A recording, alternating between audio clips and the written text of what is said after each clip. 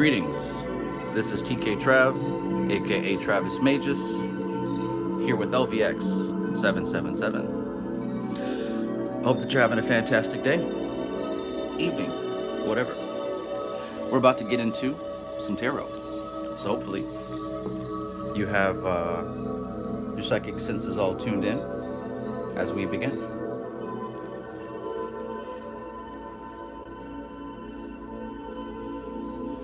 All right, so it's been a strangely busy week, I tell you. Busy in all kinds of ways. But that's the nature of the beast, right? Win some, you lose some, but you live to fight another day. So peace and greetings to all my family present. Peace, peace. Richard Tracy, good to see you. Peace, bro. Jason, peace, peace. Matthew Watson, peace, my guy. Anna Molly, peace. Sunshine Chick, peace. Always good to see you. All right, so of course we're going to begin with a general reading as far as consideration for what's going on with the energies that are circulating today. Seems as if we've got an Aquarius moon waning, and the sun is still in Taurus. So let's see what's on the menu with these ingredients in circulation. Yes, yes. And of course, as always, we'll do this general reading, we'll talk about it, and I will be offering individual readings if that is something that you would like to receive for yourself, right? As I always say, you know, all of us that are tuned into this type of information, specifically people who come to my channel and people who do their own study, right? We're already experiencing a heightening in these psychic senses, and a lot of the stuff you do know, at least at some core of your being, but it always helps to have some type of validation on these feelings, because the psychic impressions that we receive are abstract, and we're very accustomed to experiencing life objectively, right? We're very accustomed to being able to see, hear, smell, taste, touch, and compare with memories. So when psychic impressions come, it isn't based on anything that we saw with our eyes or smelled with our nose. It's based on something even more subtle. So there have been many times of manifestation in your life where after it happens, you're like, oh, I knew that, right? I already knew that. That's mainly because, you know, you just have to develop some confidence in your abstract sensory perception.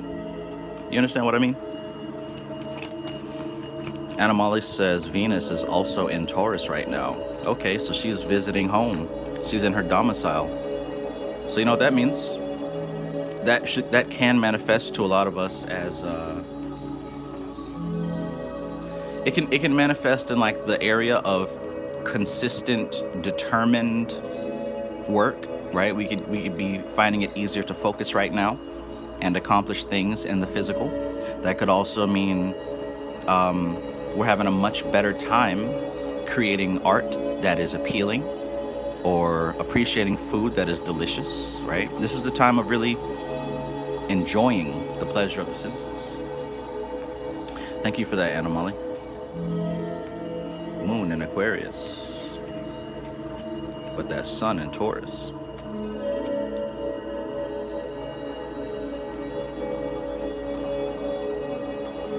We got Venus in Taurus. We got the sun in Taurus. Got the moon in Aquarius.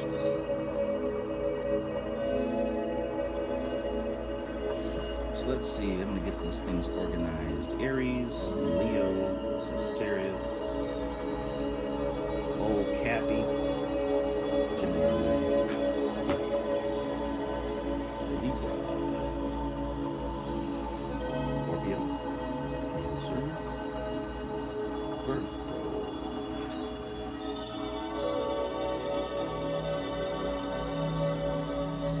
Oh wow. I'm just now realizing all of these astrological cards that I have All the fire signs have like a red-orange background. All the water has a blue background. All the air has a white background. Easier for recall. I did not notice that. I ain't gonna forget it now. All right.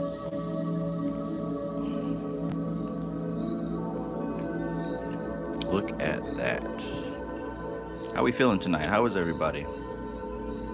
How is everybody? Hazard Pie, peace and greetings.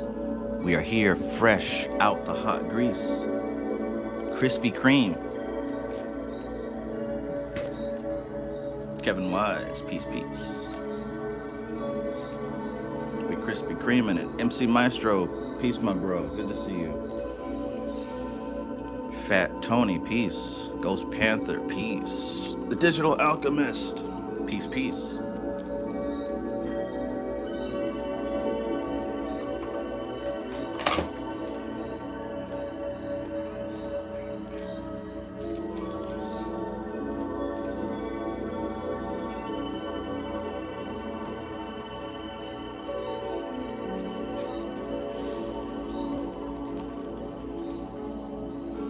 Digital Alchemist.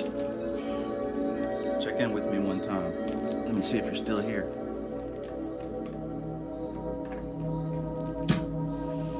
All right, all right. Richard Tracy says, feeling outstanding. Thank you for asking. Excited for the future. Me too. Me too. Fat Tony says in the DMX voice, we right here. We ain't going anywhere.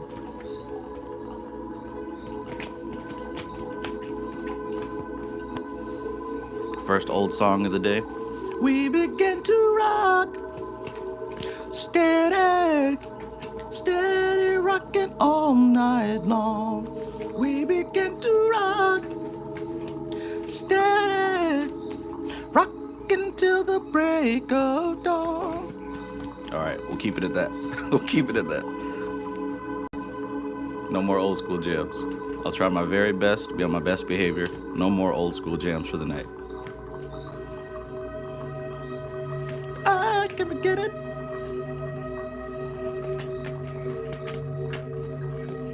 Oh. Sunshine Chick says, come on, Whispers. Right? We're going to throw that out there. That's our first jumper. All right, guys, here we go. Here we go. Here we go. Here we go. General reading for everybody. Anna Molly says Pluto in Aquarius too, by the way. All right. We'll throw that out there as well. Anna Molly is on point with it. On point with the astrology. I always like this Pluto card. Check him out. Wings on the head, so you know what time it is. Arms crossed. No time for games. He's about business. All right, so Moon and Pluto in Aquarius. I wonder how that's treating you, Aquarius Sun folks. My Aquarius Suns.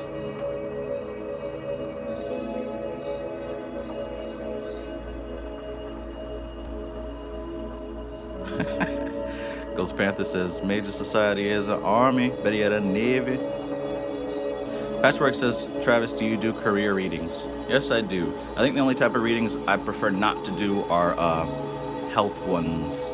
Although I have in the past, that's just a very touchy subject I prefer not to do. But yeah, I do career readings. Rockin says, I have a similar playlist now thanks to you. Shit gets stuck.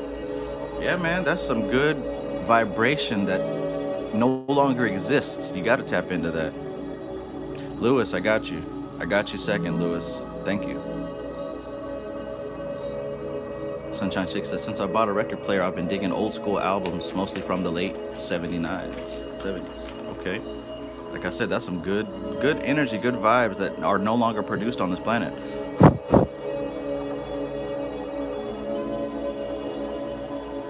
BDJ the Cracker says, repent, go to Jesus. All right, welcome bots. Welcome bots. Etheric, peace, peace. Oh, my bad. All right, cool. So we got Okay, got you too, Patchwork. All right, let's do this. Nuru, peace. MC Marshall says, added the ignition heart chakra to my rotation. Yeah, so somebody out there took this R. Kelly ignition remix song and added some 432 hertz heart chakra frequencies behind it. So you can listen to it and get your R. Kelly on while also harmonizing the heart chakra. It had to have been one of y'all. All right, let's get to this, man. Let's get to this. So just to kind of pop things off, right? The Knight of Swords, look at him. Had to jump out of the deck to let y'all know that this influx of ideas, this influx of new concepts and thoughts is stopping no time soon, right? So those of you who are waiting on new ideas, right? Whether you're an entrepreneur, an artist, or someone who requires some mental stimulation, mental energy, rest assured, the rising of the tides is still happening, right? So just to get that out the way first and foremost, right?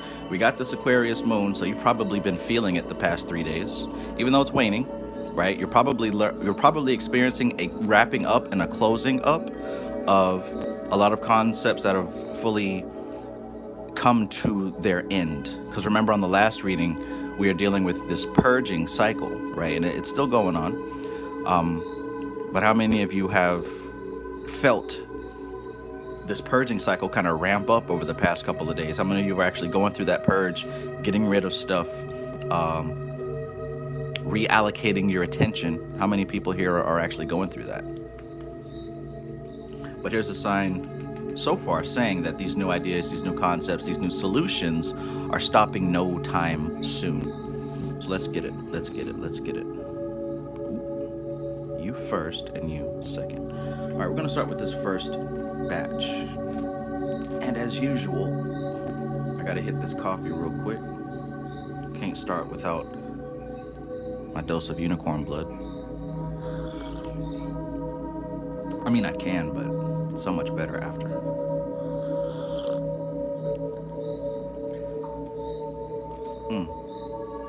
Fruity Pebbles, everything.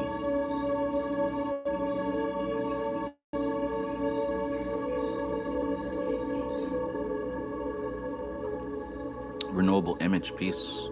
Orbiting Red Moon, peace, welcome. Patrick says, I gotta lose weight. That's some of my purging I need to do. Okay, get yourself a plan and get yourself a goal that feels good, right? And I make that distinction because a lot of us have goals that sound good, but we need to feel that goal so that feeling can carry us through, especially when it gets tough. My exercise bike has started to collect dust, so I need to renew my goal.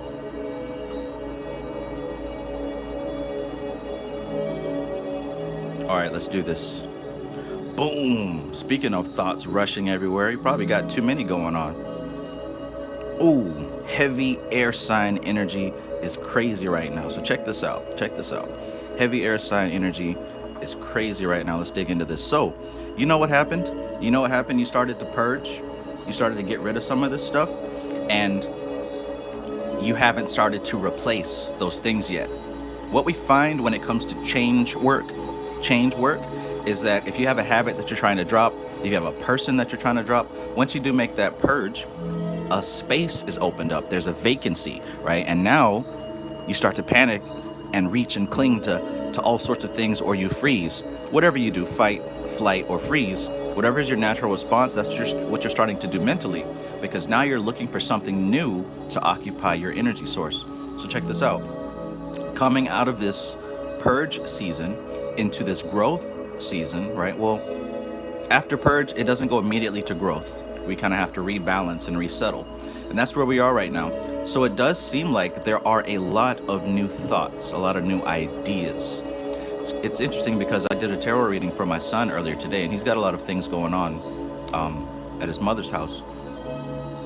And I just thought it would be kind of interesting to do a reading for him. I was trying to teach him. He didn't really care, but we actually did get into some of what's going on with him. He's an Aquarius Sun, and he also has a lot of things going through his mind right now. A lot of troubling thoughts just about his situation and fears. And some of you are probably feeling that as well, right? You're probably wondering where to go from now. If you're someone who purged a partner or a living situation or a job, right? If that is what was cut away with the sword of truth, if that is what was sliced away with the sword of truth, you may have a feeling of, did I do the right thing? Was this the right decision? What's next? Am I lost? Am I stranded? Am I abandoned, right? You might have some fears, some doubts, and some worries. But rest assured, right? All of this is part of a bigger picture. Everything in general, for sure, but specifically what's happening now, right? There's cosmological rotation. There's energies that are circulating that are affecting everybody. And it is for the benefit of those who are raising their frequency. It's for the benefit of those who are actually working on themselves, refining themselves, and raising their consciousness to meet their spirit, right? So if you're one of these people who have purged and begin to slice away these things that no longer disturb you, of course, there's a natural doubt that's going to come because it's a habit, right? It was a habit, or it was a living situation that you were comfortable in, right? So what we're dealing with right here is that there's a shifting of your comfort. There's a shifting of your stability. You're starting to move into a space of uncertainty. That's natural, right? But here's the thing. Check this out. Now, see this guy? We're talking about deception. We're talking about deception. So the Emperor card represents stability, right? This is a strong, stable, divine masculine. He's got the plan. He knows what to do. And even in times of uncertainty, he at least will still have a direction to get to where, the kingdom needs to get. But look at what's happening here. See, he's looking at this. Well, we can say you, right? You're looking towards a sense of stability now because you're in such a hurry to get out of this cognitive dissonance, right? I'm speaking to somebody who's purged, who's cut off, who's gotten rid of some of these things that no longer serve them. Again, it could be addictions, it could be people specifically, it could be jobs, home living situation, whatever the thing was that you've been purging. Now that you're starting to cut it off and move away from it, you're scrambling for security. You're scrambling for some sense of stability to replace what you've gotten rid of, right? Don't be deceived by false stability. Look at him. He's looking at this sense of false stability, right? But what's really going on is he's moving towards this, which is a fear of being locked in, a fear of not having the right decisions or not knowing what to do next. Essentially, one of the things that I always say is, if you make a move out of fear, you're going to reap more fear, right? If you plant a seed with fear in it, you can only grow fear plants, right? If you plant a seed with anxiety and worry, you can only grow more of that. So every move that you make based on fear, doubt, and insecurity, you're planting those seeds in your garden. What you want to do is make a move planted with confidence, with faith, right? With trust in yourself and trust in the bigger picture. That's how you want to move, because that's how you reap and grow more of that. This guy is moving out of fear, right? His body language, right? He's moving towards this sense of hopelessness, but he's looking at this sense of stability, right? So there will be opportunities now to replace what you've cut off. There will be opportunities now to replace what you've purged. Make sure that your intentions are balanced, right? Don't just be in a rush to jump to something else because you don't like this feeling of uncertainty. Get comfortable with uncertainty.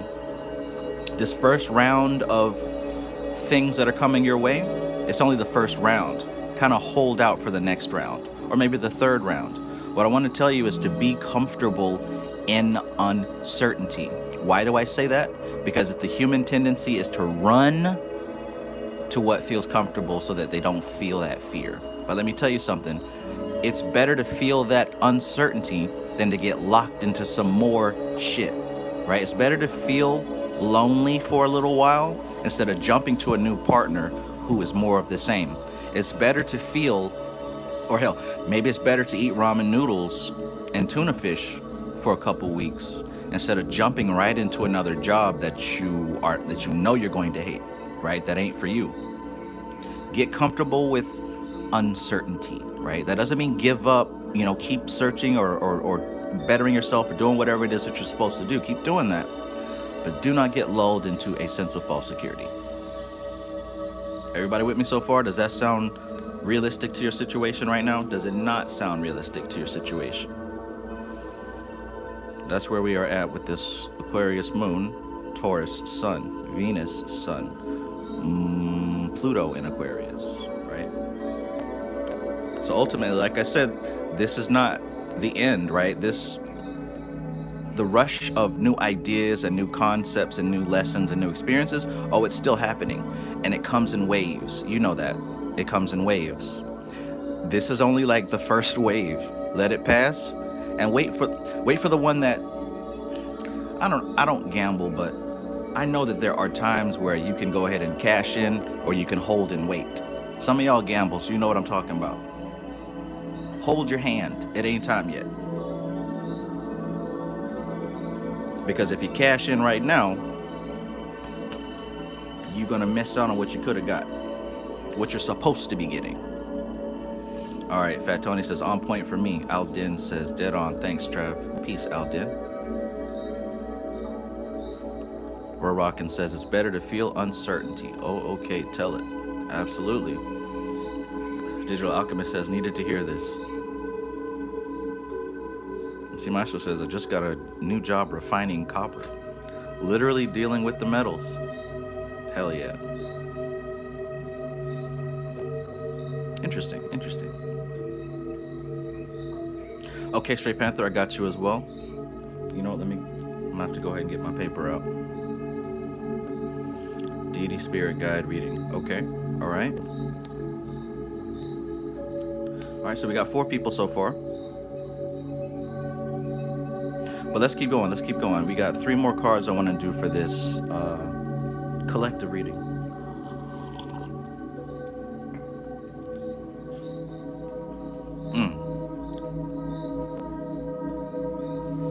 So check this out now. Here we go. Now, for the other batch of folks who weren't necessarily uncomfortable and scrambling, for the next batch of folks, we're dealing with this purge season. Some of y'all are wounded warriors, right? Some of y'all, some of us, we've gone through it, right? We've felt it, we've passed it. The worst is done, right? And we've learned to set up some boundaries now. Again, like I said, if it's a person, we learn to put up boundaries. If it's an addiction, we've learned to set up boundaries. If it's whatever situation it is, we're out of it now, and we've learned to establish new boundaries to make sure we don't go back into it, which is an excellent thing to do, right? And you're looking at the past, and in a way, you're making sure that you don't get yourself in that same situation as before. Clever. Now check it out. The Chariot here, this is where we are at right now, today, in this very moment, looking right at you. There are still plans that need to be crafted to figure out how we are going to move from here, right? Yes, you're through with the worst of it. Yes, you set up boundaries, but this is not the place to camp. This is not the place to stop and say, okay, let's see what happens. There are still moves that need to be made, right? The key is still in the ignition. Not time to rest yet.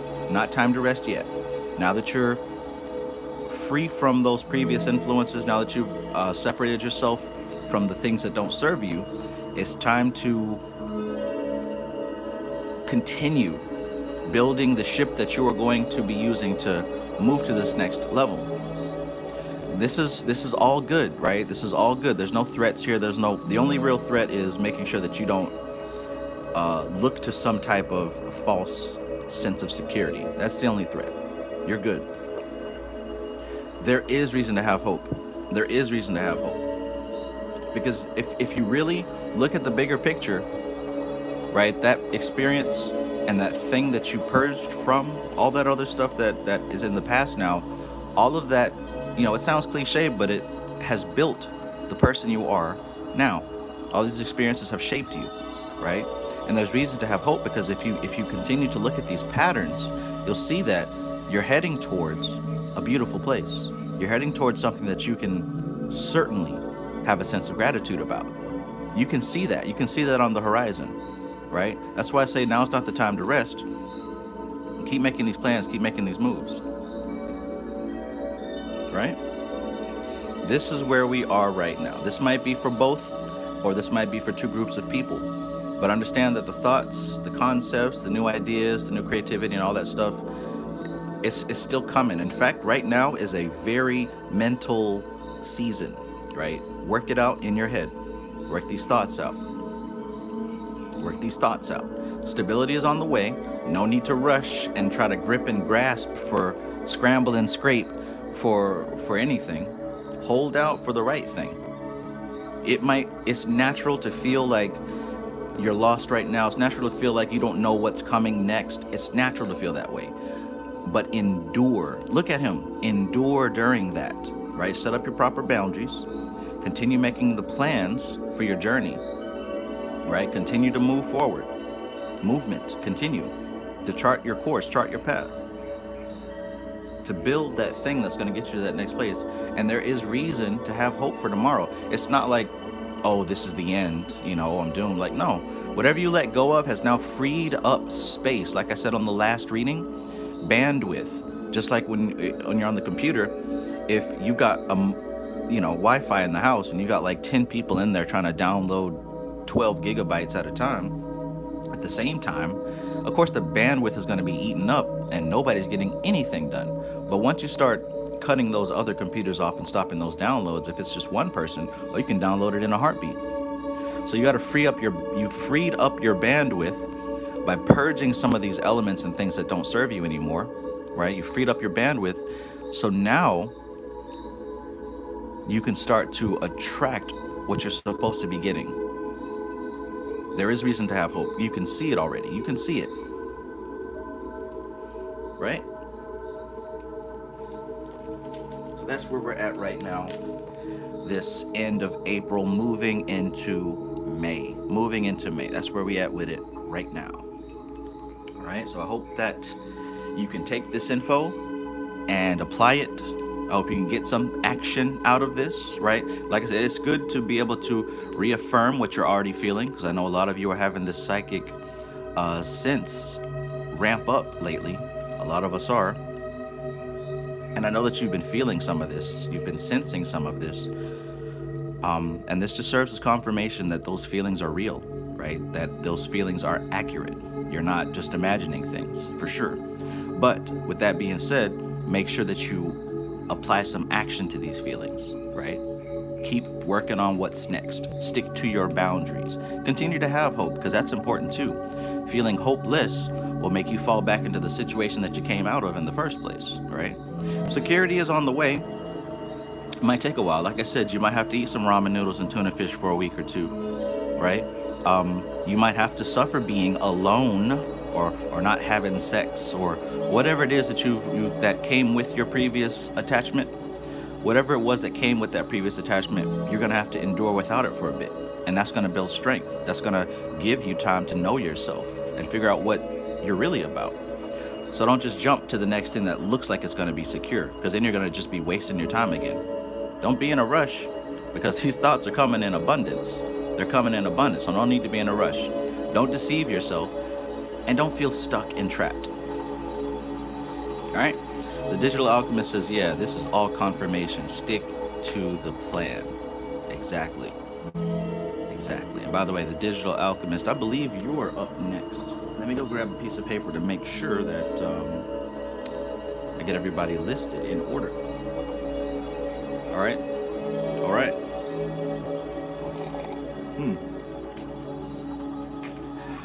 Let's see.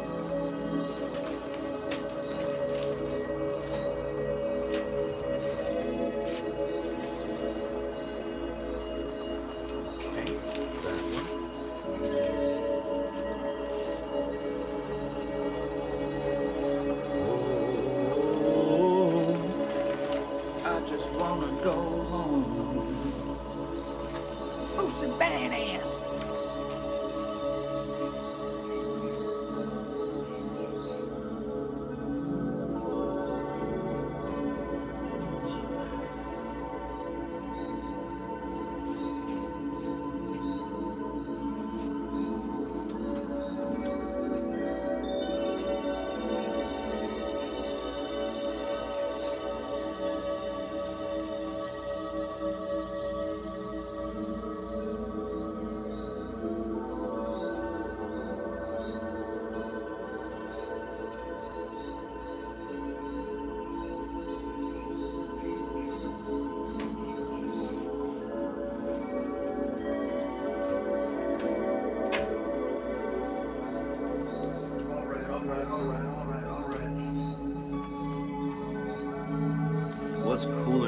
and ice cold.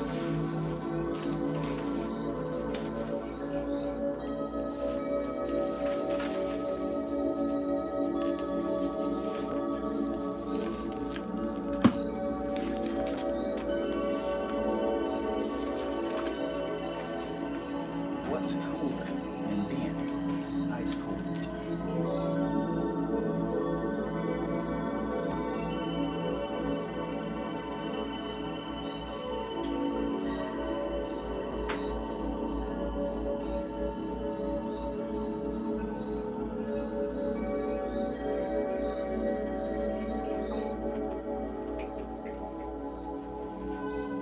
Wom, wom, wom, wom.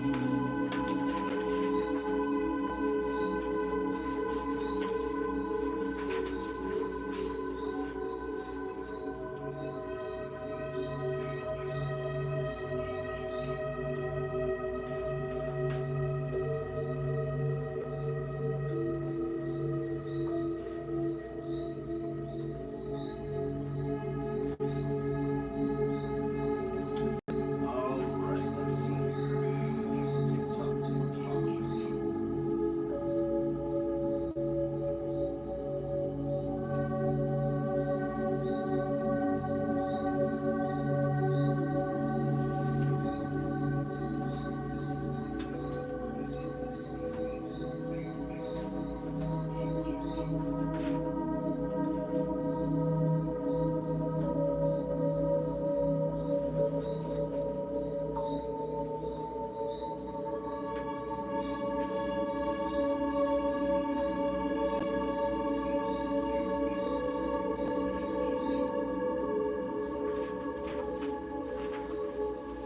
Alright, we in there like swimwear. Digital Alchemist, you are first.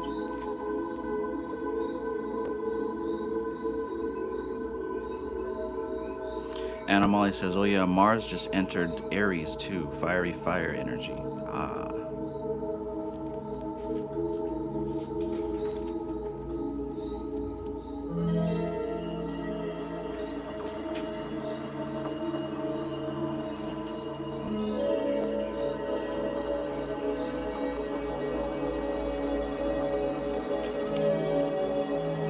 Alright.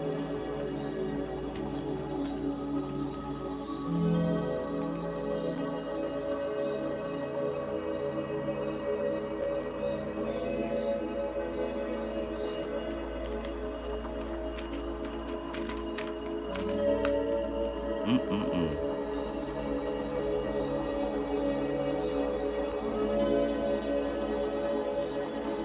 Aldin says, went in and out of a Tiferet experience this morning for like 3 hours. It was beautiful. Great energy lately. Very healing.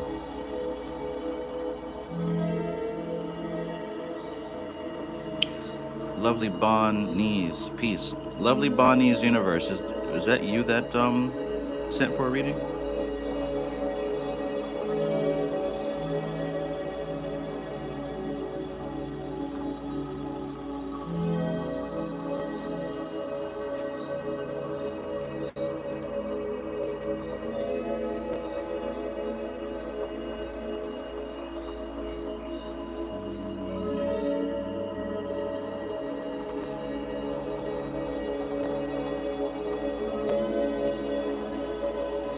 Okay.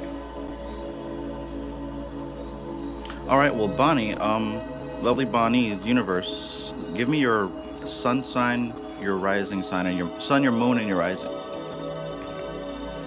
right. Good to go. Good to go. Back at it again with the fresh bands.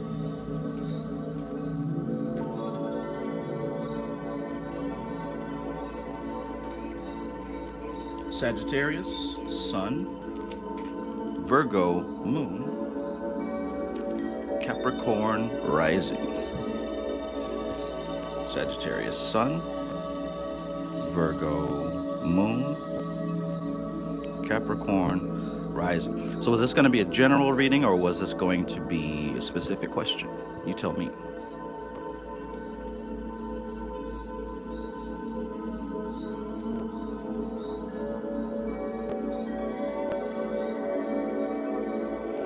The Red Duke, peace and greetings. Ghost Panther says ramen is so good with cheese puffs and jalapeno. You can tell I'm Mexican. It is. The only thing with ramen is you can't, well, I can't eat it back to back to back. Then it starts making me nauseous.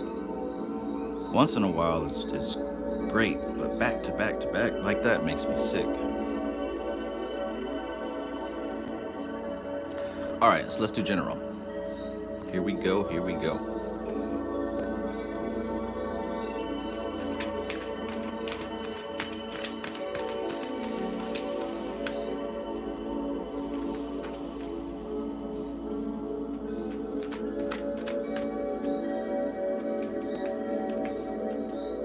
All right, so the Digital Alchemist. This is your reading? This is your reading. Let's begin.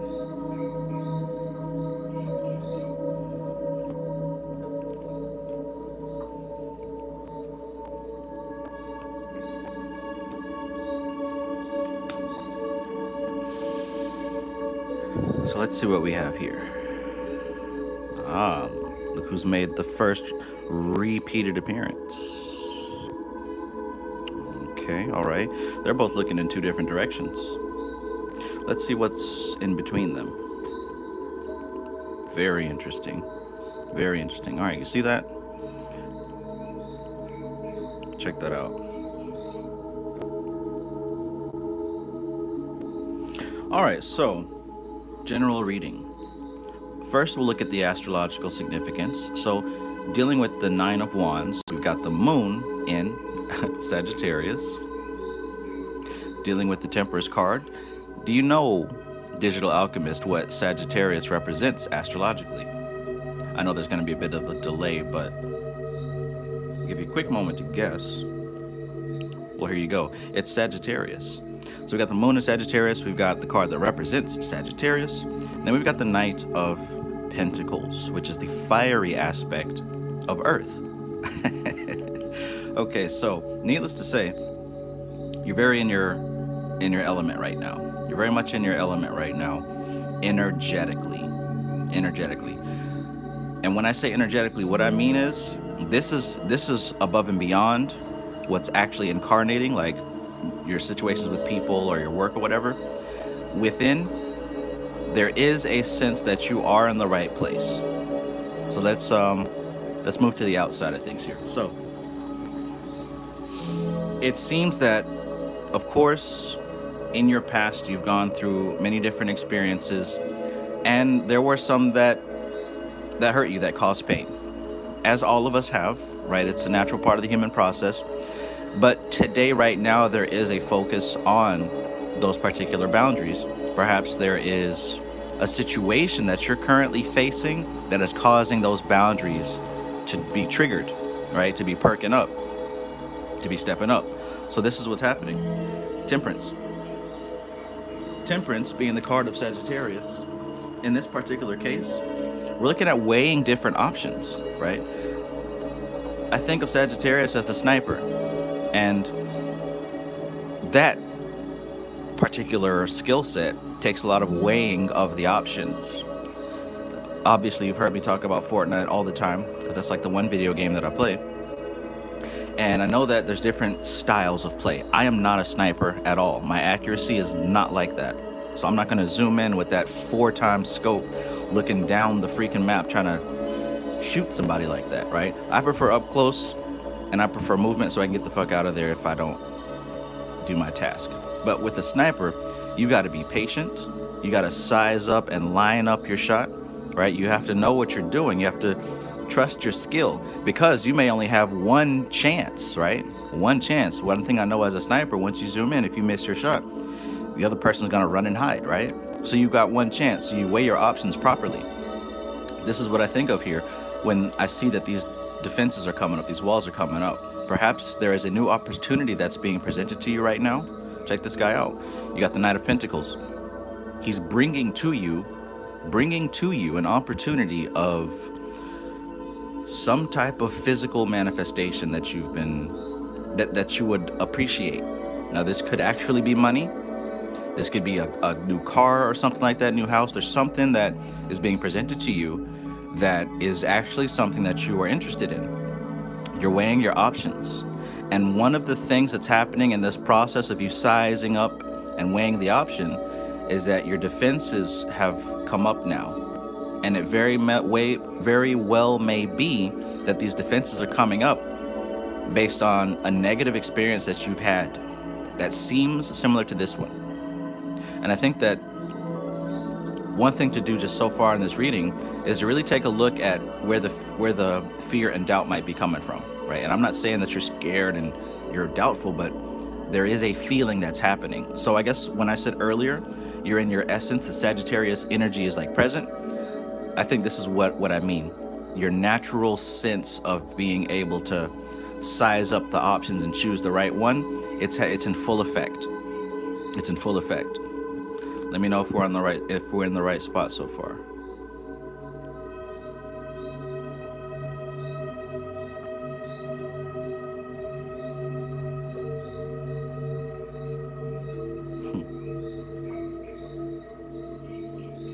Straight Panther, what was all that you just typed? You speaking to those bots in their native language.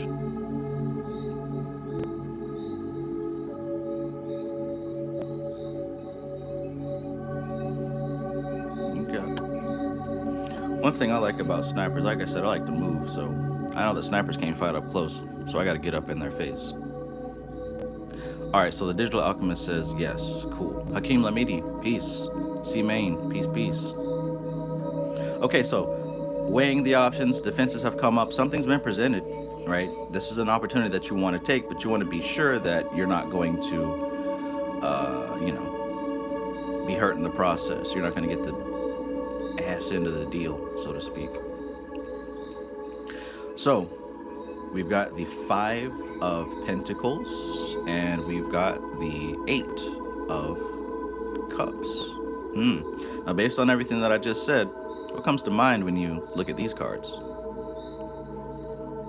What comes to mind when we look at these cards? Stuffed Dog, peace. Got a different color icon this time. I'm used to seeing you as the purple S. Now I've got to adjust. So the 5 of Pentacles, we're looking at the astrological sign Taurus. It's Mercury in Taurus. Mercury in Taurus.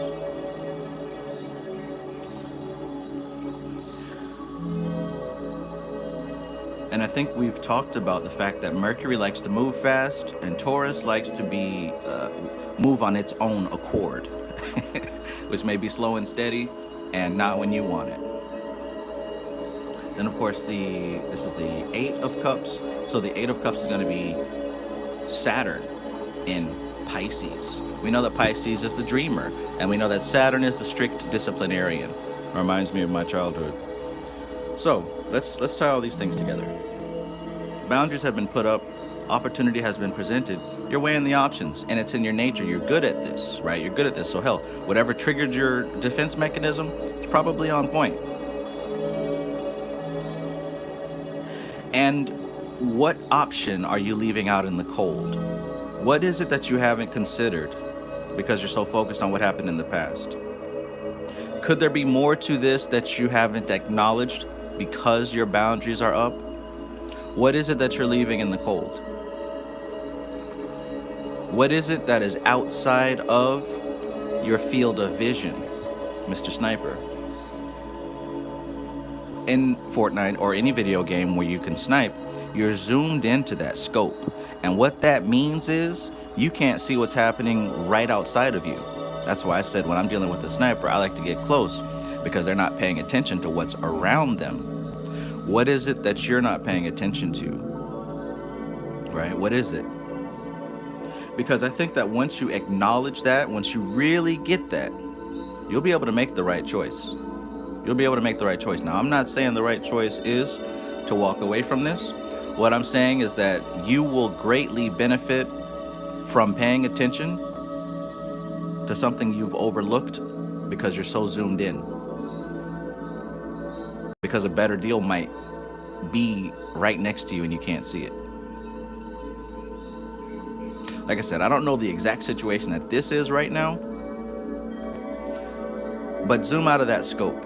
Zoom out of that scope, because there might be something that's right next to you that you're missing. Let me know if that makes sense. Let me know if that points you to something that's actually happening right now.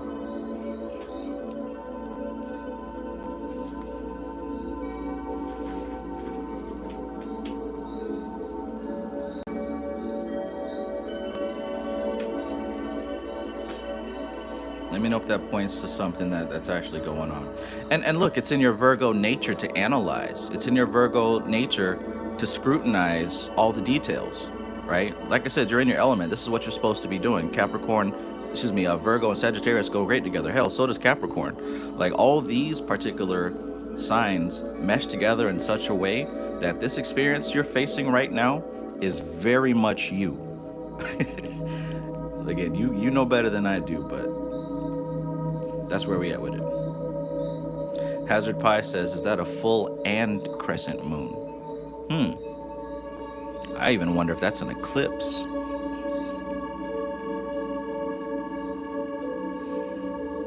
It could also represent a waning moon, which is where we find ourselves right now. But like I said, Saturn in Pisces, strict limitation of Saturn, the dreams of Pisces. Maybe there should be a strictness and a discipline as far as these dreams, as far as these options and plans that you're building up in your head. Maybe some things need to be refined. Mercury and Taurus, the energy to move, but maybe it's not time to move yet. Maybe it's time to be still.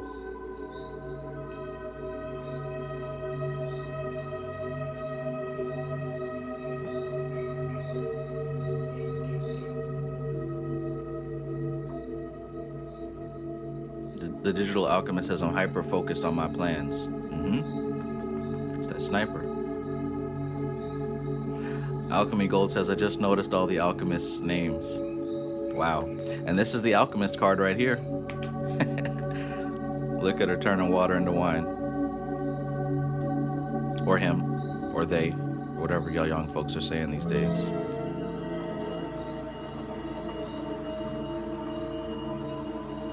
All right. So that was the reading there. Zoom out of that scope.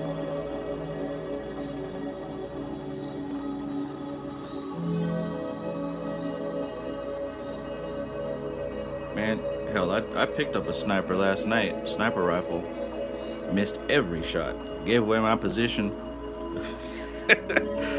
I put that thing down so fast. That just ain't me, man. That just ain't me. The sniping just ain't me. I'll let somebody else sit up on that mountain.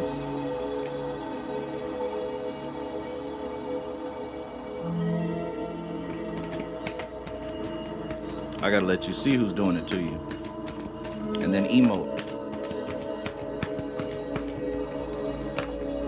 You're gonna have to see me face to face. Let's get it started.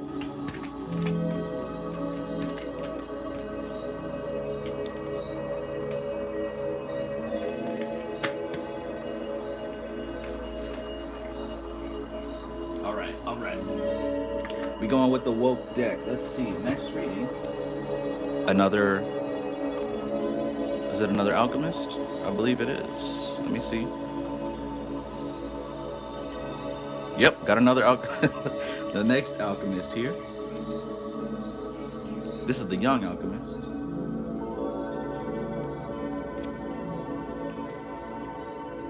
There's a lot of alchemists here, man. Pisces, Sun, Libra, Moon, and Capricorn. Rising. Let's see what we got going on here.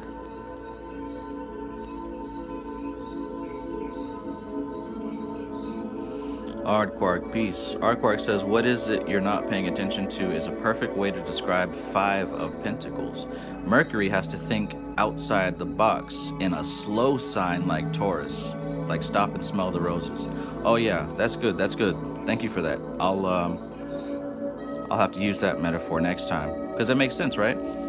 You have to think outside the box. So Mercury, being that fast sign, has to figure out a different way to move in a slow sign like Taurus. Thank you for that, Art Quark. Consumer Lead says, what are the zodiac card decks from? Barbary Zodiac. It's on Amazon. I don't know how to spell his last name. Barbieri. Barbary something or other. I don't have the box with me. It's in another room.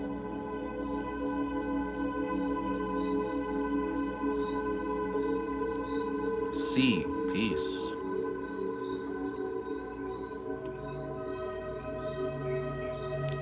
Uh-oh. Stuffed Dog done came back with a new icon. Like Marvel vs. Capcom 2 when you're the Hulk and you do that move where you like jump off screen and come back with a giant ass meteor. You came back with a whole new icon. It's all right. No, I can't forget it. No, I can't forget it. All right. Young Alchemist. Here we go. Here we go. With Young Alchemist, Pisces, Sun, Libra, Moon, Capricorn Ascendant. Your question general or is it specific? Is it general or is it specific?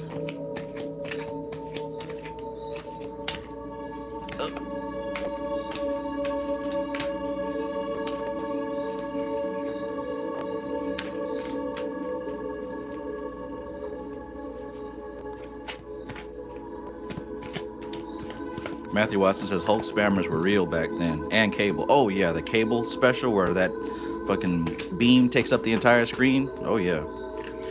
I have a friend that's trying to get me to play the new Marvel vs. Capcom, what is it called? Infinite or whatever. I don't know if it's like the third one, the fourth one. It looks cool, don't get me wrong. You know what I'm saying? You got your Rocket Raccoon on there. You got, you know, all kinds of cool looking characters. But, man, Marvel vs. Capcom 2 is and will always be the greatest. They fucked it up on 3 badly. I just don't know. I'm like the Nine of Wands guy. I got my defenses up. I don't trust it. I don't trust it. It looks good, but I gotta see some gameplay or something. I'd rather just leave Marvel vs. Capcom 2 in my memories, sitting in a high place. Has anybody played like the newest Marvel vs. Capcom? I think it's called Infinite. I'll have to go check. I don't trust it. All right, so my alchemist friend, Young Alchemist says General. Cool. Cool. Thank you, Anna Molly. Anna Molly has given the name of this Oracle deck, Barbary Zodiac Oracle. Alchemy Gold said, are those dragons behind her? I don't know the technical name. I would probably say some type of like eel or sea serpent, but maybe.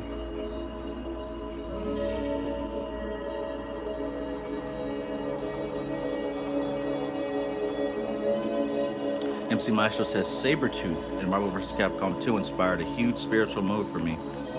Sabretooth. That was one that I didn't play much. All right, here we go.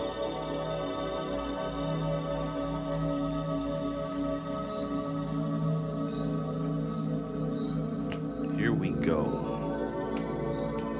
Almost pizza.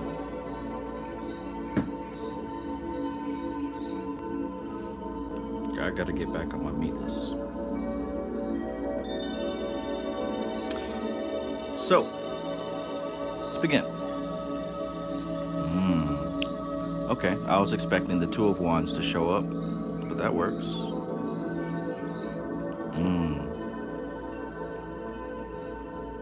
Another recurring character here.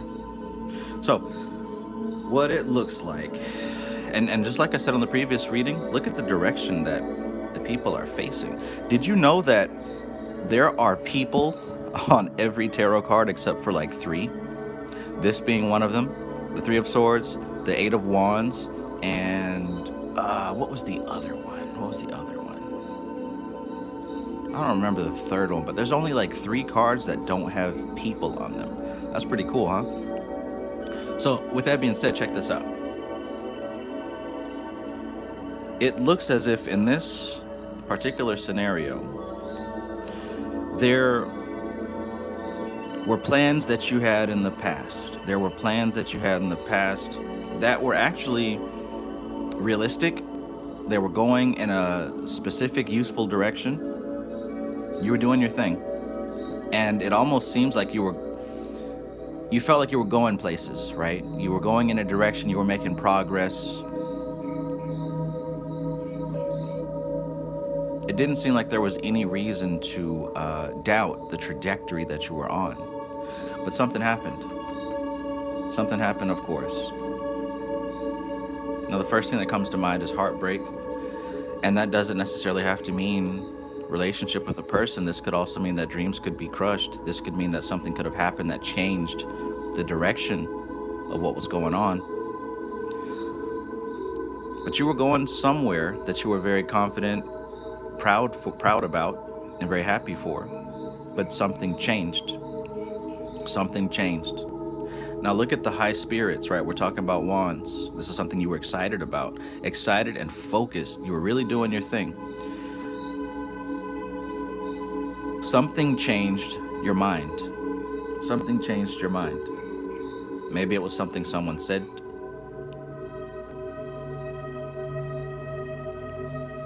Maybe it was something someone didn't say. In any case, this is no longer in progress. This is a card of moving on. Now, in this Eight of Cups, we see somebody walking away. We know that cups refer to an emotional experience. Even though this Swords card refers to the mind, I said they changed your mind. That change of mind had at its core a change of heart. Like I said, this is usually heartbreak, so this is something that probably felt really bad. Something that left an impression to the point that you changed directions completely. Look at how she's going this way, and this card's going this way. Both of them facing away from the experience that happened. You're leaving it in the past. You're moving away. And I believe that you're still in process of moving on. You're still in the current state of moving on. 2 3s and an 8. So by the way, the 3 of Wands, this is the Sun in Aries, right? So again, you were in your zone, the Sun in Aries. 3 of Swords, we're dealing with Saturn in Libra, right? So there was a strictness in how things are judged. I like to say that there was someone who didn't take the other person's emotions into consideration. There was a certain strictness in that judgment. Then, of course, the 8 of Cups.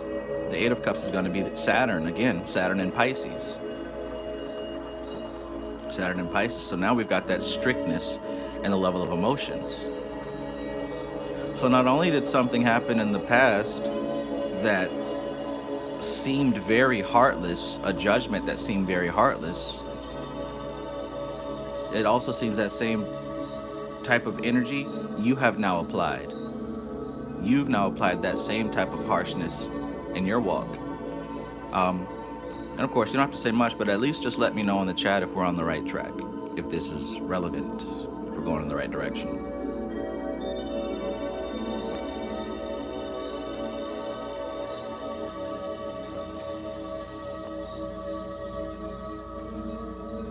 King of Pentacles, Death.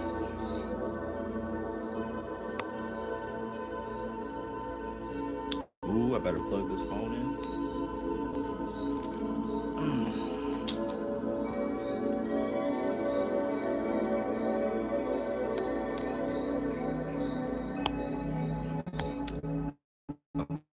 Okay, so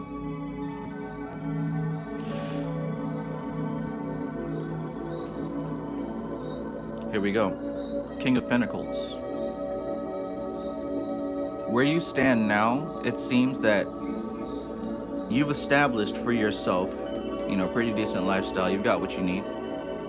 You've got what you need. You got your place. You got your income. Things seem to be going pretty well for you. You're looking to the future, but you're pretty comfortable with where you are, right? You're probably not looking too far ahead, but you're good where you are. However, I think it's pretty clear that you do feel that pain that happened in the past has still been affecting you for a very long time, and it has shaped and altered your decisions. And I think in some areas you felt that it's kind of crippled you, kind of limited your options, right? Heavy Saturn influence in these two. And I think what we're looking at here is that what comes with the effects of this experience, though it has done its thing, this moving on will soon be completed, right? We've got the sun coming up in the distance, but it's not going to fully rise until all this is completed, until everything that came along with this pain.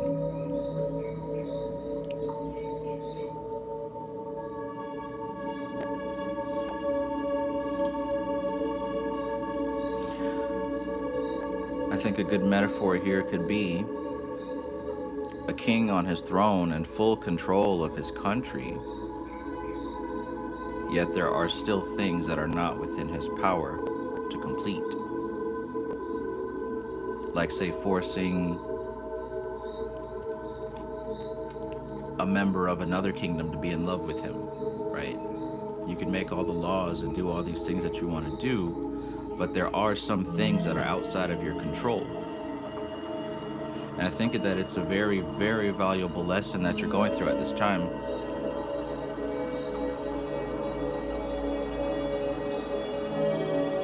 So while it might not be the most comfortable synopsis of the story, I would say the good thing is that the direction that you're headed now is becoming more and more free from this pain. It's becoming more and more free from the influence of this pain.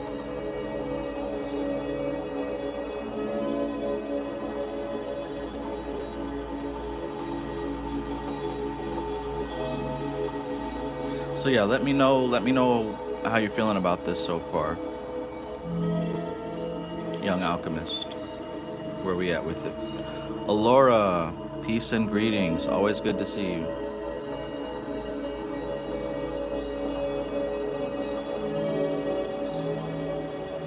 Got to get you on here to share your experience, if you want to, about what you have recently gone through.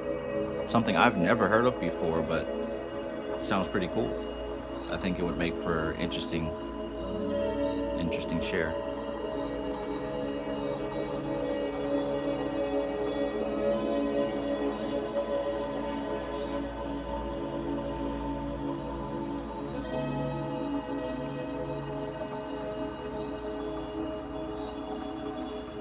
All right, well, Young Alchemist, like I said, just let me know what's going on with you as far as this reading, and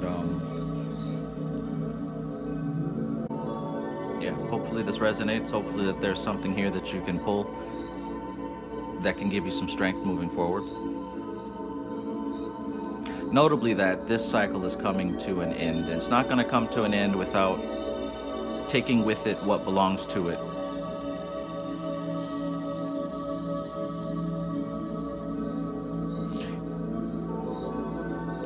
Even to the king down here with his crown.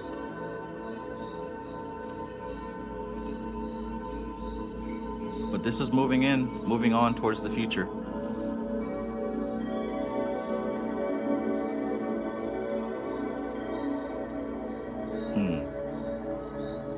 J. Bald Hail, peace, peace. C. Main says that flower on the death looking 100.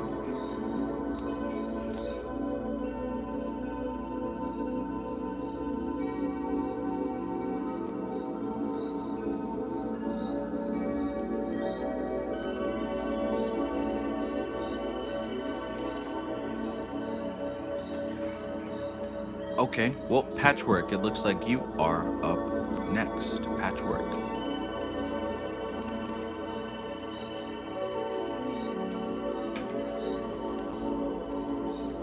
GP, are you with me?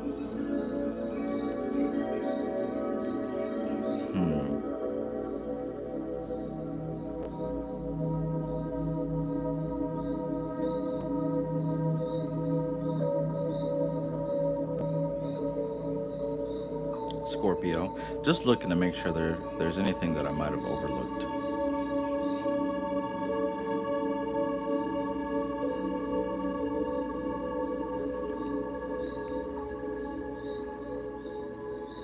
In any case, it looks like you have recovered from what it was on the outside, right? On the outside, living your life, doing your thing. It looks like that aspect of yourself has recovered.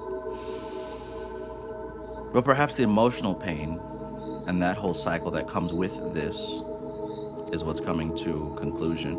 But, you know, I'm getting the feeling that it's not going to come without more feelings of discomfort. But as with all things, we know that it won't last forever. Part of that purging process. Hakeem Lamidi says the white flower looks like peace as well. That's a good observation. All right.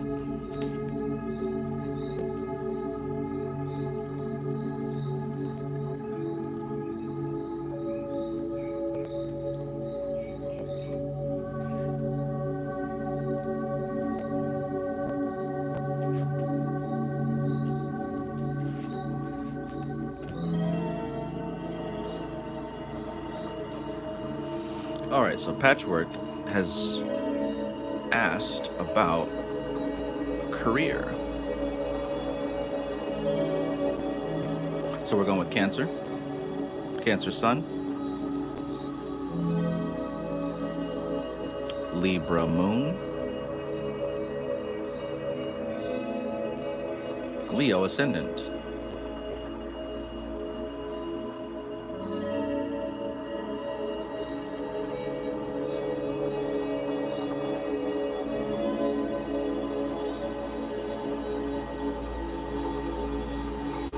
Straight Panther, you're actually next. You're actually next, Straight Panther.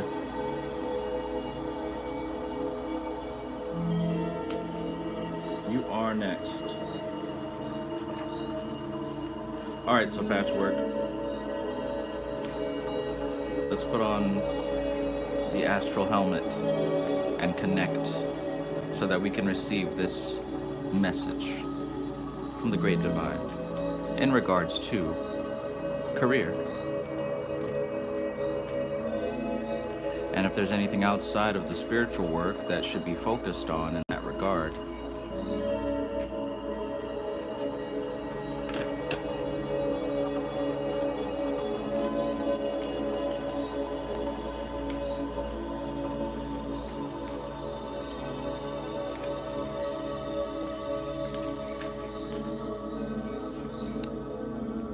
Lovely Bonnie's Universe says, who's after him?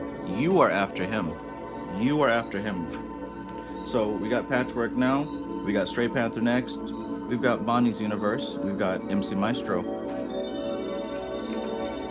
Jay Baldhail, are you still in the building? Jay Baldhail.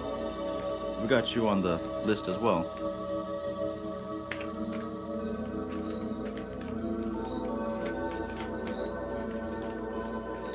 All right. Good stuff.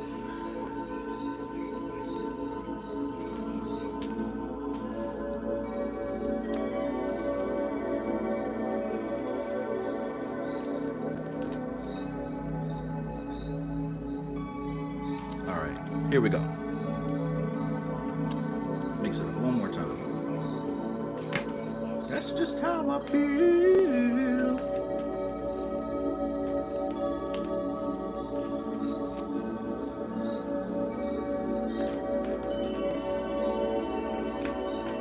All right.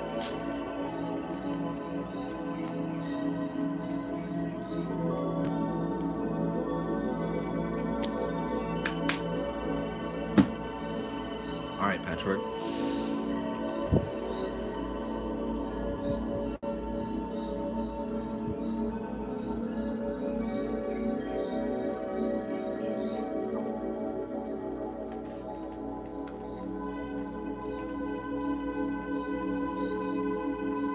I don't do reversals yet, so I'm going to put it right side up. All right. Page of Pentacles, Six of Pentacles, Page of Cups.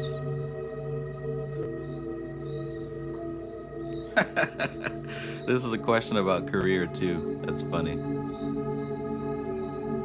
Okay, so it seems like you are in a new field of some degree. In a new field of some degree. That doesn't necessarily mean that you got a new job, but perhaps you've got your eyes set on a new skill set, a new opportunity, like maybe somebody told you about an opening. It might be a raise. There's something new going on as far as your finances, which is why you decided to ask this question. Now, the cool thing is that this is something that you don't know too much about, but you know enough that you can see yourself doing it and doing pretty good in it. You haven't made the move yet. You haven't made the move yet, but like I said, you can foresee that this is something that you can actually excel in, that this is something that you personally believe that you can do a good job in. Patrick says, I recently got a raise. Yes. Awesome. Cool. Okay, so this would be that specific position. This is a position that you can see yourself excelling at. Well, maybe not a position, but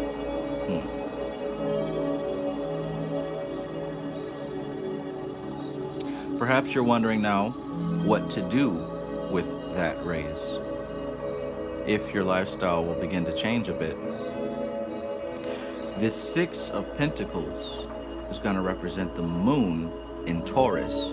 So Taurus, of course, being a sign related to hard work. And I'm pretty sure that the moon is exalted in Taurus. I might have to get a confirmation by my astrology buff here in the chat. But I believe that the moon is exalted in Taurus.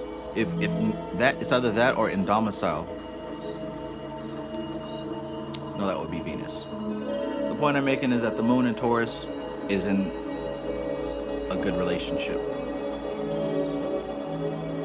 So aside from the monetary aspect and this whole feeling of newness, there's also a new feeling of newness in terms of emotion. So this could manifest as either a new interest as far as relationships go, or this could relate to you being able to work in this position with a sense of a more disciplined self emotionally. In other words, perhaps this position requires you to think and behave in a little bit more of a mature manner. Perhaps your responsibilities have shifted in such a way that you have to behave in a more mature manner.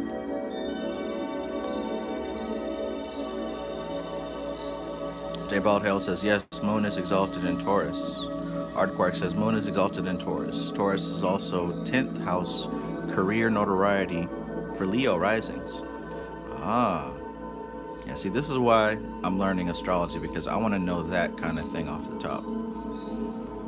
So Art Quark says that Taurus is 10th house for career or notoriety for Leo risings. Yeah, so that would be your first house. That would be the 10th. Cool.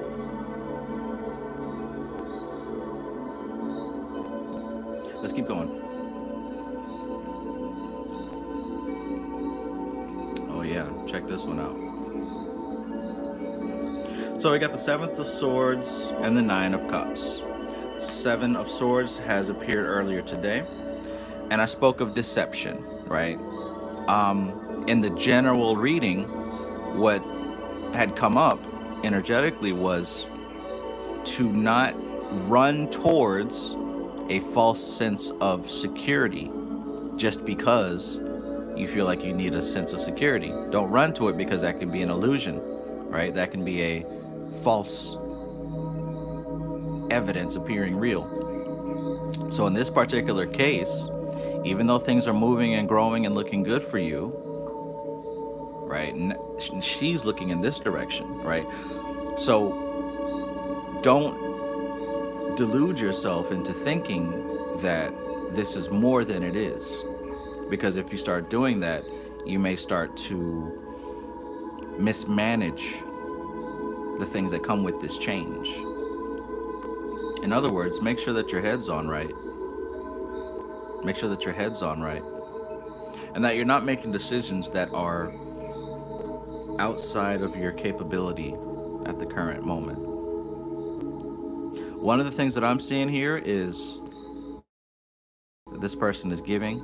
This person is giving and doling out gifts. And this person is sitting pretty behind everything that they've achieved and accomplished, or has been given to them. We don't necessarily know if this person worked hard, like some other cards where we see the toil. We do see that this person has it, though. Don't let these two things be negative influences. I say these two things because traditionally, this card is facing directly towards you.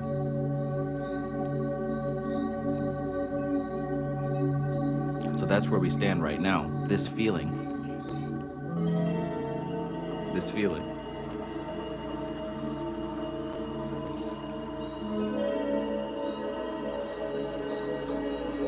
So we've got the moon in Aquarius with the Seven of Swords. Moon in Aquarius with the Seven of Swords. And the Nine of Cups is going to be Jupiter in Pisces. Jupiter, expansion, Pisces, the dreamer, expansion of this dreaming qualities, thinking of all the different things that can be done.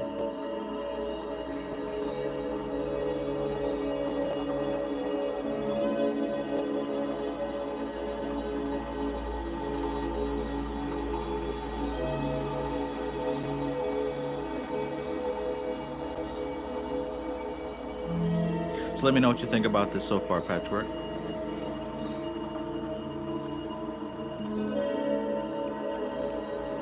Alchemy Gold says Venus is the owner of Taurus. Absolutely.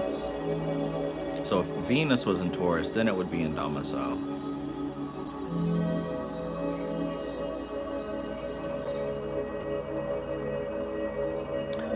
Straight Panther says Taurus descendant.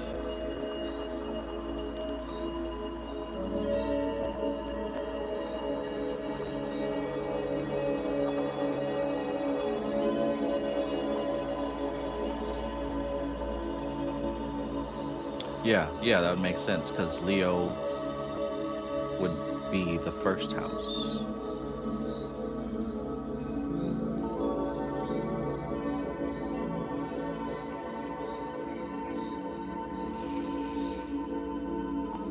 Patchwork says, seems pretty spot on. I've been at my current job for about 3 years now, yet I feel as if I should be doing more with my life.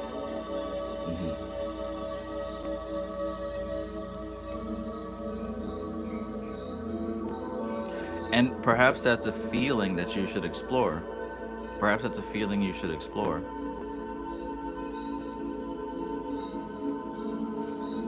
The Page of Pentacles, I would say, speaks to what you just said. There's a reflective nature about the water element specifically, but very much so in the Queen of Cups and the Page of Cups. Looking back and reflecting. Maybe you're even wondering if this raise is enough to keep you there. Maybe that's where the illusion could be coming from, with the character in this card looking towards that Nine of Cups. Maybe this is what you actually want, right? This is that sense of stability that you're looking for. And maybe this is a sign that you might need to make sure that what you're seeing is what's actually there. Because sometimes we have a tendency to force things to fit our vision and force things to fit our dream. And that's where the illusion comes from. That's where the delusion comes from. We see what's there and then we try to force it to fit our dream. Perhaps that's what's going on here. And perhaps that's why there's this sense of you reflecting on whether or not this is where I want to be and what I want to do. Patrick says, I've had ideas about writing music, believe it or not, yet I get very little time to practice bass outside of work and magical studies and practice.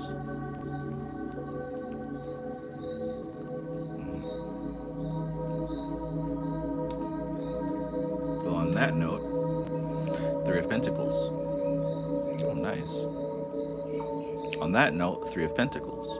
So the Three of Pentacles is going to relate to Mars in Capricorn. Capricorn is hard work. Capricorn is hard work. Mars is getting to it. Mars is using your energy to focus in one direction to do the actual thing. So we've got the Three of Pentacles, the building of the temple, the building of the church. So check that out now, based on what you just said, and I pulled this card for that music part that you said. Right? After you said that, I pulled this card for that. This is the building of the temple, the construction of Bina. Maybe, perhaps, you need to go ahead and start building time for you to do what it is that makes you feel happy. You're giving your work, your energy to your job, right? And you're giving your soul energy in your spiritual practice. But understand also that the soul needs enjoyment in expressing itself artistically. The study of the soul is certainly necessary, but the expression of the soul is even more necessary.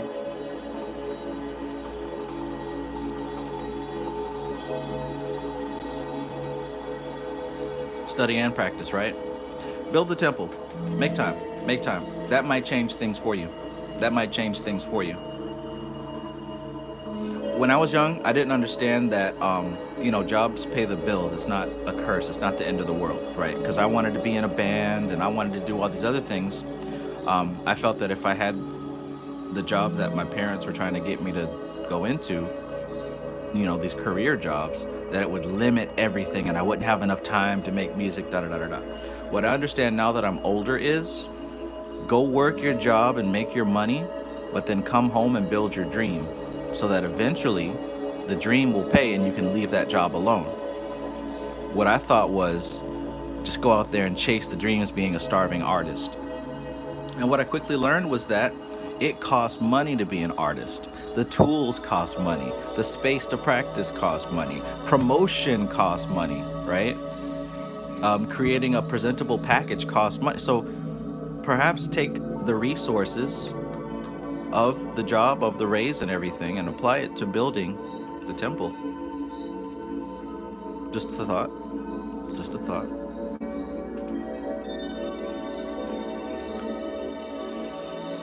Anna Molly says, I love this deck. Interesting deck, huh?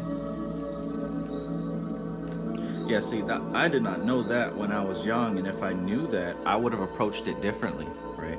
I spent a lot of years being a starving artist because I didn't want to do this, that, or a third, but I just didn't understand, right? If my son wanted to be a musician and he wanted to, I don't know, do any kind of art like that, I would still tell him to go out and make an income, but utilize that,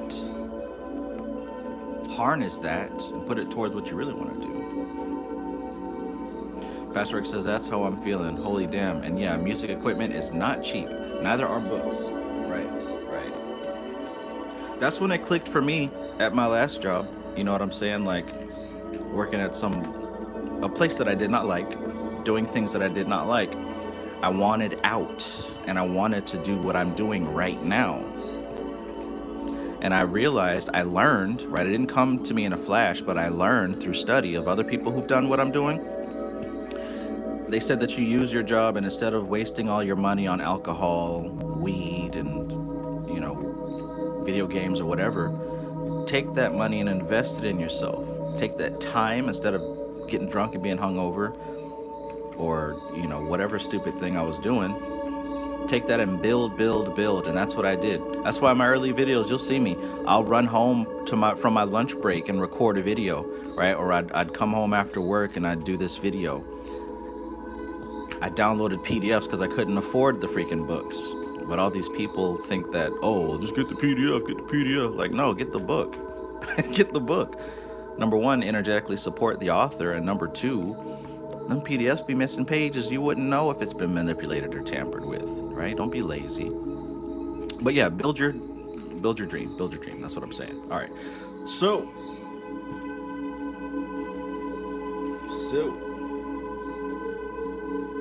Stray Panther.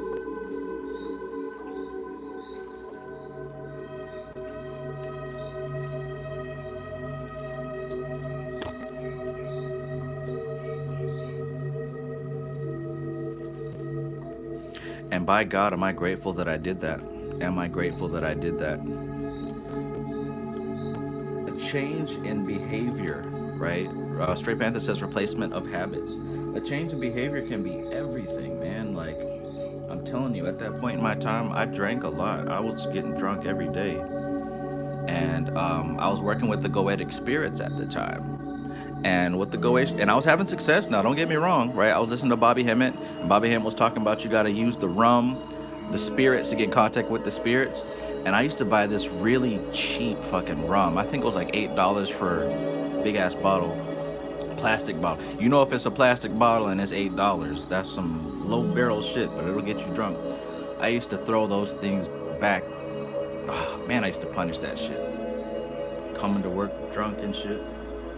Nobody said anything though. I was high functioning. You couldn't tell. But anyways, like, I was working with the Goetic spirits, and they literally told me, like, look, man, if you want to make it to the next level, you're gonna have to give this shit up completely. Oops, wrong card. If you want to make it to the next level, you're going to have to give this shit up completely. And I took them seriously. I took the spirits seriously.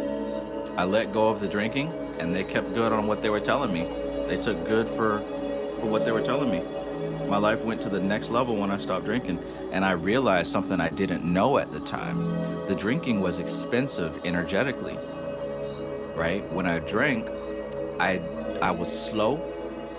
I wasn't about to sit down and study, right? I was too busy doing other things. But once I gave that up, my energy was freed, right? I could do more. I was losing weight, getting fit. I was developing myself better.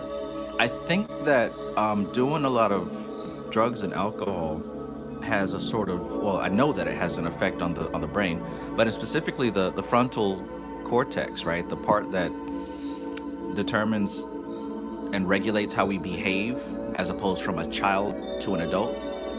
1111. Thank you, Patchwork.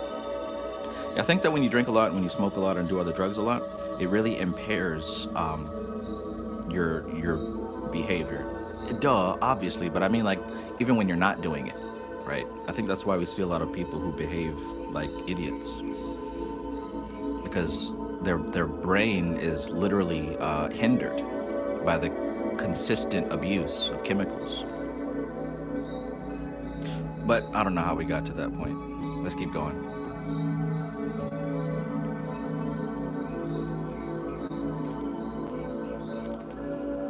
Stray Panther, here we are.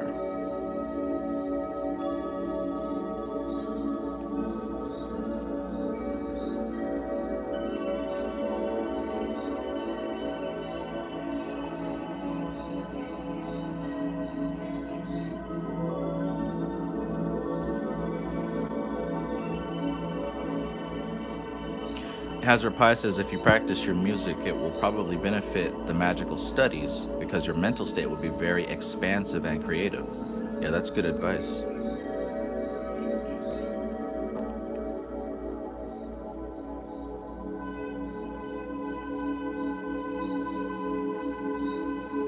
Rockin says creating new pathways and patterns, build a library of correspondence. Absolutely. You got to do that.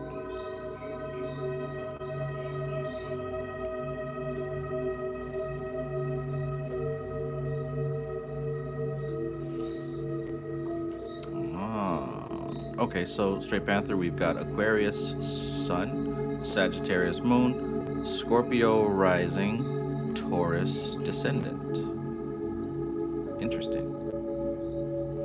Patrick says, yeah, I found it makes me dumb and forgetful. The spirits I work have been on me about that, drinking and eating a lot. Yeah, man, that's what they told me.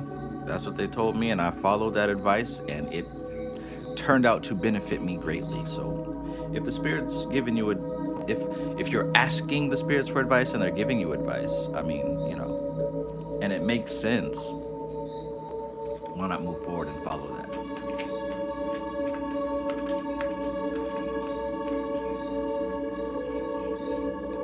There's a big difference from when, just listening to voices in your head tell you to do stuff versus you actually seeking counsel within and getting an answer. Those are two different things. Because as W.E. Butler says in his books, when you are doing magic and you're meditating and you're attempting to go in a certain direction, if you get anything else that's not in that direction, you're not exactly doing what you set out to do. Okay, so here we go. Straight Panther. Straight Panther. Let's align. Let's focus. And let's get it. So, speaking of spirits and speaking of spirit communication messages, we're going to do a deity reading, deity channel for you. Let these spirits speak and deliver what message is necessary for the absorption.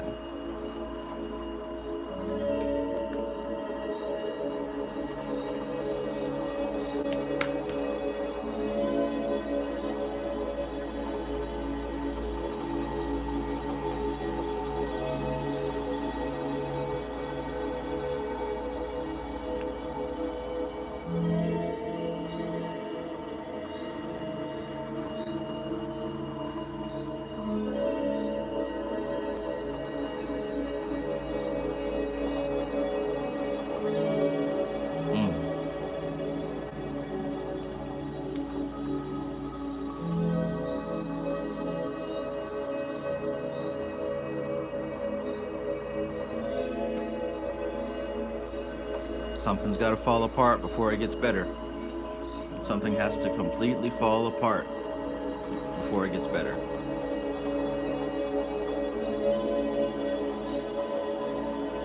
Now, when I see a major arcana card, I often say that it's a karmic influence.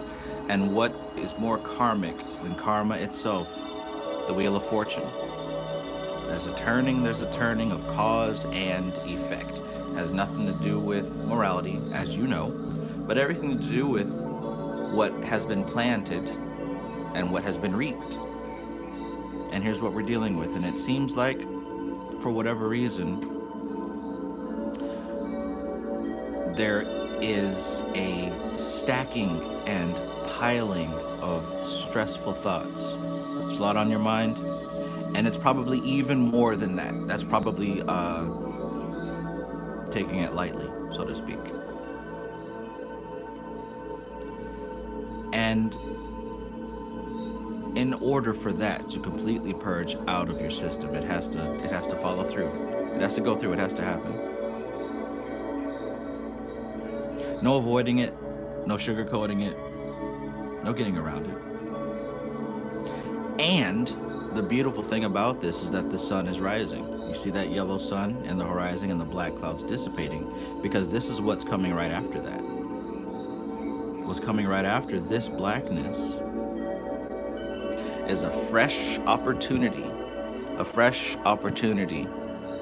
at that physical manifestation that you've been looking towards.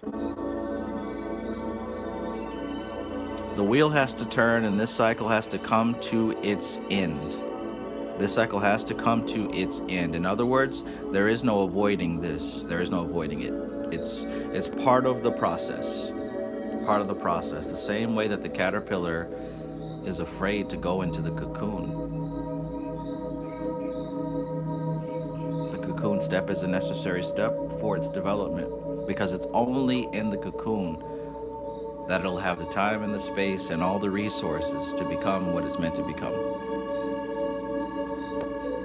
Now, the focus, as I've been saying for the past couple of weeks, should not be on the pain. The focus should not be on the annoyance. The focus should not be on the discomfort. It should not be on what causes anxiety. All of the focus must be directed towards the end result, the manifestation of a new paradigm. All the focus must be on that. No time at all to worry, to complain, or to get stuck. No time for that. It's going to happen regardless, right? The annoyances, the pain, the inconveniences, they're going to run their course. But what's going to last through the turning of this wheel is ensuring that your focus is on this sun that is rising. The sun that's rising is bringing that material manifestation that you're looking for, whether it's money, home, right, property, vehicle, maybe it's particular objects, whatever those things are, you know what they are, right? I'm looking at the energy of the card. This has to take place first. This cycle, this process, this situation, it's gotta take place first. And once that's over, once we've gone through that, once the wheel has turned, what we see here is the opportunity to experience that abundance. The opportunity to experience that abundance. Look at both of these cards. All three of these, and even this fella, are facing this direction of the future. Right, and see, this guy has fallen, reaching forward. He didn't quite make it. He couldn't come. This part of the situation could not come into this future. It was too heavy, too tamasic.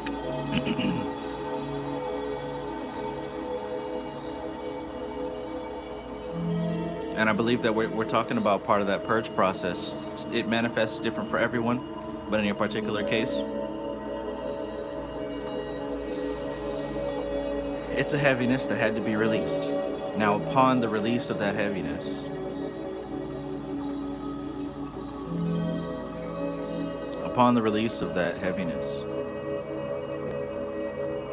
you're going to find that there's now bandwidth and space where you find your own abundance to the point that you're able to help and to give and to be that place where others in your previous situation will be able to come to you and receive guidance, receive wisdom, to receive the fruits of what you earned through your situation.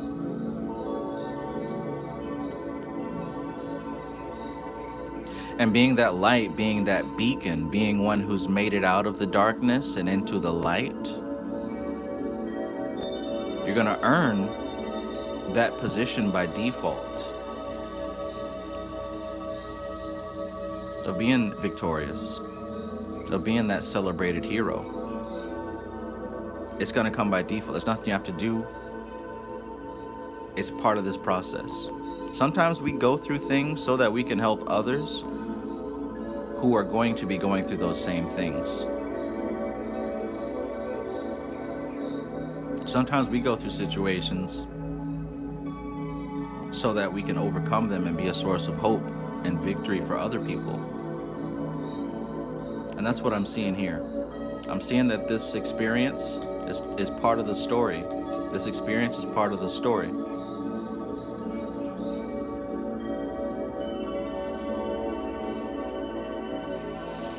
Energetically, the 10 of Swords, I should know because this is my birthday. This is the sun in Gemini. The sun in Gemini. So the rays of the sun are split and scattered, focused refracted in a mirror.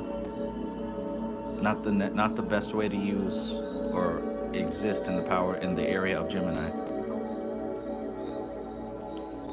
You could also say that because the sun is bouncing between a mirror, the light is reflecting over and over and over through the sign of Gemini. It's becoming an intense and harsh ray of heat that sears and burns without mercy. The Six of Cups, astrologically we can say, is the sun in Scorpio. The sun in Scorpio. So we just talked about the sun being in Gemini, the harsh burning heat that is unforgiving. We can think about the sun in Scorpio as one who understands the deeper nature of others, right? Scorpio being a water sign, being an emotional sign, being a sign of secrets, being a sign of the underworld. This is one who understands what it's like. See, most people just look at the surface level of reality and they judge people based on those surface level understandings. But a person who's been through the dirt, a person who knows what it's like to do what you have to do to survive, that person has a much deeper emotional intelligence. They know people at a deeper level, sometimes better than they know themselves. That is one who is fit to really receive abundance and share abundance, because their judgments are made based on the reality and not the illusion. So we've got the sun in Gemini, we got the sun in Scorpio. The Six of Wands is represented by Jupiter in Leo, an expansion of that Leo energy, an expansion of the heart of the hero, being the enterprising hero.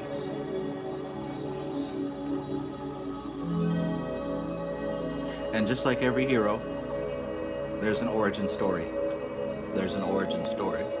An origin story that did not break you or destroy you, but gave you a new opportunity. New opportunity. And by the way, astrologically, the Wheel of Fortune is represented by the planet Jupiter.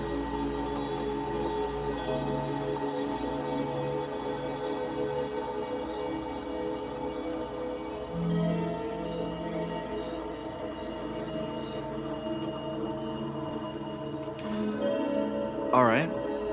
Well, Straight Panther, let me know about that. Let me know if that was relevant for your situation.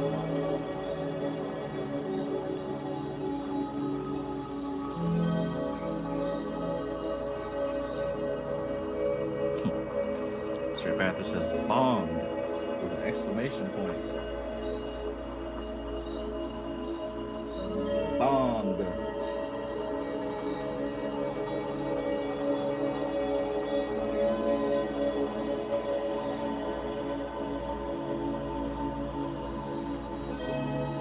Very. Okay, all right. Air, water, fire, earth. Nice. Earth, wind, and fire, and water, and Jupiter.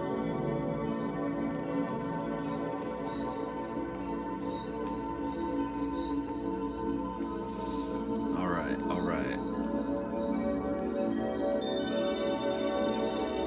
Cool beans. Bonnie, are you still with us? Bonnie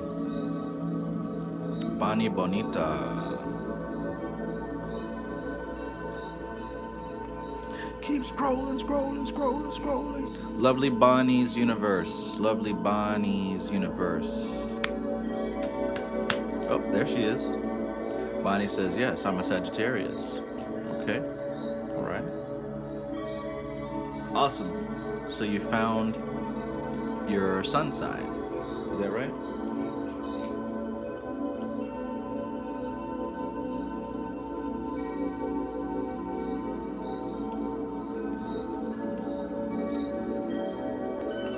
All right, let's see.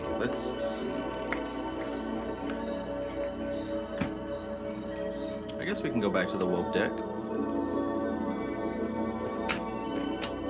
To the woke deck.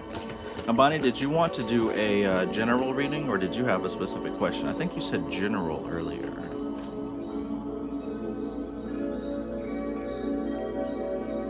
Stray Panther says worried and cancer meds, dreams, and intuition. Okay. Okay. Yeah, like I said, I think that this is one of those situations where you're going to be an inspiration for somebody. You're going to be able to help somebody else who might be going through a similar situation in the future, or hell, even currently.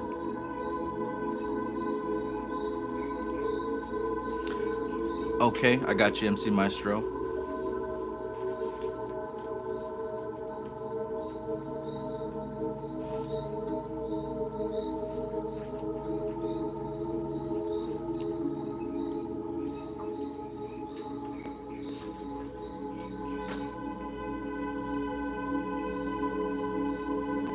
Patrick says, yo, so I just got an idea for an album I want to write.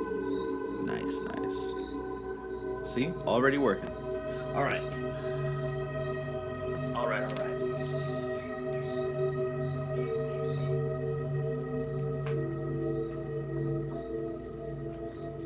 So we got Bonnie, followed by Maestro. And look, Bonnie, give me just a quick second. I'm going to put some more coffee creamer in my cup so I can have a second coffee. All right. Shuffling this thing up. Old Mick, peace. Peace. All right, so we'll be right back. Look up what Sagittarius means, Bonnie.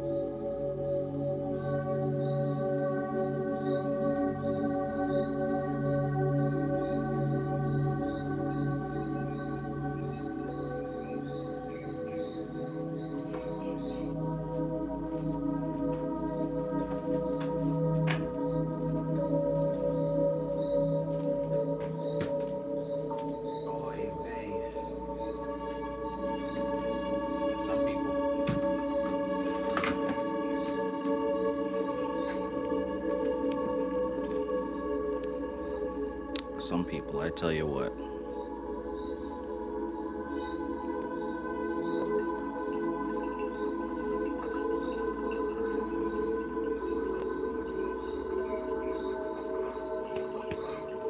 All right, so let's do this. General reading for Bonita.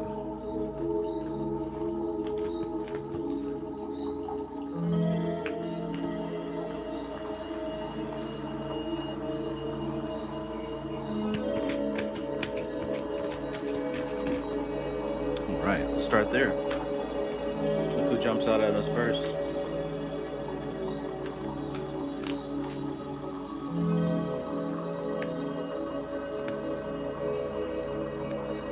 We begin with the Hermit card.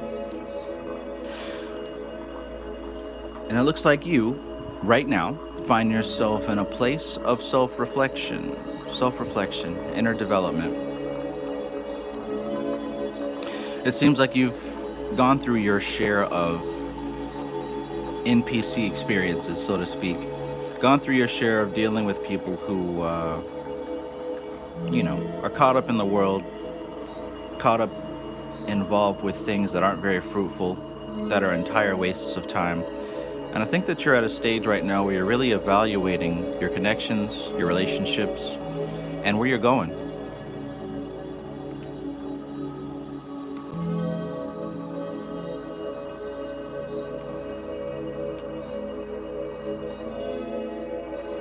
And to be honest, when it comes to your friends and the people in your life, it seems like there is still reason to spend time with them, enjoy and hang out.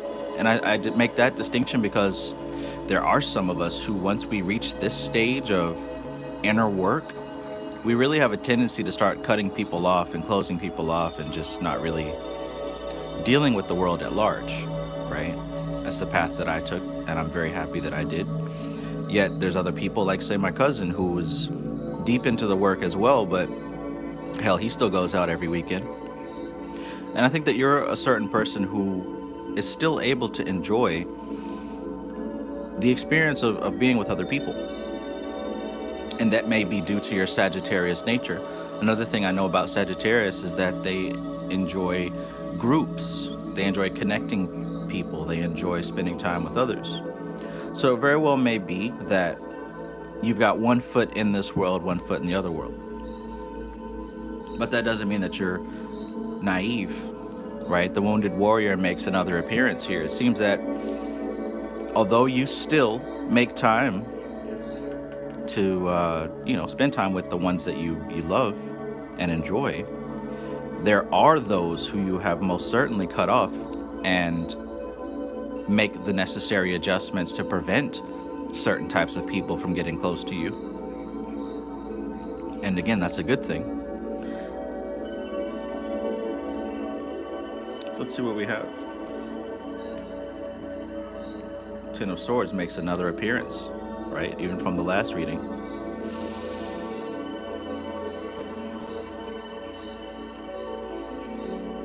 With those boundaries set and with yourself able to still move in and out of the world, and also you taking this time to really be introspective, to work on yourself, to understand the influences that cause you to do or behave in certain ways, you find a new sense of dignity for yourself, a new sense of knowing who you are spiritually. And perhaps this might come at odds with a lot of the heaviness, a lot of the thoughts that can at times feel overwhelming. And that may be due to kind of being in the world and also in the spirit. That may be due to being on both sides of the field.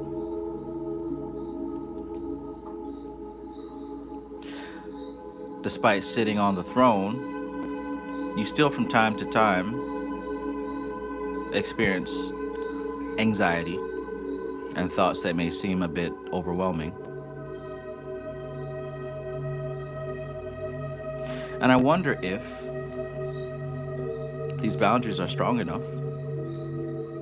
I wonder if these boundaries are strong enough and in the right places. Because you notice that this young lady with all the knives in her back, she's still on the phone, scrolling, right? Keeping her attention on things that probably cut deeper and deeper. I wonder if the boundaries are in the right place. Maybe there are some things that, if they were limited in your exposure to them, you could start to minimize this feeling here and maximize this feeling here.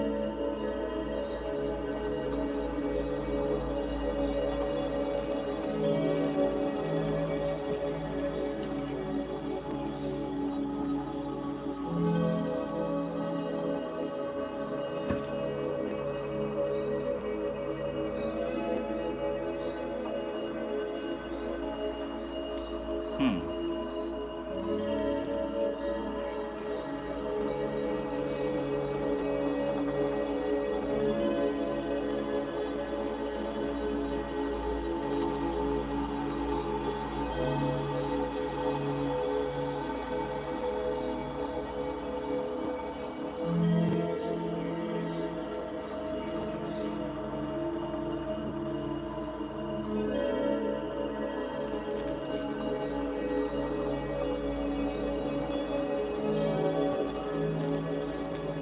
What do you think about that so far?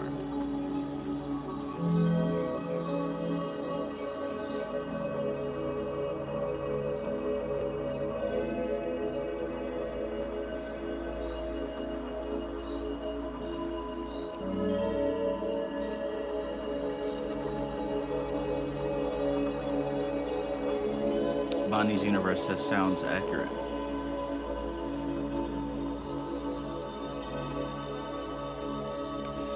Page of Wands. I think that behind all of this stands a fresh enthusiasm about your spiritual path. I think there stands a fresh enthusiasm about your spiritual path. You're by no means a beginner, but the phase that you're at, this is new for you. This is new for you. These two look very similar, right? It's almost like a rebirth because this is fire, dealing with the phoenix. These boundaries that you set up, boundaries can be a good thing, right? It's not like a wall that's locked you in. As you can see, these are wands, so the air is free to move. You can still see. It's just that you're aware of what you don't want in your life anymore. And perhaps by going through a process of continuing to cut off some of these things that you don't feel align with this, perhaps by cutting off some of those other things, not just people, but also content that is consumed, also food, right? The totality of what you allow your consciousness to focus on, the totality of what you allow your consciousness to focus on, maybe this is a good time to really set boundaries on all of it so that you can manifest the best version of yourself. And maybe this is kind of new for you. Maybe this particular part of the game is new for you, which is a wonderful thing because this gives you an opportunity to see life through a different perspective.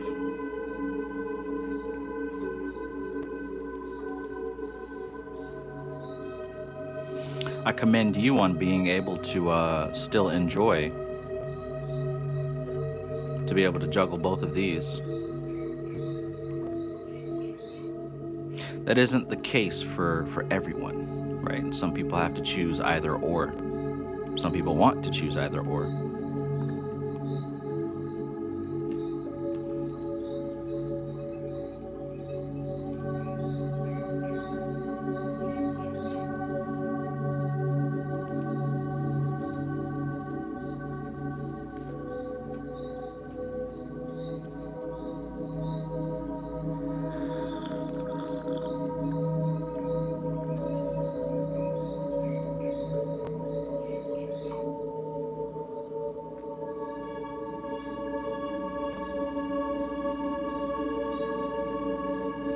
But yeah, that's where we stand with it.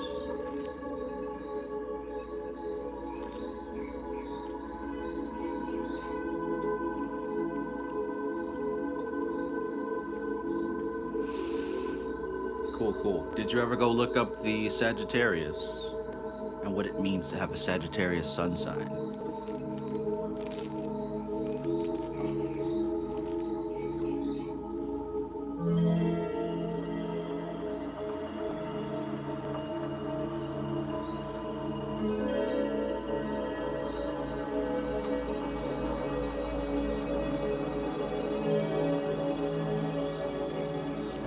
Cool, cool. All right. Would you say that it's accurate? Would you say that Sagittarius sun applies to you? Grace Alcantara, peace. Grace says, can you read my card? Certainly, certainly I can. Just check the link that is pinned at the top of these comments here in the chat.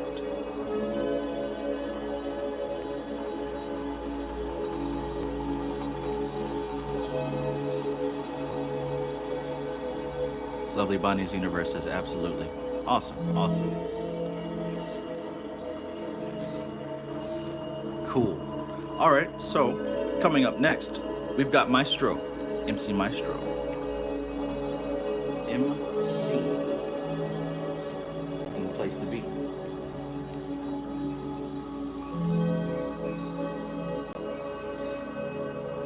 Now, Maestro's got a sun that is in Aries and Taurus, cusp. Aries and Taurus cusp for the sun.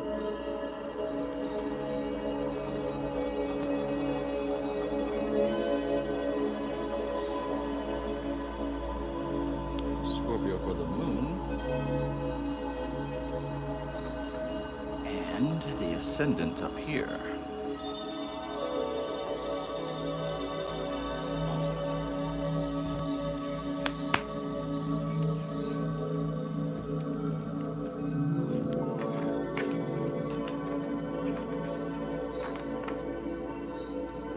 Maestro's got to call out my Mormon deck, so we're gonna do the Mormon deck for his. He said that he'll be AFK, so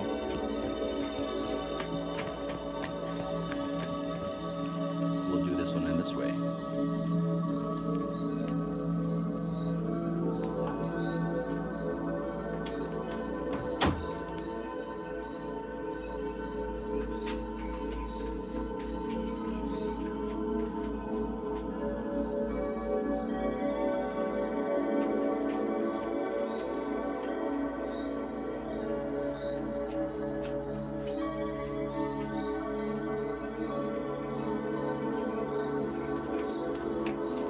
All right, he says, channel what I need to hear.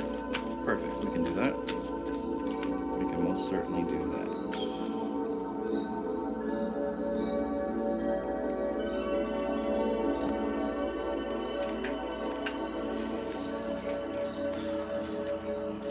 All right, so here we go.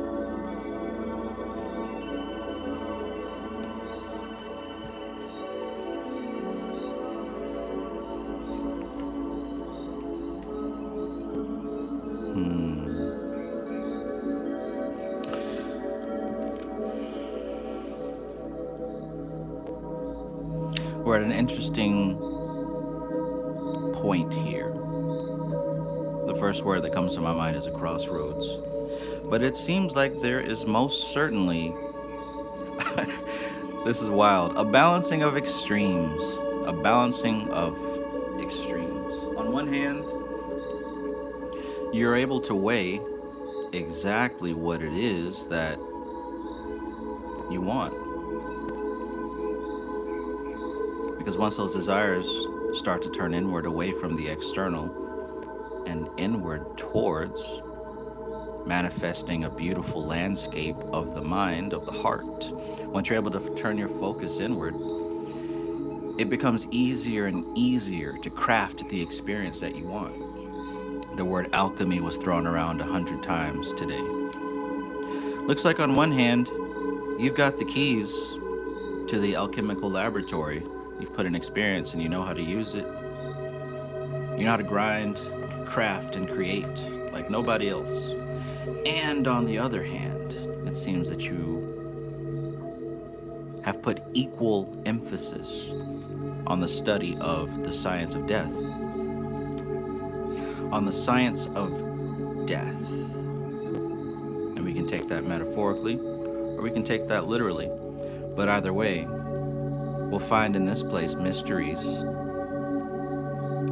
that can only be found out through experience. And what a challenge, huh? What a challenge to undertake. The insane dialogue of love and death.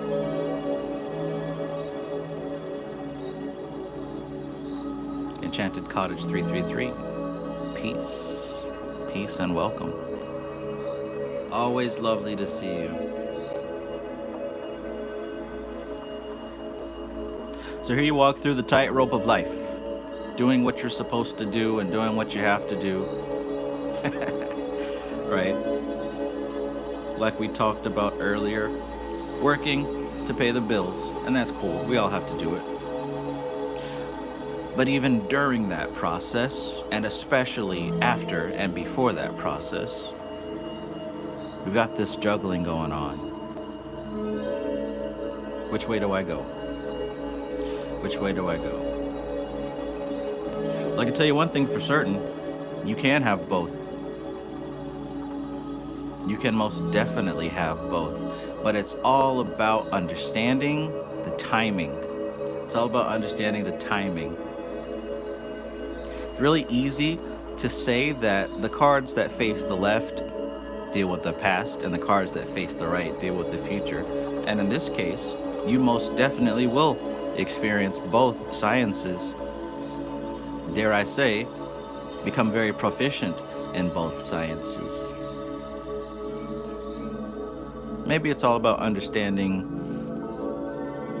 how to allocate the right amount of energy towards which one is most pertinent right now. While you're still enrolled in this school, you might as well pass these classes so that when you graduate, you'll be able to arrive with a backpack full of notes.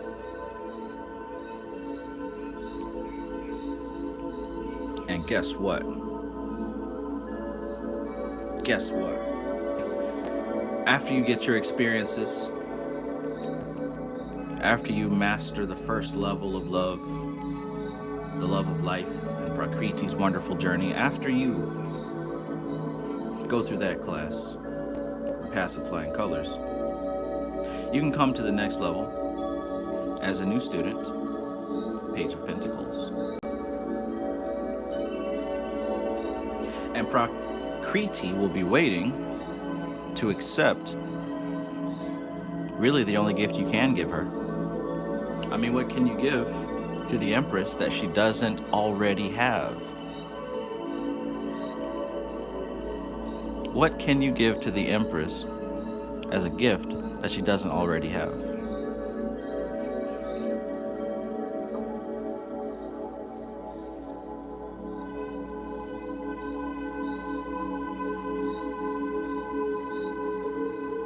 Because while we're in the womb, she's given to us. She's giving herself to us. And once we're born,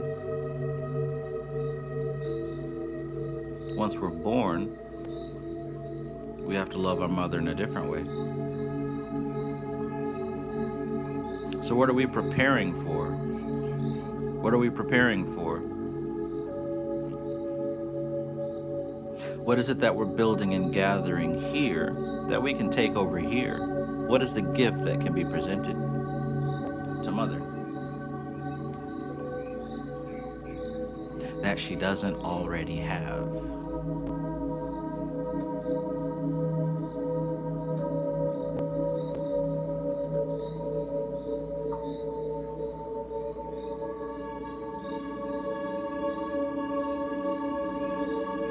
Do you think you have an answer for that question, Maestro?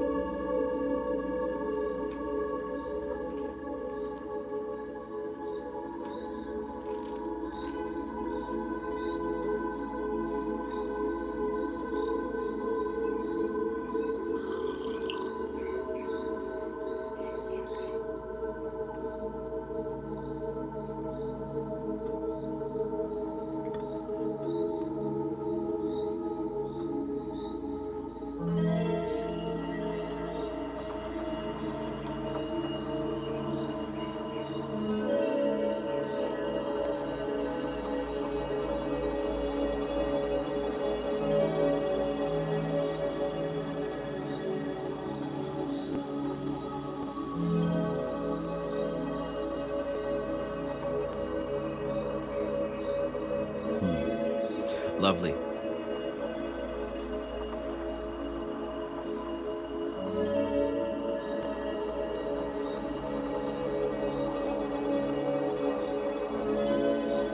We'll do one more. Somebody makes a return. The recurring card for the night, Seven of Swords. Illusion and deception.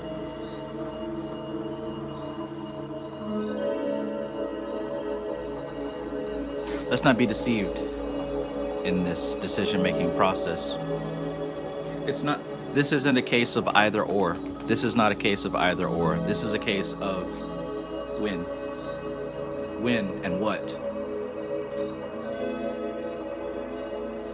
When to allocate your efforts and your energy to specific resources, and when to withhold. In order to be able to balance successfully the study of love and the study of death, we've got to take precaution to not be deceived by unreality.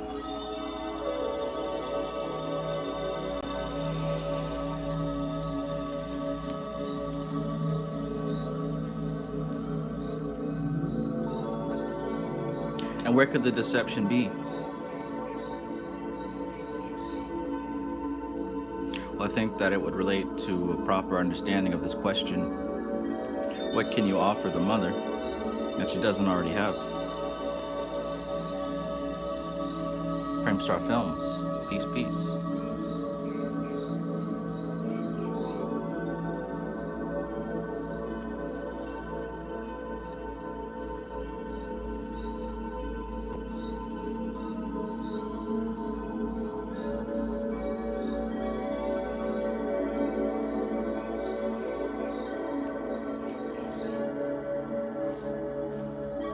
You'll find the secrets of death in no time.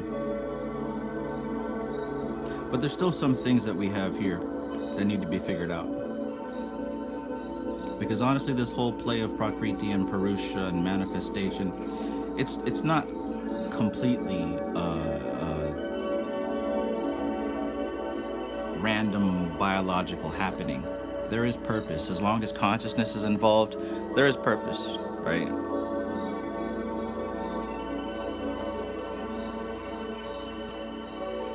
And I think that it would be a great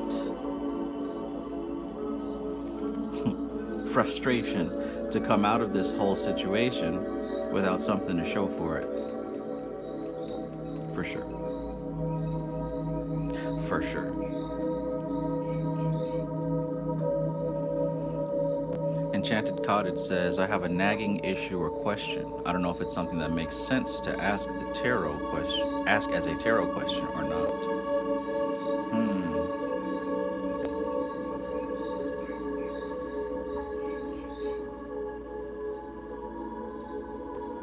Well, I guess that depends on the clarity of the answer. Can you see this answer as the answer to that question, or whatever it is that would be the response to that question? Do you see it as something being closer to the simple side or closer to the more complex side?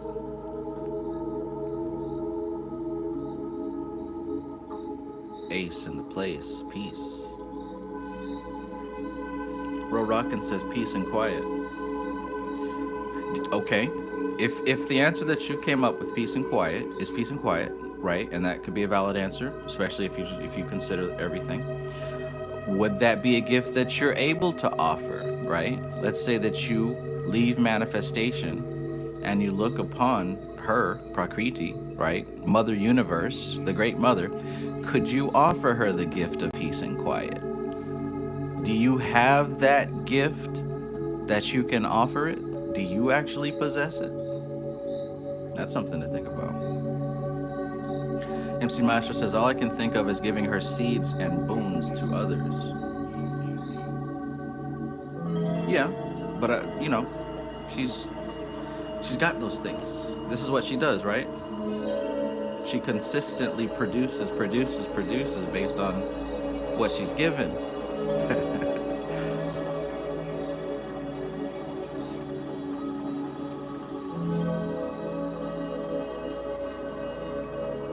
Enchanted Cod says, I'm gonna try it.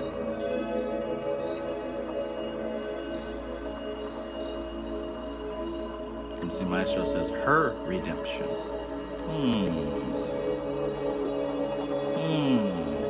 And by the way, your answer there, her redemption, and Rorockin's answer of peace and quiet, I can see those connecting, right? Don't know how much you are versed in the story of Samkhya, but one thing's for sure about Prakriti, she's busy. She's busy. Busy, busy, busy, busy, busy. Let me tell you the story. Well, not even the story, but just looking at mythology of how the Titans came to be, right? Oh, we've heard about Bobby Hemmett's talk about the Titans, but has anybody actually looked into the mythology of these stories? The mother of the Titans was Gaia, right? Mother Earth, Prakriti. And here she is producing offspring non-stop of all types, right? Uranus, her husband, right? They're smashing and banging and doing the thing always. They're never not doing the thing. And she's never not having babies. That's why they call her the many-breasted. So many babies to give. And we're not just talking about people. We're talking about creations of all types, all life forms. It got to the point that Gaia asked her children, the Titans, to slice off Uranus's genitals so that he could stop banging her. So they did that, right? They did that. Kronos, also known as Saturn, that's why Saturn has the sickle. That's why Death, the Grim Reaper, has the sickle. All right, we're bringing it home. Kronos did the task. His brothers and sisters, the Titans, held down their father, and Kronos gave him the old snip snip. No more impregnation of Mother Earth, at least not in that way. The thing is, it shifted. Oh, she's still producing, just not in that way.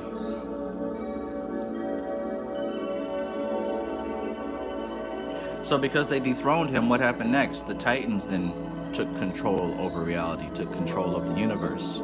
So now instead of Uranus or Purusha smashing into Gaia, Prakriti all the time, now her children are doing the fucking, right?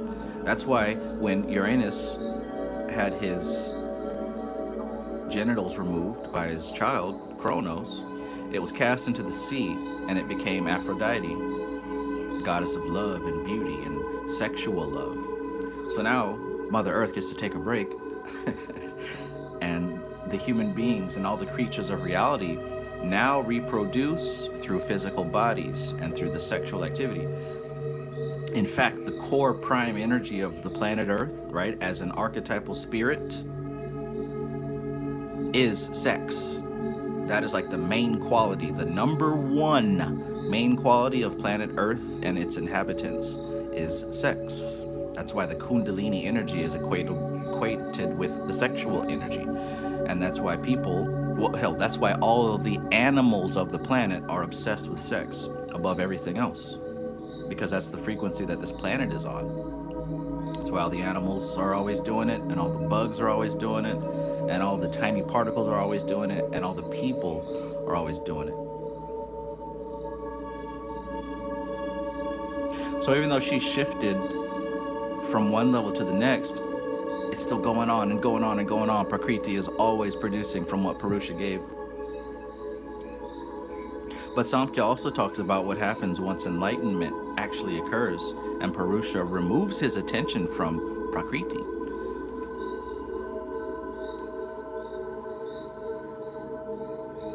But I'll let you all study that. What is the gift that you can give?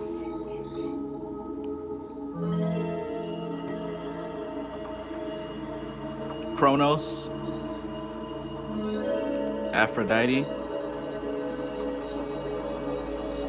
Interesting.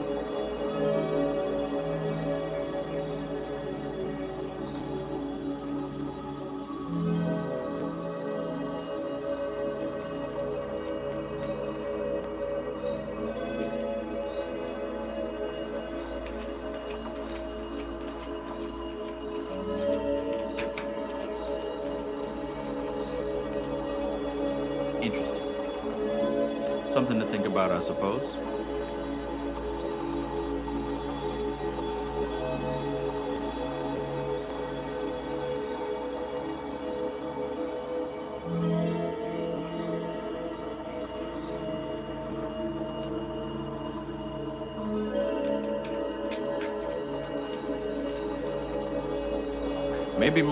Maybe the Matrix wants you out of her as much as you want out of her. You ever think of that?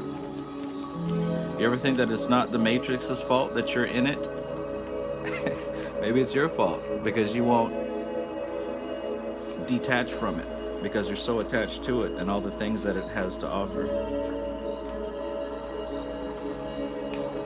But what do you have to offer? There's my channeled message. What do you have to offer the Matrix?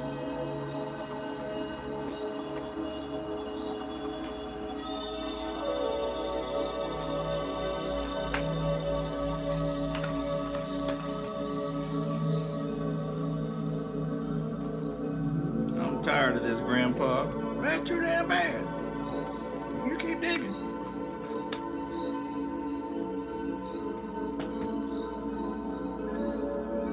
She want nothing more than peace and quiet.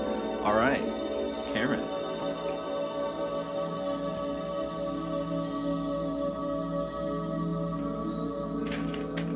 Mama Earth, I'm sure, wants nothing more than peace and quiet. I think you're spot on, Ro Rockin'.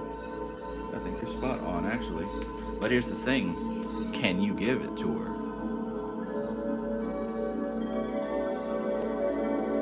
Are you that somebody? Tell me you're that somebody.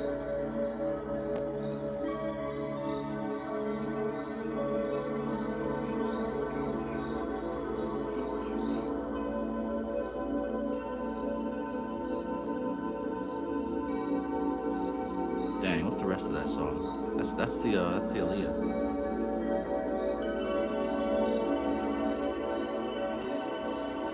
You can't tell nobody.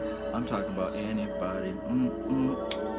Bum bum bum bum bum bum bum bum. Digga digga digga bum bum.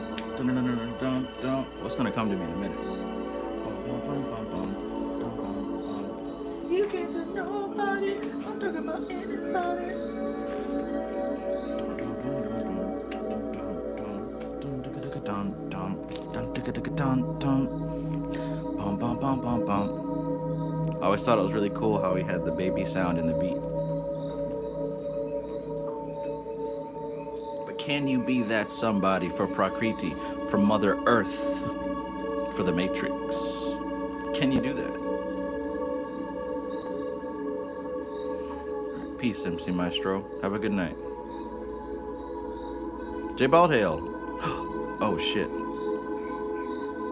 Oh, yeah. Okay, so look. Thank you for reminding me, my friend. Let's see, can you give me your sun, your moon, and your rising? Give me your sun, your moon, and your rising. And Karen, I'm gonna go with J Baldhill first because he was earlier, but we've got you next after him.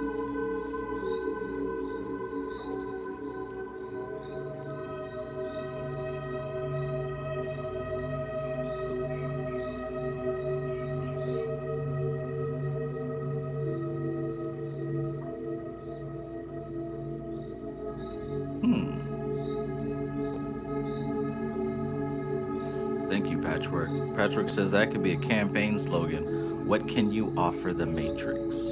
Yeah.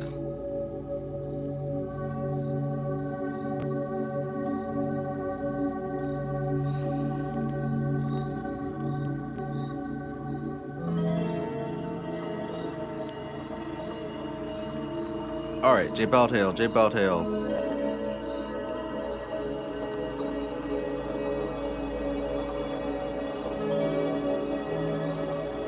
J Baldhill says, can we still do it for a loved one? She can get on her own account if you think you would read better.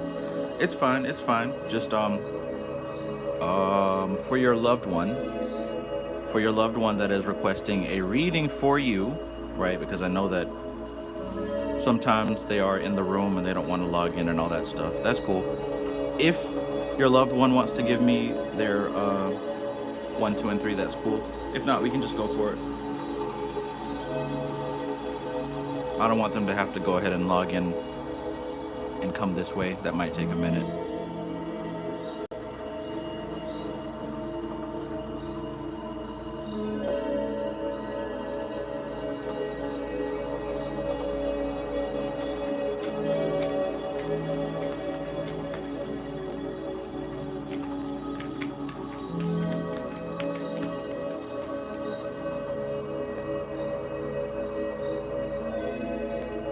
Gotcha. All right.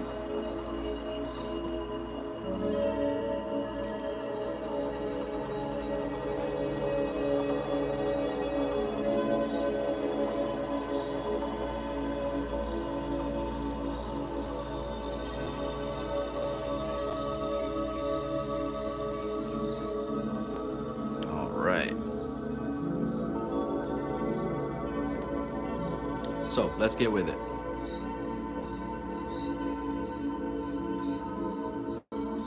Oh, nice. 1111. 1111. Thanks, Fat Tony. All right, so let's do this. As far as, wow, right on time, too. Was this going to be general or was this a specific question?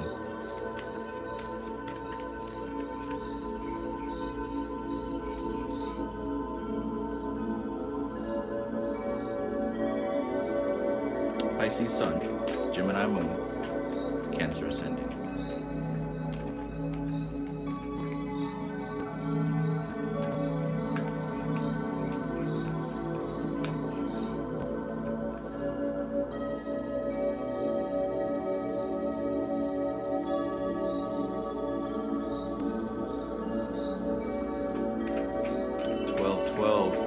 Isis. Nice. I usually say that to myself. All right, General, what does she need to hear? Here we go.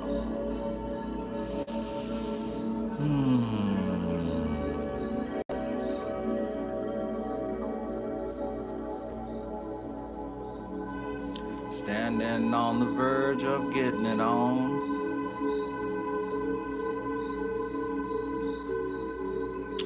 Check that out. Check that out. Every time I do it like that, that's what happens. So, yes, there is union. There is union. There is reason for celebration. There is happy home. But here's the thing. There's also argument. There's also conflict. There's also disagreement. There's also disappointment. DB31, peace. In the midst, you know how usually there's like a storm, and in the center of the storm there's peace and balance. In the center of the storm there's calmness. Can't necessarily say peace and balance, but there's chaos all around. But in the center of that storm there is stillness, right? And that's what we find here. Yes, there are good times and there's an energy of stillness, but circulating rapidly, wildly around. This is a hurricane, by the way. Air and water make for a hurricane. And one element of this air is a sense of conflict. A sense of conflict in that one might like to fight and argue, or one might always need to feel that they have to have the upper hand. The 5 of Swords is Venus and Aquarius. Venus and Aquarius. So this is probably dealing with different views, points of view, different opinions. That maybe one feels that their opinion is more important than the other. One might feel like their opinion matters more than the other. And then on the other side of this hurricane, we've got the 8 of Cups. The 8 of Cups are represented, and this is a recurring card, by the way. This is our Saturn in Pisces, right? Maybe the dreaming aspect is feeling stifled and limited and cut. Perhaps that's the two sides of the debate here. Maybe one likes to be more logical. Maybe one likes to dream and feel. And perhaps there is somewhat of a conflict between those two. Yet, despite all that, there seems that in the center of that hurricane is a world of peace, a world of balance, a world of harmony, a sense of stillness. Let me know if that's accurate so far.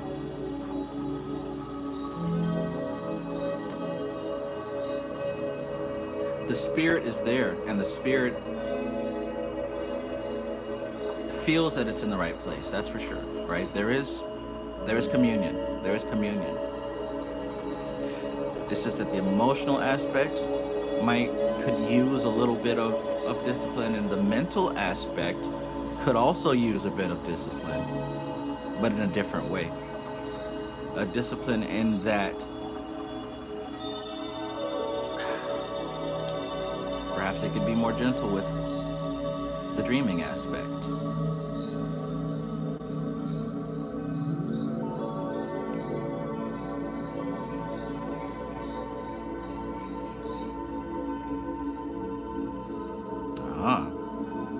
So that might even be reverse of what I initially thought. I'm getting some strong relationship vibes here. I could be wrong, but that's what I was getting up here, which is why I was reading the way that I was reading. But now we got two court cards, which kind of makes it plain as day. Queen of Pentacles. It seems that she's very focused on what was gained, what was built up, right? Perhaps focused on everything it took to get here. Perhaps she's very focused on legacy or career or what's the word? Name, reputation, that kind of thing. And maybe that's why this particular individual feels that the thought process or their perspective and their opinion is more important or should be the one that is respected to the T. And the other character here, the Page of Pentacles, and notice how they're both pentacles too, that's cool. The Page of Pentacles here is looking towards the future, right? Looking at where they can take what was built. Notice she's holding that pentacle and looking down at the past, focused on what was established, what was built, right? What stands. And then the page is holding it up and focused on where it can go, on what can be done with it, right? What can be done with it.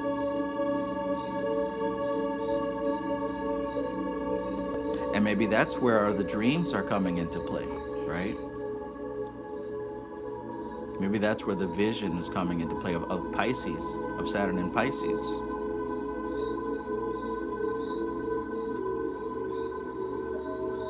Let me know how we are so far.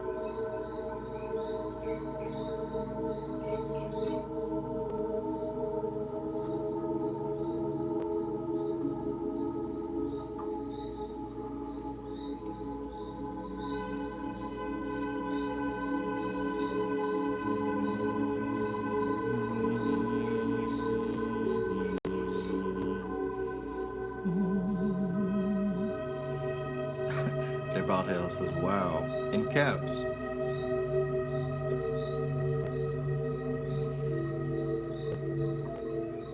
It's the energy of this thing, man.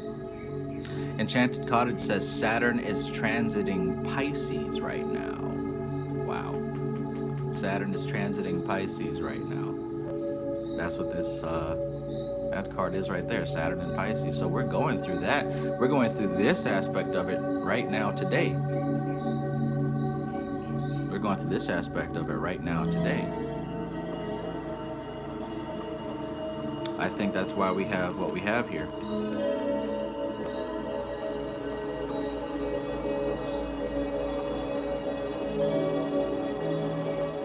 Now the beautiful thing is, like I said, yeah, once again, there is a stillness in the center of that storm. However, there's certainly a differing of perspective on what's happening here.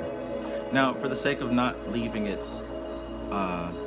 open like that, Look, the next card is the Queen of Wands.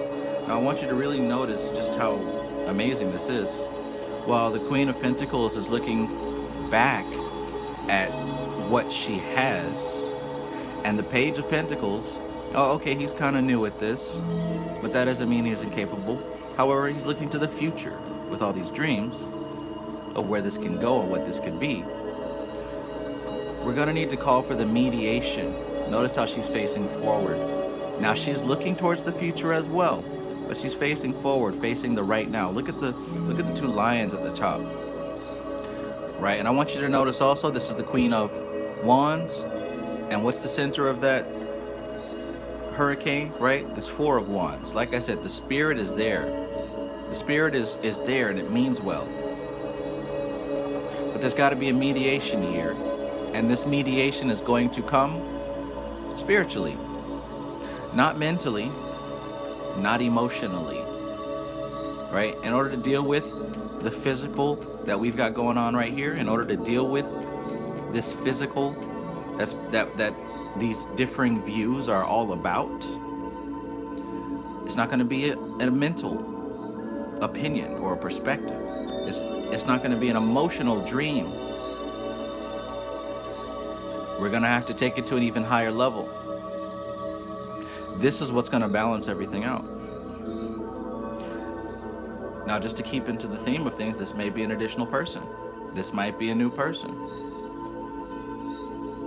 A new person that has the wisdom to step in and see things from a detached perspective. And I say detached because it looks like this Queen of Pentacles is very much attached to what's being dealt with here, what's being dealt with.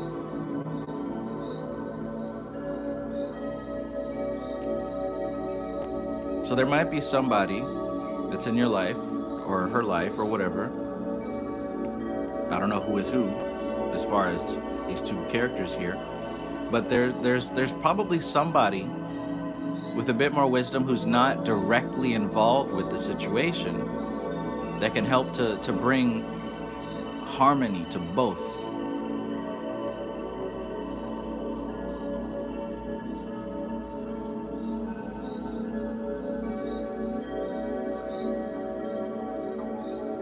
Hazard Pie says, Black Cat looks watchful. Instincts.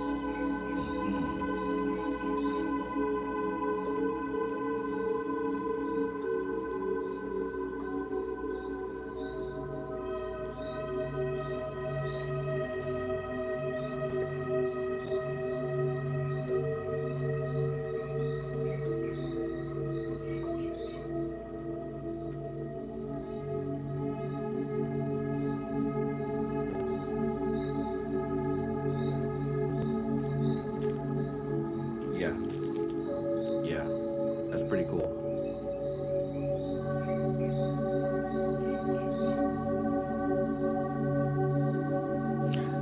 There's a mediator that the both people involved can agree with. There is a mediator that the people involved can agree with.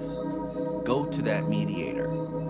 Find balance, get an opinion from someone who is not directly involved, so that that person can help these two characters see the situation, not just from their perspective, but not just from the other person's perspective, but for what's being overlooked. By nature, if we select something, we have to omit something else, right?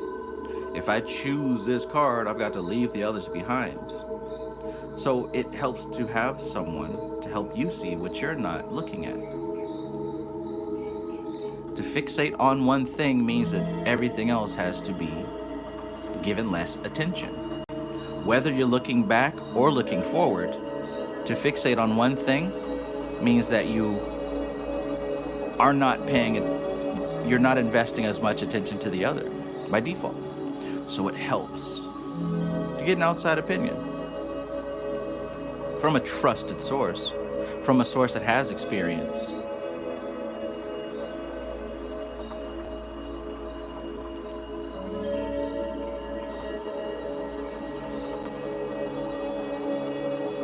All right. sounds. It's your man on the floor. If he ain't, you let me know. See the running, man.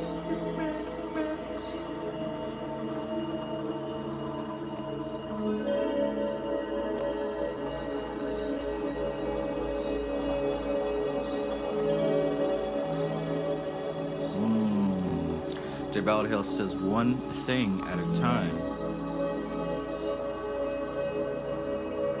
You know what? I would say look to the center of that storm, right? Obviously, there is a place in the middle.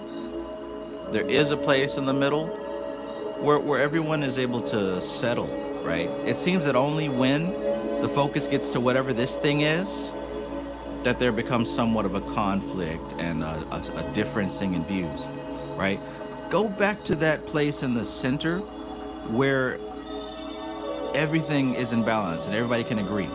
Go back to that point. Go back to that point and find what's there. Because what's there is going to be the fuel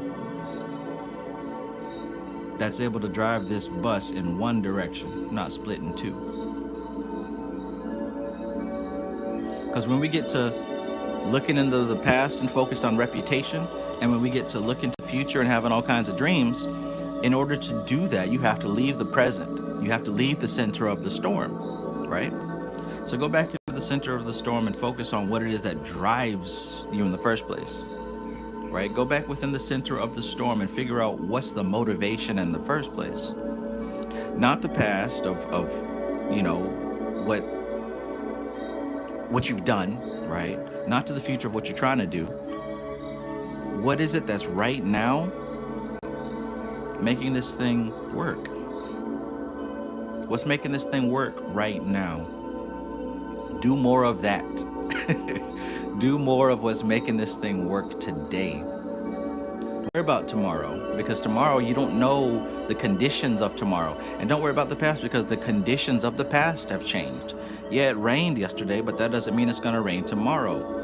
So that just because it rained yesterday does not mean that you invest all your attention on getting an umbrella, because it might not rain for another 3, 4, 5 weeks. What's happening right now? Learn to move your control center into the now. See, a lot of people operate based on yesterday. A lot of people operate based on tomorrow. Perhaps if you operate from today with keeping an eye on what might be tomorrow, but keeping your other eye on today, that will be the best move right now. What's driving this ship right now? And break it down, get into it. What specifically, and how does it look? How does it smell? How does it taste? How does it feel? Right? What is the fuel right now? What's it made of? How much of it? How much is the right amount? Etc., etc. Expand it. Expand it. What's the Four of Wands? Venus and Aries.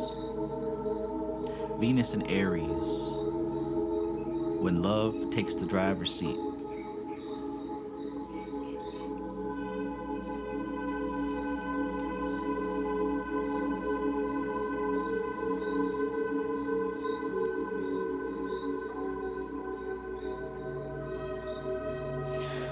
All right.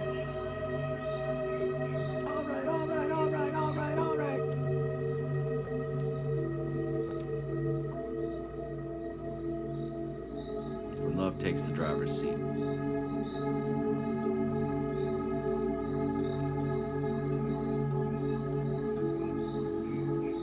I said all that last part just in case I would have to be the Queen of Wands and be the outside opinion.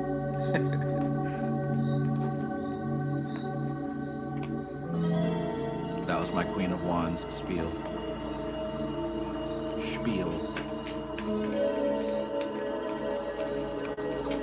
All right, J. Bellhill, so hopefully that gave you something that you can work with, right? Action steps. Somewhere in there, right? And like I always say, like these readings, the answer is something that you've been feeling already, but it's been abstract, and maybe you just need a little bit of help putting it into actual words. But this isn't going to be something that hasn't crossed your being before. This isn't going to be something that you've never experienced before. This is going to be something that's within you.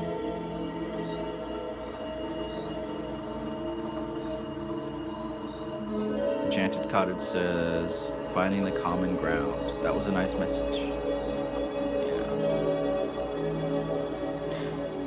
Okay. All right. So I believe that this is going to be the last reading. Curve says, still got time for more. Sure. If you want to do a reading, right now I've got Karen, and then you'll be next.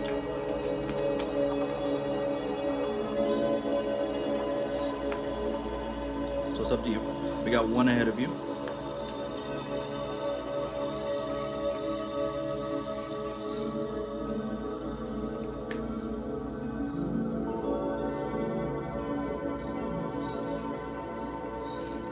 Okay. So Karen, here we go. Gemini, Capricorn.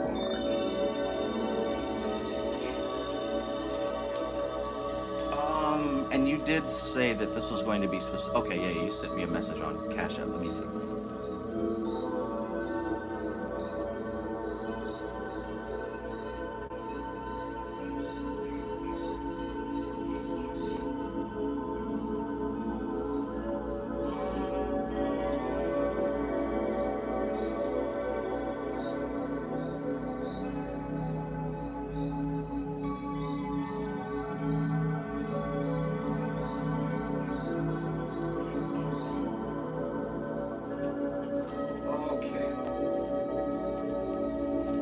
Give me just a second.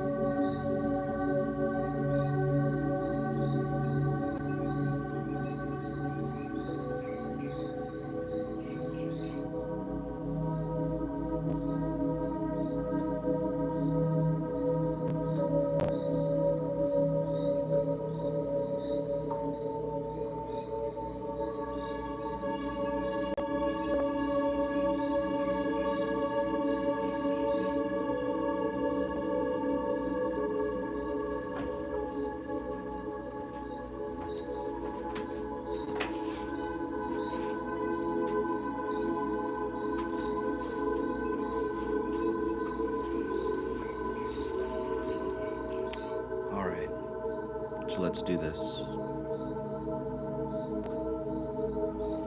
Animali says, OMG, this Aquarius versus Taurus energy at my house. This child. Me versus my son, LOL. And his dad, a Leo. Oh my goodness.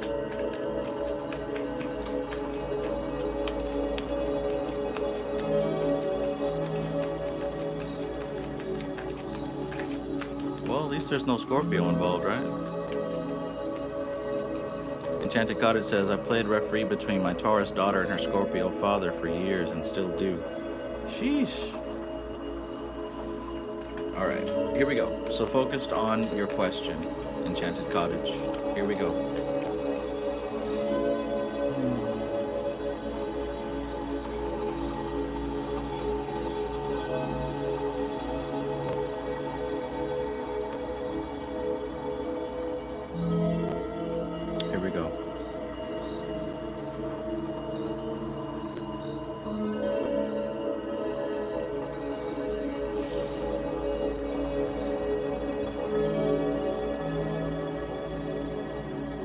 Two of Wands.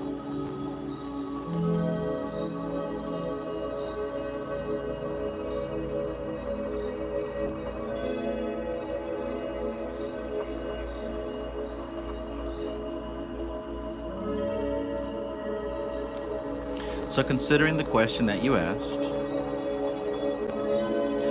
the first thing that I notice is that all of your levels are looking back at the event that happened, right? Mentally, of course, there's a lot of thought that is fixated on that experience. A lot of thought that is fixated on what has happened at that point. And it looks like even energetically, you kind of stand there wondering how does this affect the future, right? However, all thoughts fixated on that event. And when I think about the Two of Wands, I think about a sense of expansion, a sense of enterprising, right? But it's more of a Mars than a Jupiter, because the Two of Wands is Mars and Aries, but it looks like that focus of Mars is pointed at the past and not the future, pointed at this experience. And furthermore, even on the emotional level, this Five of Cups, we also have Mars focused in that past. Mars and Scorpio, speaking of Scorpio. So Mars and Scorpio, Mars and Aries, and of course, Saturn in Libra. Now all this quality of Mars, this focus and this drive, pointing back at the situation and what might come of it.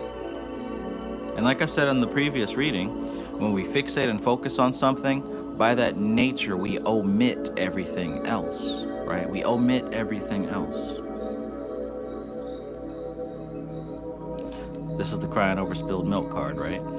But not to minimize, but to say that the focus is all on what has been lost. And check out the figure here, grabbing onto what he knows, back completely turned to what else is present.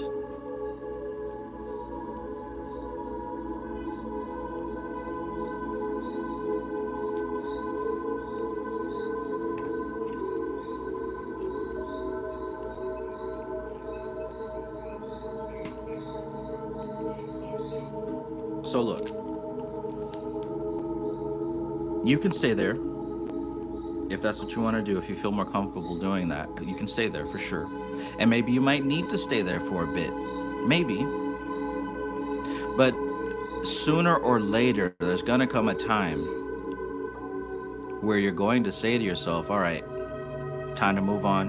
This is not how I want to feel. This is not what I want to feel. This is not what I'm trying to do. This is what I'd rather do, right? There's going to come a point where you're going to make the decision to move forward, right? You're not going to move forward until you make that decision to do so. But once you give that command, because here's the thing, most people are on autopilot.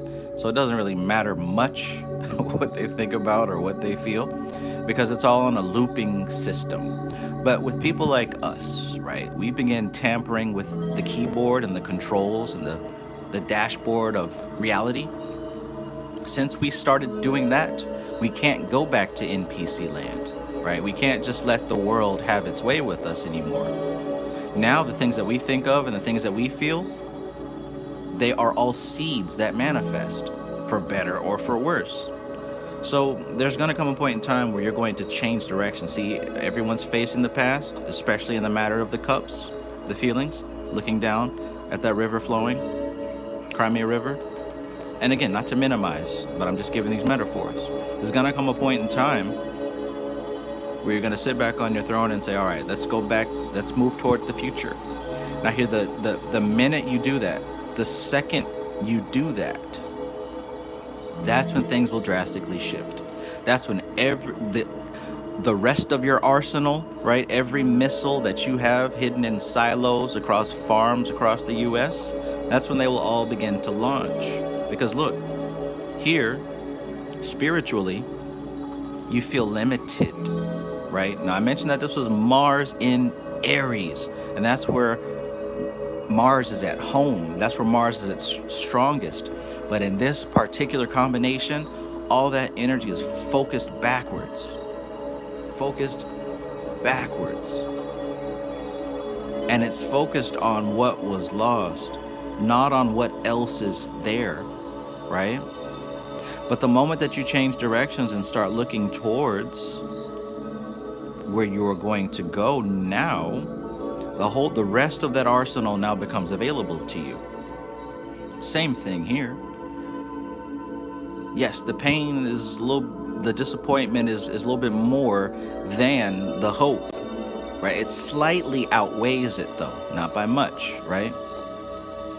We got a 60% over here and a 40% over here. It slightly outweighs, right? There's 3 spilled cups and 2 standing, but there are still 2 standing. You can work with that. You can work, and this is not a frozen in time solid process. This is what has happened. But the minute that you choose to pick up the cup that remains and to look towards where you're headed, that's when all the rest of these wands that are on standby, you see that? Spiritual energy, inspiration, passion, creativity, all the wands that are on standby, locked and loaded and ready, will be unleashed. So the minute that you decide that enough's enough, it's time for me to move on, you will see the movement of spirit move with you, right? This, you know better than I do, this is the card of movement, of a message on its way, right? The 8 of Wands represents Mercury in Sagittarius. Sagittarius has been a big character tonight, right? The sniper, right? The one who, he knows how to make connections. He knows how to size up and line up the shot in his lens, in his scope.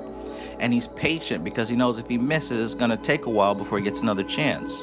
This is Mercury in Sagittarius. Not only are we lining up and sizing up, but you're able to do it quickly and efficiently. I talked about Fortnite earlier today, and people zoomed in with their scopes, and I hate dealing with a sniper far away because they always hit me and I can't do anything about it. I like to get up in their face because they're so zoomed in, they forget to zoom out. And that's when I do my thing. But in this case, there's also snipers that are so good, more than likely people playing on keyboard and mouse, where they just look at you and take you out immediately, right? It feels like cheating, but they're just that good. That's what we're dealing with here. Mercury in Sagittarius. The minute that you change directions, you're going to be like those snipers that I can't stand, right? Where they're immediately quick. They do what's called a quick scope, where they zoom in real quick and shoot you and zoom out. It's like it never happened. Now I'm spinning around, looking around like, who the hell did that to me?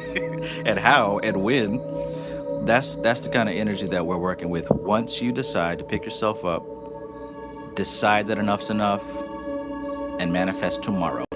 Manifest what happens next. Quick scope the future. That's what we call it, quick scope. Obnoxious. Matthew Watson says, LOL, I feel you, from across the map. That's how it is, from across the map. Because, see, they added a thing to help with that, to help people like me who aren't snipers, where if someone is zooming in and looking at you with their sniper, you'll see like a gleam, a glint of light off of their scope. So that will tell you, hey, go find cover fast, or else. They helped with that. But if these folks quick snipe fast enough, you don't even see that gleam. It's a wrap. That's what it is with you right now. This is the quick scope card, Mercury in Sagittarius, right?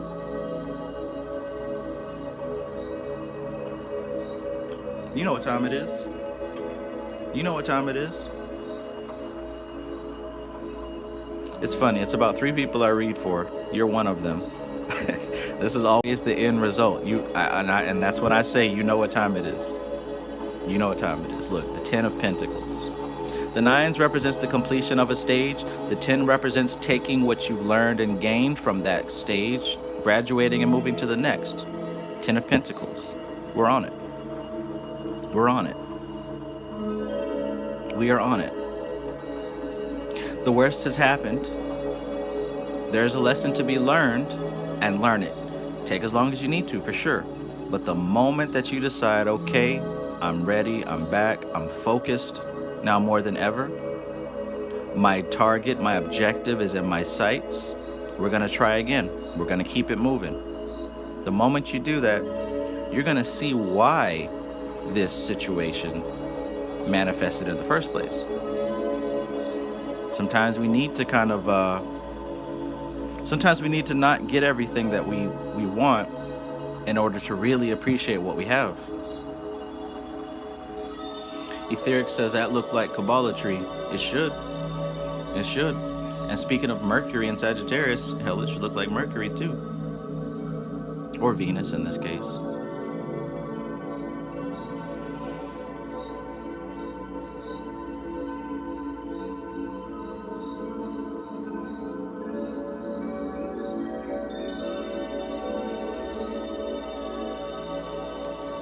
Here's another thing.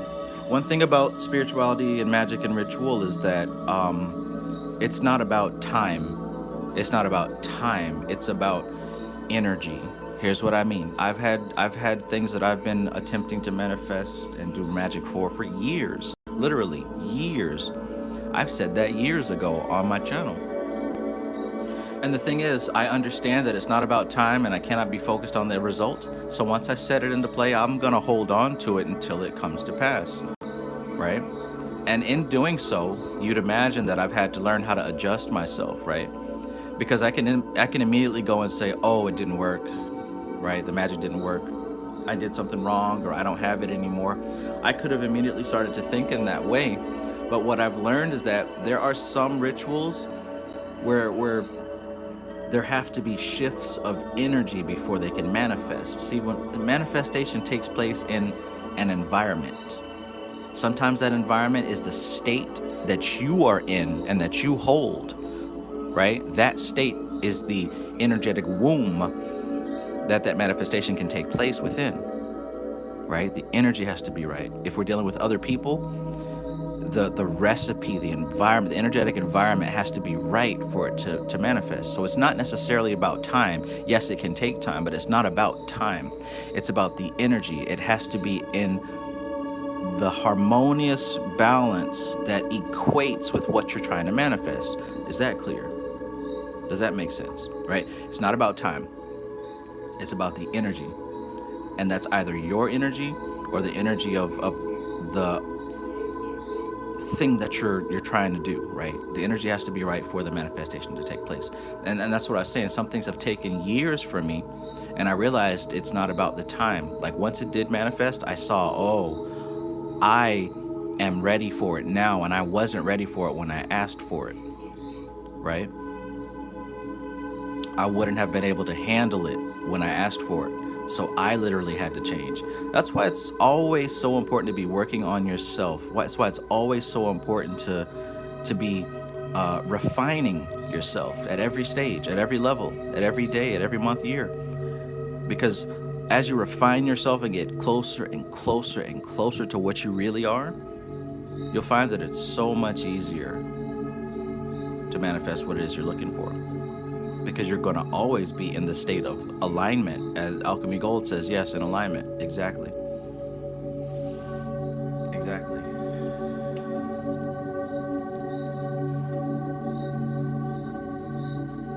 The body belongs to this place. The mind and the emotions belong to this place. But the soul does not. The soul has never been here. Never been here. Yet it's the soul that manifestation follows and chases after. Because the soul is nearby and close to manifestation, manifestation moves and shifts and shapes according to that soul. So what that's saying here is, if I want to change reality, I don't do it from within reality. I do it from being within alignment. With what? With the true self. The true self is not the body, it's not the emotions, and it's not the personality, the ego, the thoughts. The true self is what's left, is what remains after all those things dissolve. Aisha T. Muhammad says, Jesus loves you. Aw, thanks. Tell him I love him too.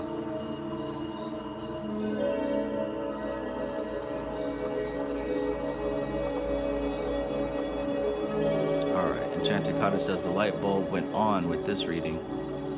Cool beans, cool beans. My pleasure. I'm happy to help. Hey, y'all, look, if you're in this chat and you're hearing the sound of my voice, check out Enchanted Cottage 333. Check out her YouTube channel, right? She does tarot, and she's probably like the only other tarot reader I watch consistently, right? I look for other people, you know, and I pick up some things here and there, but I think I mostly resonate with Enchanted Cottage here. So if you haven't already, go check out her channel. Go check out her channel. Check out her on point readings. So with that being said, I'm grateful and honored that my reading comes through for you in a way that's accurate. It's cool. Cool beans.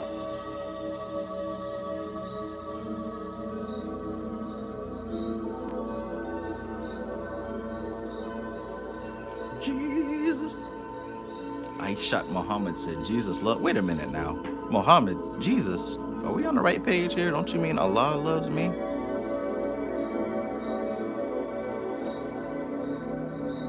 You've been converted away from the practice of your people, of your heritage, my sister. You need to go back to the ancestors, my sister, and go find Allah. Allah. Talking about Jesus, you should be talking about Muhammad, my sister. Maybe both of them love. See, Muhammad loves you, right? You tell me Jesus loved me and Muhammad loves you. Hell, why not have both? Best of both worlds. See, you could be seeing Jesus during the weekday and then go see Muhammad during the weekend. Right? Muhammad, you know, he might not be a full-time, he might not have what it takes for long-term, but I'm sure Jesus wouldn't mind. He got to be at church on Sunday anyways. Go ahead and get you both. Tap into the religion of your ancestors, my sister. Peace be upon him. See, I didn't catch that. Miss Muhammad talking about Jesus loves me. Is that what your grandpa said? Is that what your grandpa said?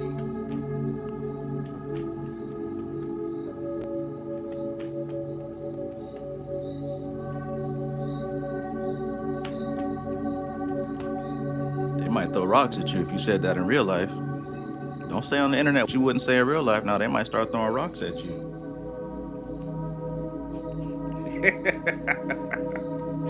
might start throwing rocks at you. You know how they get. You know how your granddaddy and them get.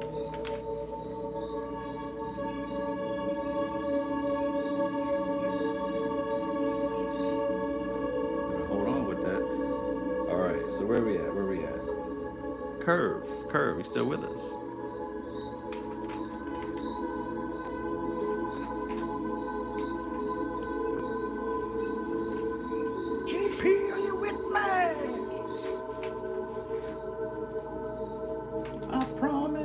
The stomp, the whole stomp, nothing but the stomp. It ain't over. It ain't over. Stomp. All my people say stomp. Everybody say stomp. All right, curve, we got you. We'll do curve and then we'll wrap it up. So curve, let me know if you care to, your sun, your moon, and your rising.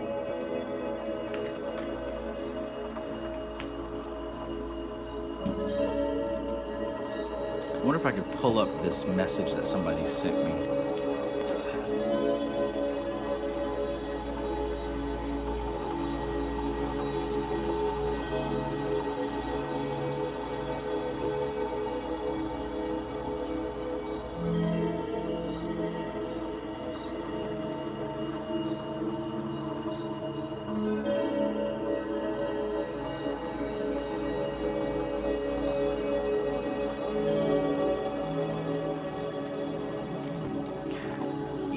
This curve gives me that. I'm going to share with you a comment that I got earlier, just to kind of show you some of the stuff that I deal with here.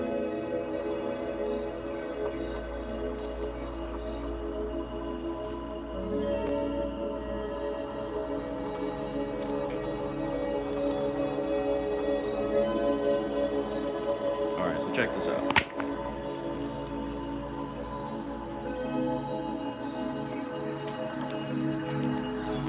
All right, check this out.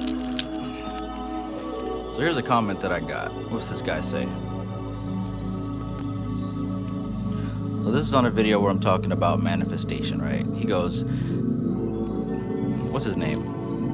Yazuin8982. To be honest, I'm already a master of magic, and everything you described is true and worked for me. But I didn't like is how you ask for donations. It's giving the wrong image. Also, why are you not able to manifest money? I think you need to work on your magic more. First of all, I'll give him a heart, because bless his heart. Second of all,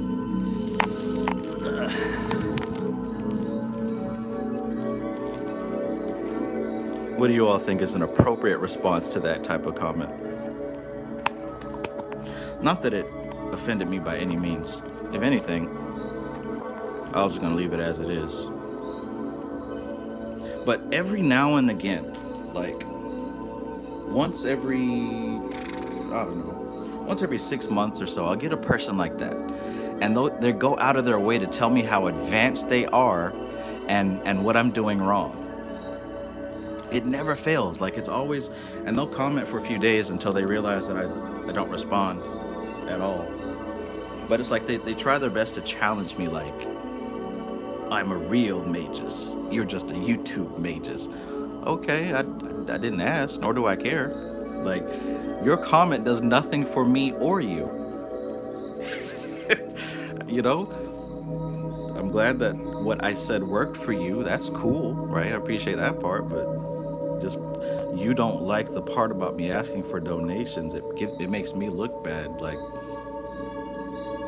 well, hey, so be it then. How about that? But I'm telling you, like, every 6 months I'll get a person like that. I am a true Magus, and what you're saying is only partially true. Okay, well, you go write a book or make your channel and then teach us the real way, my brother.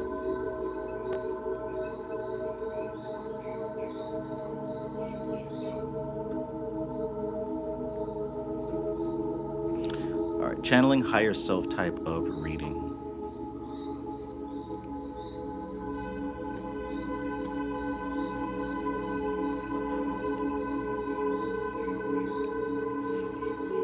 Rockin says, Travis forces no one to donate. Been here for years, and I give with my heart because I love the content. And I appreciate you, Rockin. Enchanted Cottage says, haha, the more I learn, the more I realize how much I don't yet know. Exactly, right? And every week I'm studying some tarot stuff, right? Every week, because I want to further expand and enhance my info, let alone everything else that I do. Like, anything that I'm interested in, I'm going to study it, because not because I want to be better than anyone or anything like that, but the more that I understand about it, the deeper I can go within myself. Listen, everything is part of the language of the subconscious mind. Everything. Once you start learning how to get into the depth of white unicorn fur, right, and how it's created and the factory process, if you go deep enough, you'll start getting communication from the divine on any subject that exists. If you go deep enough, you'll start tapping into God, because didn't everything come from the all? Ace says, some humans are always truly entertaining. I would just keep that heart and be silent. Yeah, I don't want to inspire him to keep commenting on my channel, because he's not going to get what he's looking for.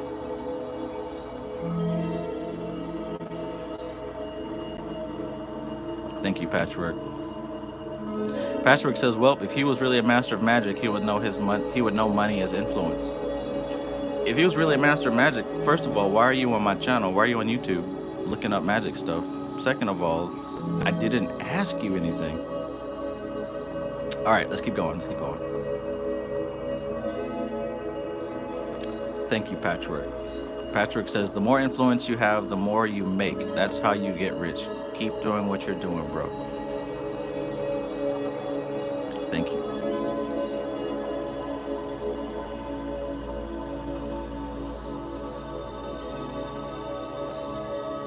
Anna Molly says, community support is kind of magical in a way because we just decided what we like and support it. Right. I like that, Curve. Curve says, all questions are free, but some answers may cost. That is true.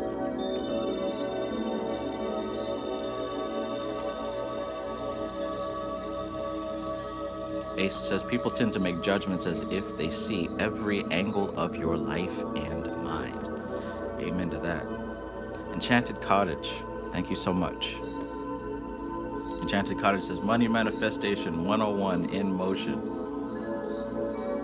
In motion. In the Hey. King Chunk says, find Jesus. Oh, they're back. Is Jesus lost? Enchanted Cottage says, is Jesus lost again? How does he keep getting lost? I need to know this.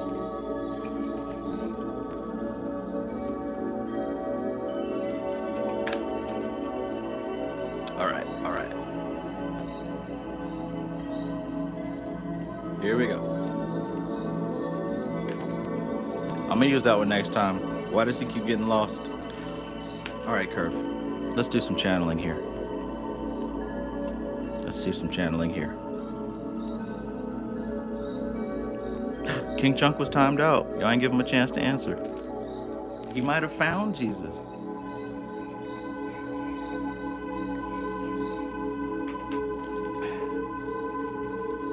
We'll never know if King Chunk found Jesus.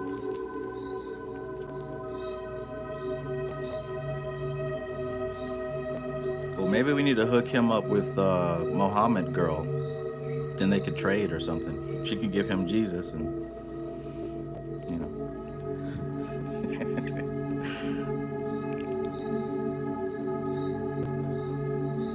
Thank you, J. Bald Hale.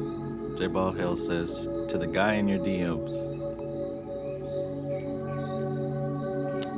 Thank you all.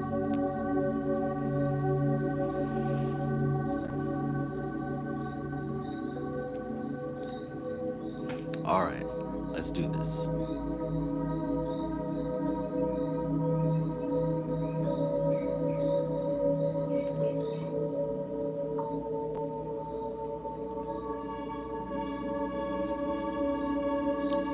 Look who makes a return appearance.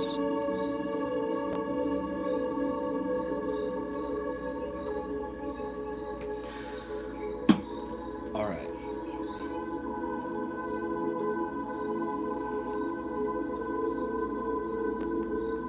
Aries Sun, Cancer Moon, Virgo Ascendant.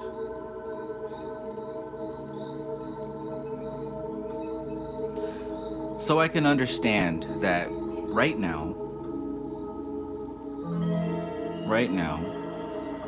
a lot of your attention,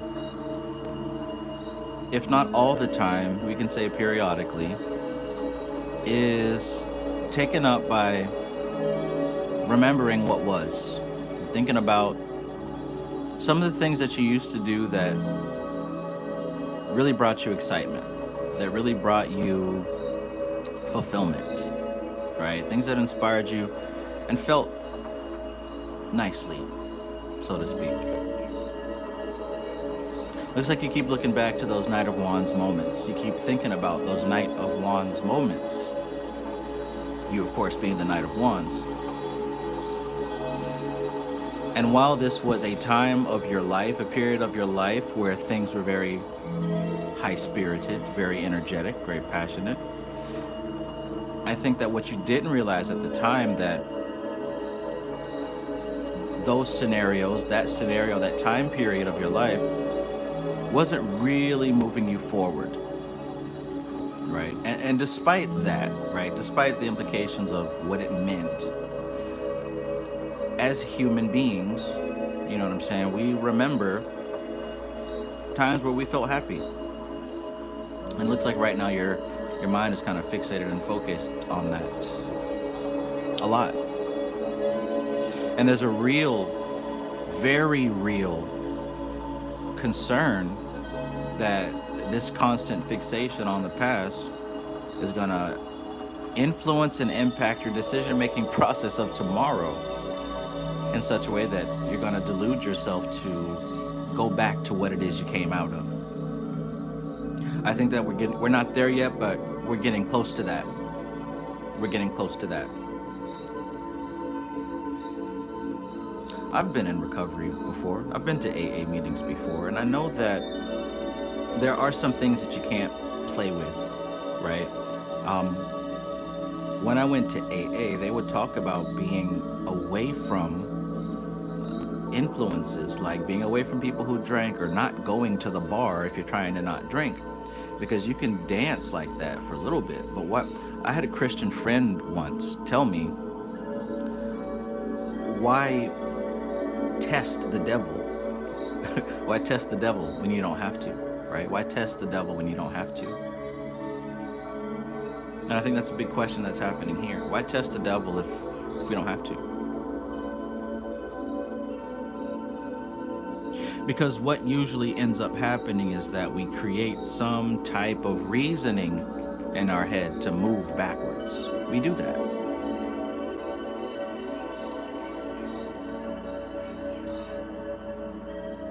We do that. So what's the solution, right? What's the solution? The solution is the same. Oh, it's the same. Start building your church. This card has appeared earlier. Start creating what's going to replace what you have given up. Start building start building the replacement. Start building the replacement. Because look, at this point, it's pretty clear. Temptation will not stop. It is not going to stop. Maybe you're not able to physically remove yourself from temptation. Maybe you're not able to actually do that, right? But what you can do is to begin building where you're going to go instead, right? You can still find enlightenment in a prison, right? It's not the environment that determines what happens on the inside, although the environment can be a very big influence, depending on the integrity of what's being influenced. In fact, depending on the integrity of what's being influenced, the environment can change, right?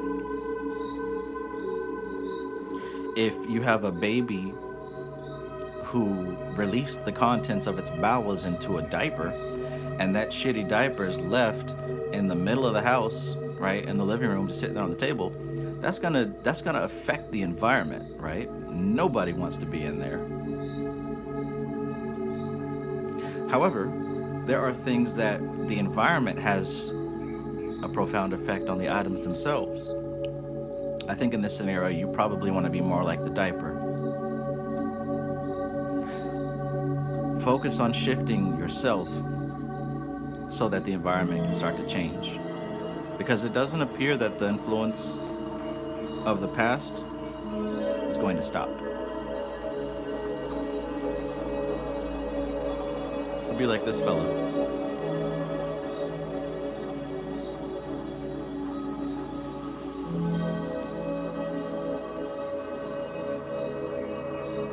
How does that sound so far? How accurate does that sound so far?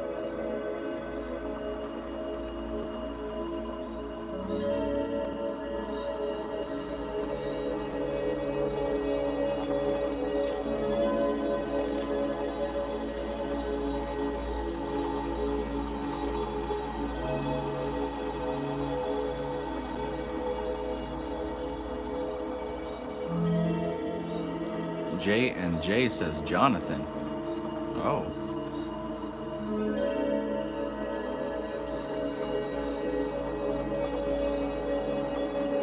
Kerr says it sounds pretty accurate.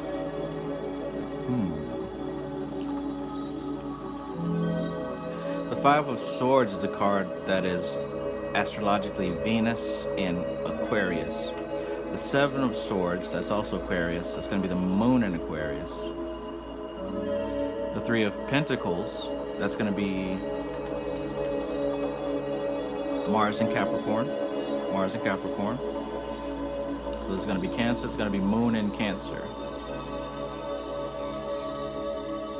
Moon in Cancer. Mars in Capricorn. Moon in Aquarius. Venus in Aquarius. All right, so we got the Moon. Both of these are lunar influences.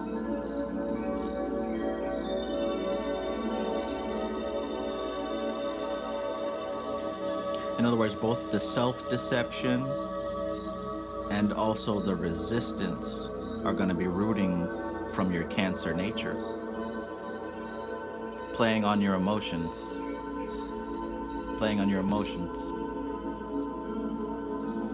Fortify yourself. Prepare for that.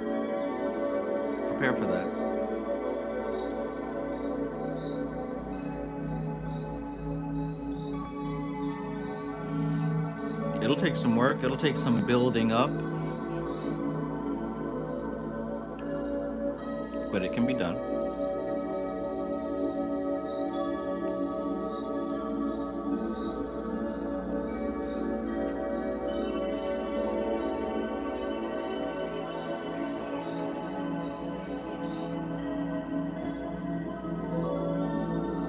Can be done. Will be done.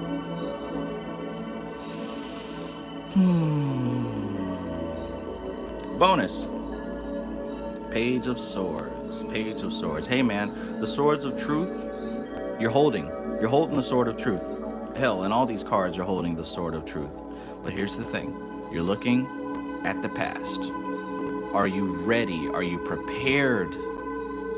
Are you prepared to look at the Sword of Truth that's in your hand? Are you prepared to look at the reality of the situation? Or are you going to keep running from it? Or are you going to keep dancing this dance? Right? The Sword of Discernment is in your hands, but you've got to look at what you're using it on. You're going to have to see it and push through it. This can't be done in blissful ignorance. This can't be done in, in denial. This can't be done in denial.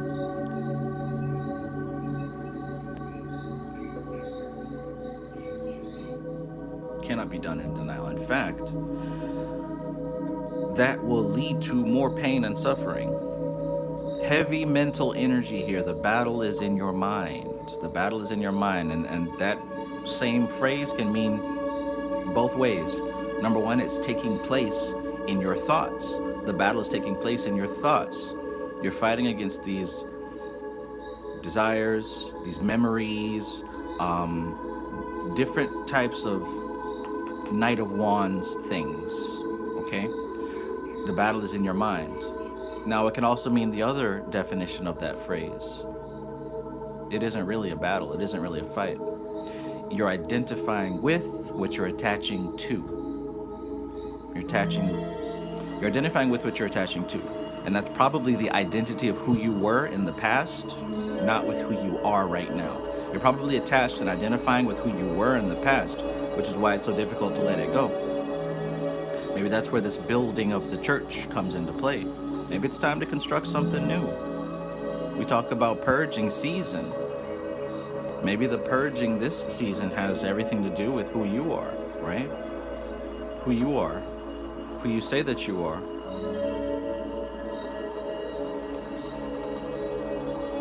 Queen of Cups. Queen of Cups. Because what's at the root of these things that you keep looking back to, right? There's the surface level, but there's also the deeper level, which is why you're doing the thing in the first place. Here's how you solve this. Here's the solution. When we think about the behaviors of the past, who we were when we were younger, who we were, just before we got into this level that we're in now, We made a lot of moves, tried a lot of things, had some victories, had some failures. But think about why we did the things that we did, right? I used to make a lot of music, and I had to come to realize that at the heart of me really making a lot of this music was I wanted to be accepted, I wanted to be validated, I wanted to be seen as someone unique, someone with special talents and special gifts. I wanted to be seen as someone who was creative. That was at the root of it, the core of it. Now, someone on the outside, you might just look at me and say, oh, well, he's very talented, he makes music, da da da da da, right? But really, I was chasing validation of my uniqueness. Now, that's not something that you can just look at yourself and say. It's going to take an inner work to really see that. And after doing the inner work, I really began to see that, right? I wanted to rebel against my dad, who said that I had to join the military or go to college and become a doctor or become a computer scientist person or whatever. That's what my dad wanted for me. And at the time, I wanted to be an artist. I wanted to be a rock star, a musician. I wanted to be unique and creative. So that unhealed, unanswered need for validation from my father manifested in me going out and trying to do all these artistic things. Now, of course, I learned to love music and learned to love art. I gained new skills, but I have to be honest with myself. At the heart of all those things was my need for validation. So what I'm saying all that to say is, as you look back to these experiences, what was at the heart of them? What were you really doing? Not the surface level, not what you physically were doing or whatever, but what was at the heart of it?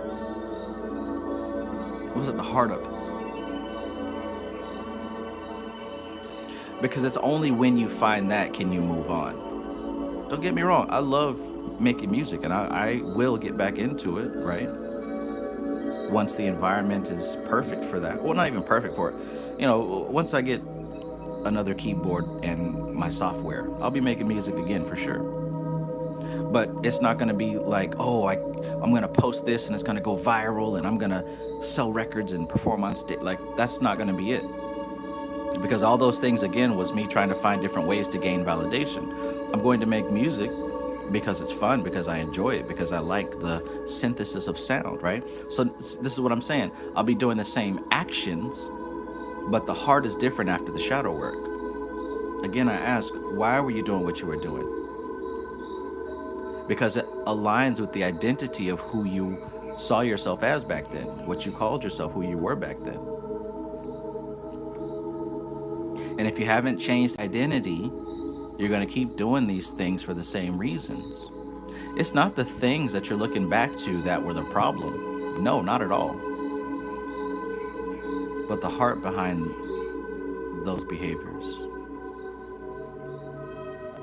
Because the heart was coming from an unhealed place.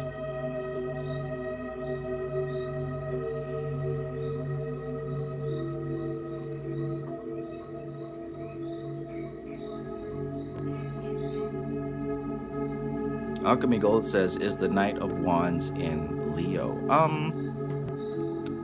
No, I don't think so.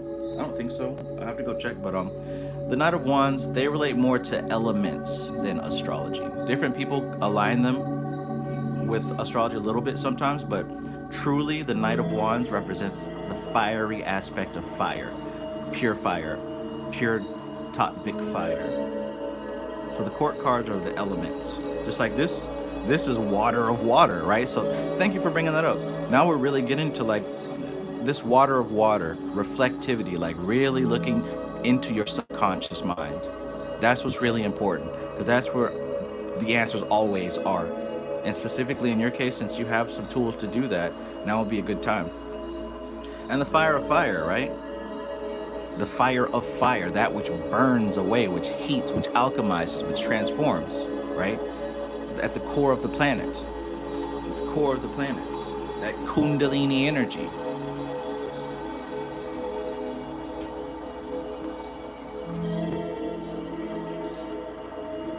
And it very well may be that's why you keep reflecting back to that time, because when you felt, when you were in that phase and that state, you probably were very much filled with spiritual energy as well, right?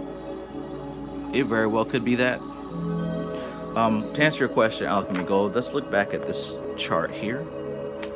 And what you'll find is that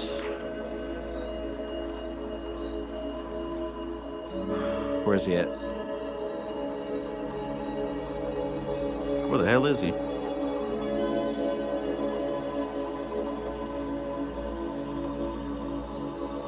Prince of Wands. Okay, so yeah, actually, Alchemy Gold, you can see the Prince of Wands here between the last decan of Cancer and the first 2 decans of Leo. So yeah, yes, Alchemy Gold, that's where the Prince of Wands ends. You were correct. 1 part Cancer, 2 parts Leo.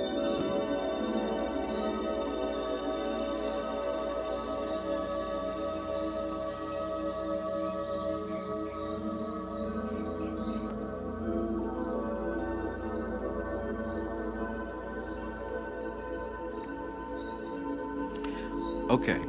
Curve says, you hit it on the nail. A skill I love, I still want to do and involve in this life, but the validation is not needed anymore. It came from wanting to impress my family. Right. Yes, you're 100%. When I got into it, I was going through an awakening. Yeah. I love it, man. I love to be able to really tap in with these cards, man. It's cool. It's cool.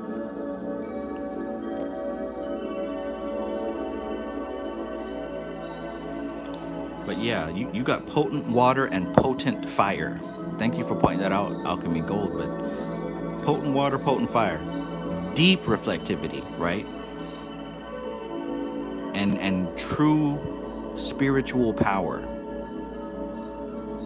Like I said, the actions, nothing wrong with the actions or the behavior whatsoever. It's what was behind it, right? It was what was behind it. And just to further clarify the other court card, page is earth, so that sword is air. This is the air part of the earth element. It's mixed. This is the air part of the earth element.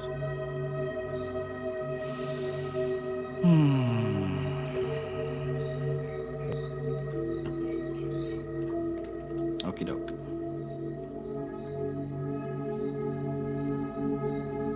Yeah, so dealing with this whole battling with these thoughts, looking into the past and trying to do what was there before, it looks like at the very root and the core of this all is to deal with the behind the scenes influence to those behavior patterns.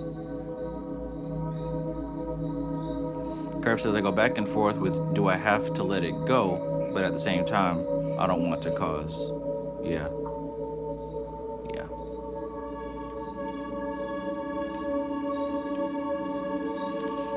Just like all of us, I think that you know what's going to come of your actions. Like this, you're intelligent enough to deduce correctly, right? So it's not going to be like this mystery surprise, like, oh, didn't see that coming.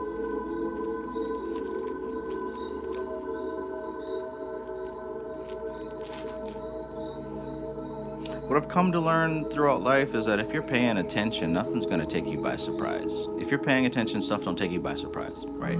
We talk about surprise. We often talk about people, right? People behaving in ways that we didn't anticipate or didn't expect. But the truth is, if you know how to observe people and listen to people, because here's the thing, man, we all tell on ourselves, we all say who we are, right? Even if we're trying to hide it, we do that. We don't have enough control over ourselves to really lie. And as long as you're paying attention, you're going to see that from the jump off. But what happens most of the time is that we are also stuck in ourselves, that we don't pay attention to the signs. So things don't really take you by surprise if you're paying attention, right? If somebody ends up stealing from you or lying to you or just being a fucking batshit goofball, there are signs in the beginning. The real question is, what were you looking at when they gave you those signs? I know with me, I used to be, well, I'm just now getting out of being somebody who always gives people the benefit of the doubt, right? Oh, I love to see the good in people, right? But I've found that that has kind of come to hurt me more than it's helped me, right? Because people often give signs of who they are. And it's just whether or not I or you accept that. Because I used to think, oh, well, I'm just projecting. That's me jumping to conclusions. But no, man, I've come to learn to trust my intuition and trust my psychic ability. Because look, here's the thing. There's a lot of people who just start off at that level and they say, oh, I'm psychic. I know how to read people. But it's just projection, right? With me, I've taken this very slow. I've denied myself. So when I have these psychic impressions about people, I always say, oh no, I'm just jumping to conclusions. But they turn out to be right. So now I'm getting to the point where I'm going to trust those first instead of rationalize. But all that being said, the more that you're paying attention in life, the more you're going to see that there aren't really like surprises. So there's no reason to get worked up about, oh, a meteor's coming, or oh, CERN is going to open up a portal to hell, or oh, alien invade. Like, there are no surprises. Shit's going to happen. Shit does happen and is happening gradually, always, always.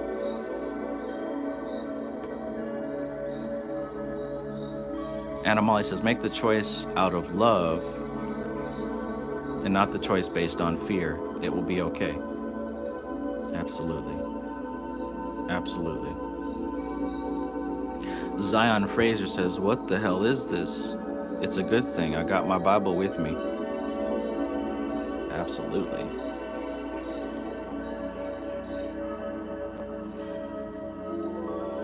Imagine, put yourself in that person's shoes. Imagine scrolling on YouTube and you see somebody's live stream and that's what you choose to type in there. What is going on here? I'm glad I got my Bible. Like, who are you talking to? Is that something that you're saying to yourself? Are you saying it to the YouTuber, to the audience? Like, what's happening here?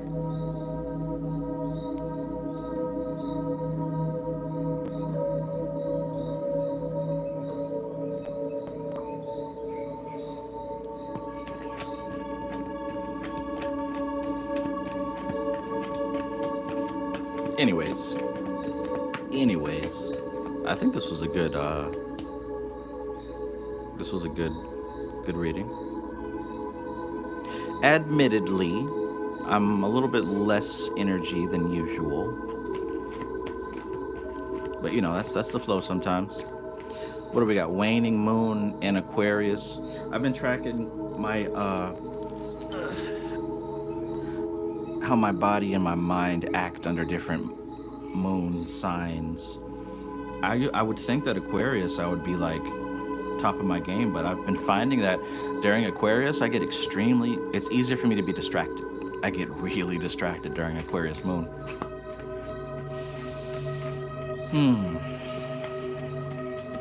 But it's funny because like just before that with Sagittarius and Capricorn, I'm so focused doing the hard work, etc. But when it comes to Aquarius, my mind is scattered everywhere else. But I love Aquarius. We get along so well. But that's because I think that my the particular decan of Gemini that I was born under, the third decan of Gemini, is ruled by Aquarius. So I think that's why me and Aquarius get along so well. They're like my favorite people typically. Usually my bestest of friends are gonna be Aquarius people. Aquarius or Taurus. But see, I haven't met very many Gemini in my life. And recently I'm coming to find that me and Gemini, whenever we meet, it's almost like we've already known each other for like a super long time and we're like instantly cool. I don't know too many Gemini, but usually when I don't know. When I do run into a Gemini, there's like an instant like, you know, we've been friends forever kind of deal. But Aquarius, it always seems like when I meet an Aquarius, it's like that same mutual understanding happens on the fact that we're both weirdos. So it's like I'll meet that Aquarius and I understand their level of weird. and they understand mine. So it's like we see each other on a human level. Whereas most of the other signs, they might look at me and they'll either they'll put me in the crazy category or the freaking movie character category. I don't know, video game character category. But Aquarius, we see each other.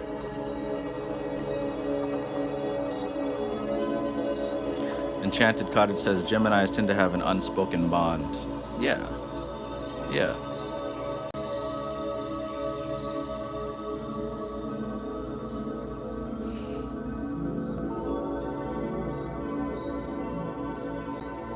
Rockin says, me now with boundaries. It's okay to walk away from people and not hate them, but know they are not for you.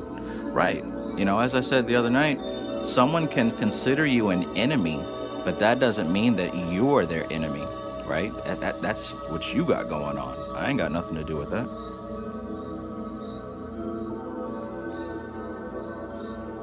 We won't be hanging out, kicking it and cooling it, but I'm not going to waste my energy on you just because you don't like me. I got other things to be focused on. Enchanted Gold says, Enchanted Cottage says, Alchemy Gold, Trav, you helped me a lot. Awesome. I'm happy to be able to have helped. Hakeem Lamidi says, this is what Enchanted Cottage was talking about during her Taurus reading this afternoon about relationships, especially the dependency part. Did I miss the Gemini reading? I know you do them in order, so I probably missed the Gemini reading. Alchemy Gold says, my Aquarius moon likes you too. Aww, see? My sun is an Aquarius.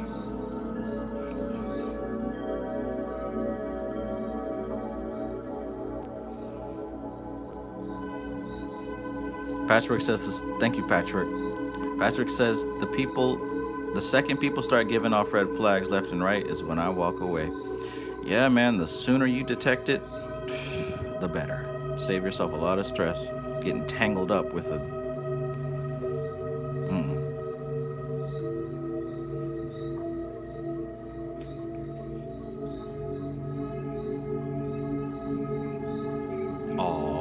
Hakeem Lamidi says, thank you very much, Enchanted Cottage. The reading resonated with me greatly. You were spot on from beginning to end.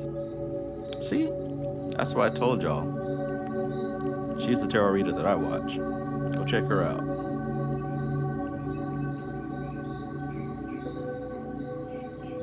Anna Molly says, I saw so many cars tonight that I got yesterday. Like, wow. Yeah. Almost all of them.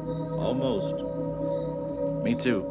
Me and Anna Molly were talking last night. We had pulled readings on ourselves.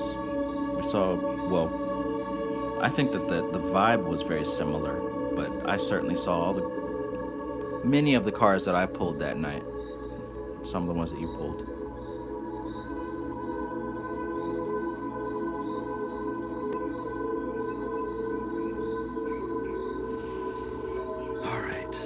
Hazard Pie says, really thought-provoking questions. Thank you. Yeah. So I pay attention to patterns, right? And like the more that I do this, the more I'm like soaking up different patterns. I don't know. I see a connection between what I feel when I wake up and a connection between that and what the astrological signs are and the transits are. And then what's kind of being talked about, on social media. Like I'm seeing a connection between those three. And I'm just trying to piece together how my uncanny ability to read the collective unconscious works, right? I know that it isn't just being dumped on me from the beyond. I know that there is a pattern recognition going on, but it's pretty cool to see some of the behind the scenes work of this being able to read the collective unconscious. But yeah, I certainly see a similarity between how I naturally feel when I wake up. And when I say that, what I'm saying is that like whatever's going on, I feel it already, and I'm able to kind of decipher it and break it down for myself. And then I'll go check the astrology and I'll see that it lines up, right? And then I'll kind of see sometimes what's being talked about on social media or whatever, and I see like recurring themes and underlying themes. It really is like a current that passes through and shifts everybody in very similar ways, right? We all have different combinations, but we are all dealing with the same sign. Like everybody's got Aquarius in their chart somewhere. Everybody's got Gemini in their chart. Everybody's got Mercury here, Saturn there. We're dealing with the same patterns and signs. Like, just as human beings, we're so quick to think that we're separate from each other, but we forget that we're built off of the same equipment, built out of the same ingredients.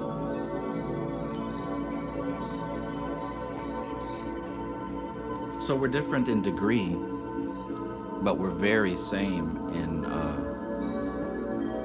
category, right? Very same in category. There isn't much variation in what we can be. So we're all dealing with the same type of stuff. Now, the difference is, if Venus is in Taurus right now, yeah, it's going to affect everybody. It's going to affect everybody because everybody has Taurus in their chart somewhere. Everybody has Venus in their chart somewhere.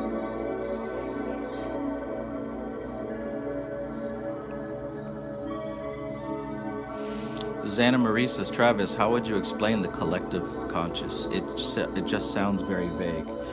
It is very vague, but to describe the collective unconscious, we can say it like this. Human beings are multi-layered intelligences, right? We're multi-layered people, multi-layered creatures. We can see that in the fact that, okay, we might go about our day with certain thoughts on our mind. That's the conscious. But when we talk about the unconscious, we're talking about all the data that's within us that isn't being taken into consideration. For example, you might be walking through the city or whatever, through the district of, I don't know, the mall, whatever. And all of a sudden you're like, damn, I want some Burger King. Damn, I want some coffee. Then you go and get it. But what you don't recognize is that maybe 30 minutes beforehand, you passed by an ad or a sign or something that put that image into your mind and stimulated a memory that you've had with Burger King. And what results now is an action of you going out to get that Burger King, right? So there's a whole ocean of unrecognized responses to the environment, right? Now, the deeper you go in that ocean, it isn't just with what you saw, heard, smelt, tasted, or touched within the past 24 hours. It goes back years. Sometimes it goes back generations, right? Because you got your DNA from where? From your parents, grandparents, etc. And they all existed through times and experiences and influences, and all that stuff leaves an impression on the matter. Just like when you go to the gym week after week, month after month, year after year, it leaves an impression on the matter called your muscles. So to speak of the collective unconscious, what we're talking about is the influences that affect greater groups of people, the influences that affect just spiritual people, the influences that affect people who listen to country music, right? Because think about this now. If you listen to country music on the radio, they're only playing a handful of songs. There's only a handful of popular country songs. There's only a handful of artists. So everybody that chooses to be a part of that movement is being influenced by the same influences, right?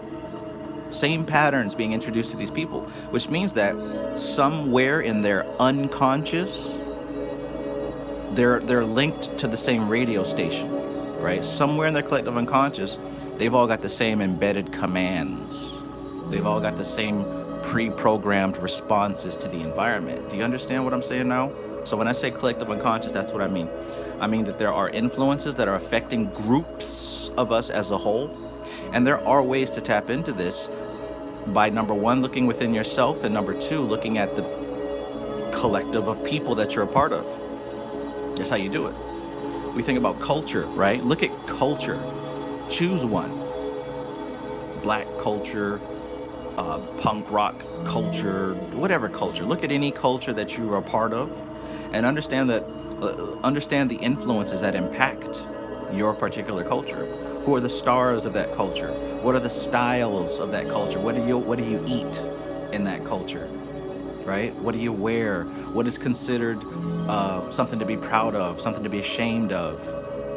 All these can serve as different symbols and triggers that hold meaning.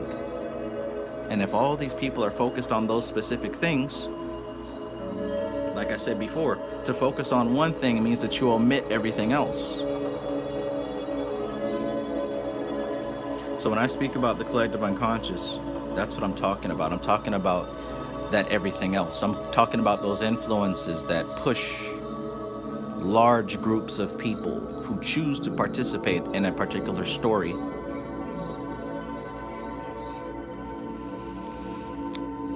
I'm a star. I am an actual holographic star. And right now, I am experiencing physicality. And I'm experiencing the process of how this physicality can be manipulated by thought. Xana Marie says, are you referring to what we're taking in physically, spiritually, energy-wise, and generationally? I just think culture is more of a conditioning rather than something innately in us. Well, absolutely. Nobody's born with culture. There is no culture. It is all an illusion. Nobody's born with a culture. So, absolutely, what I'm referring to is what is being taken in through the 5 gates of the body and being processed and filtered by the mind. Absolutely.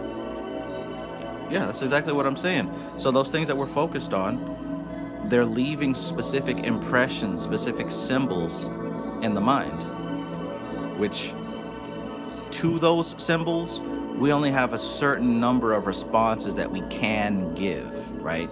So if society has given us sexy red, right?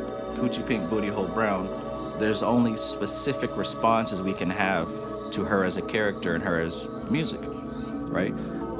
I just gave her as an example, but really anything. Look at the people who come in here and see tarot cards and they say, oh, that's the devil, right? That's a pre-programmed response given to them by their particular culture. Alchemy Gold says, based on what part of the world you're in. Yes, that has the biggest part to do with it. And because we are in this expansive age of the internet, we can see this starting to mix and mingle at a rapid rate.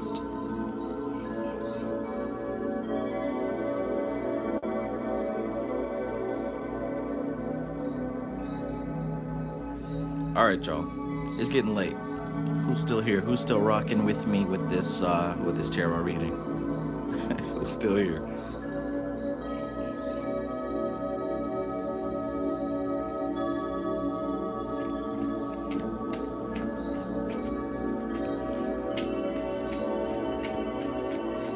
Alchemy says, red who? She is trying to find out. Who's coochie pink, booty hole brown? I got to know immediately. What is Travis talking about? I must know. I must know.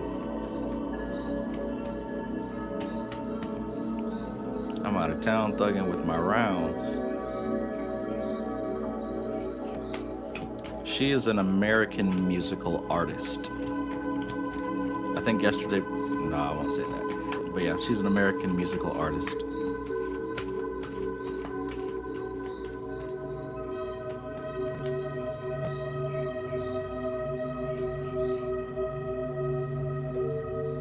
Okay, we've got a few people still here with us. That's cool, that's cool. Somebody's got their morning coffee. Shoot, I think I need a refill already.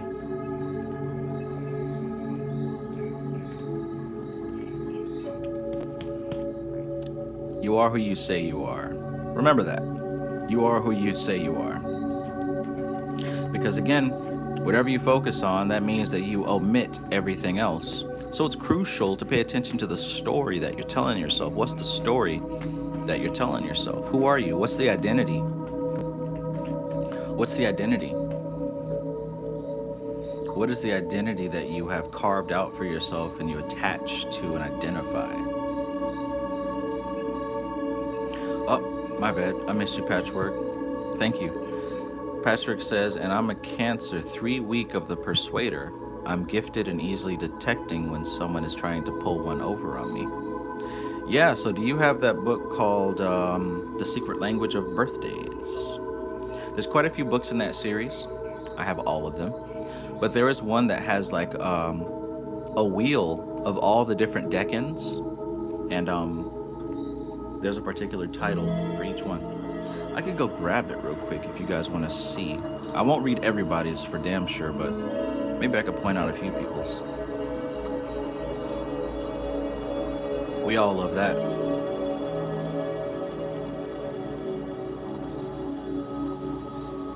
Xana Marie says the 5 gates. Are you speaking of the senses? I thought there were way more ways we could receive and give than 5. I think that tarot cards are a cultural conditioning and not the way around. Yeah, I already agreed with you the first time.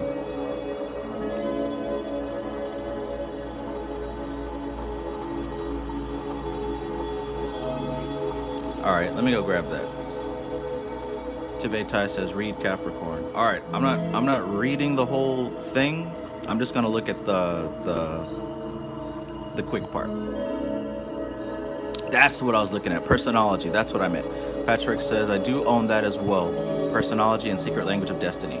Yeah, that's what I was talking about. I'm gonna grab the personology one so you can see what I was referring to.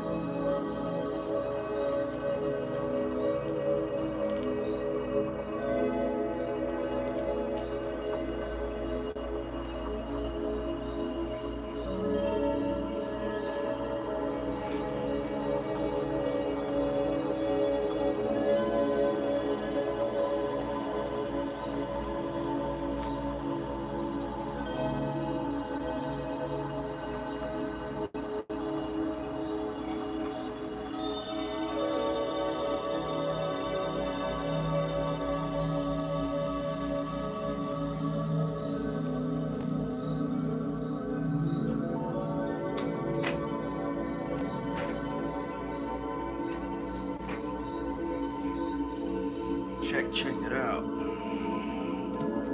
Look at this. It's massive. Big ass book.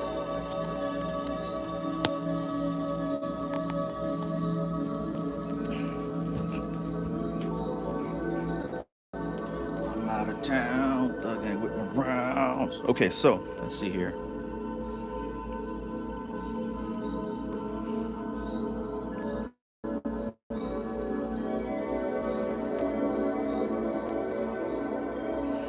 Rockin says, remind me of Jiddu Krishnamurti, the courage to stand alone when you speak about culture.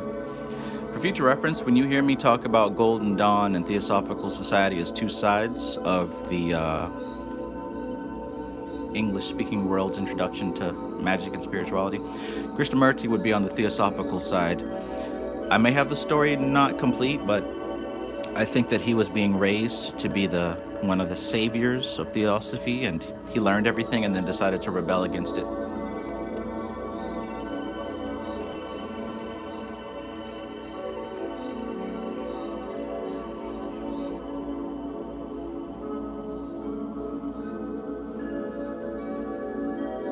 All right, so check this out. This is what I want to point out. If you know what decan you're in, like for example, I know that I am the last decan of Gemini, which is the Seeker, right? I don't know if you can see that, but I'm the last decan of Gemini, which is the Seeker. And look how close it is to magic. No surprise that I do what I do, right?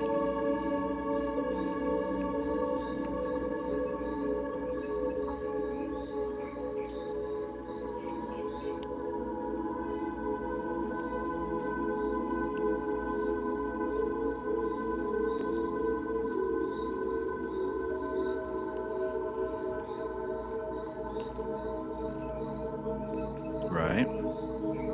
So if you happen to know what decan you're in, there happens to be information regarding the influences to who and what you have become and your potential. Really cool book, I must say. So yeah, if anybody knows what their decan is, I'll do a few. I'm not going to do everybody, but I'll do a few.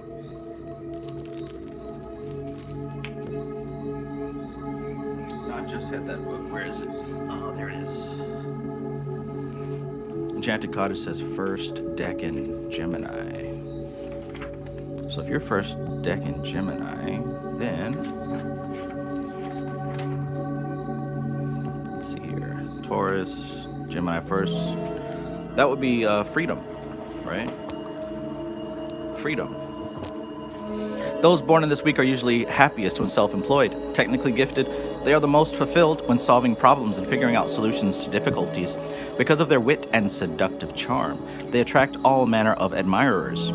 However, they can be tyrannical and deny others the freedom they demand for themselves. Their highly charged nervous system needs to be kept calm. Oh. I'm going to read mine. The Sun in the week of the Seeker. To go beyond ordinary human limitations toward the unknown, this is often the goal of those born in this week. Hell yeah. They usually understand that achieving mastery on the physical plane is the first step in such a process. However, their own emotional instability can lay all kinds of traps for them unless they're able to balance and temper their feelings. I had to learn that.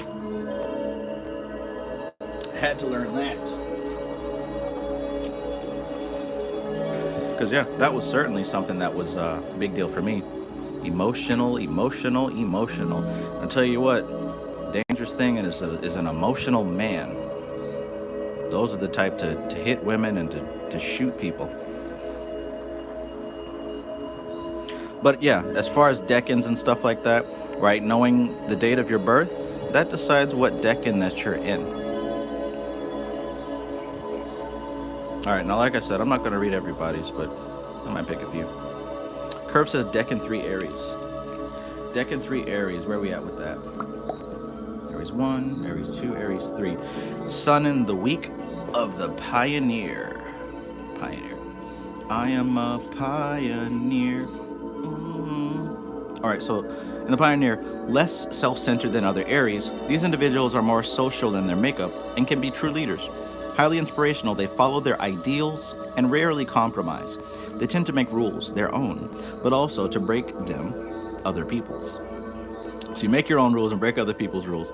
Highly protective, they are often seen defending and serving the needy. Their idealism, at times, makes them insensitive to other people's feelings.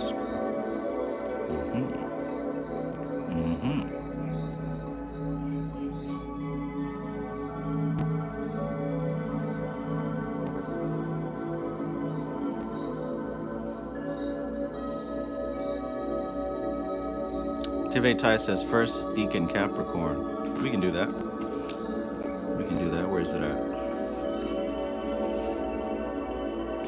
Capricorn 1. Capricorn 1 is, what is that? Ruler. Okay, ruler. Capricorn 1 ruler. Those born in this week know how to control their living and working situations. True rulers, they regard their home as their castle and like to see it running smoothly. Allergic to chaos, they run the risk of becoming control freaks. Unless they give up their tendency to make up other people's minds for them, they are likely to arouse resentments. Let me know if these are accurate for y'all. Thank you, Patchwork. Patchwork says, I'm close to oscillation, the swinging of the pendulum, maintaining balance, walking between the worlds. I know that feeling.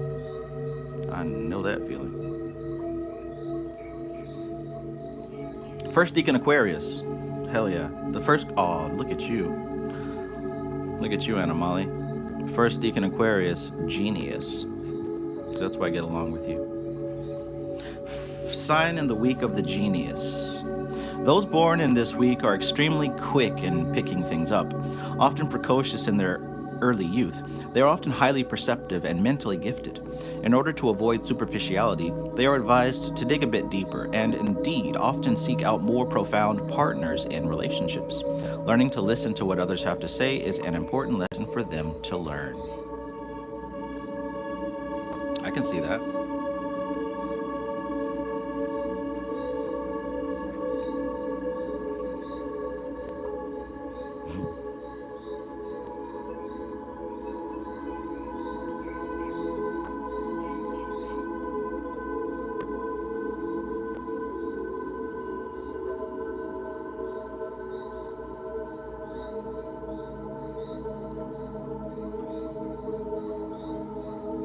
Curve says, what dates was that for Capricorn? Sounds like my mom. Shit. I don't know. What decan was it? Ruler?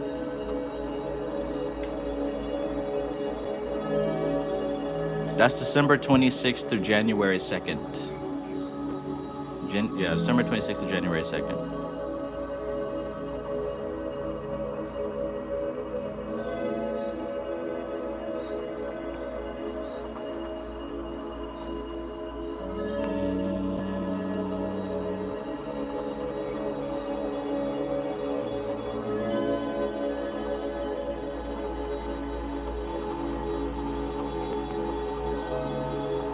Alchemy Gold says first decan Capricorn. First decan Capricorn. Oh yeah, we just did that.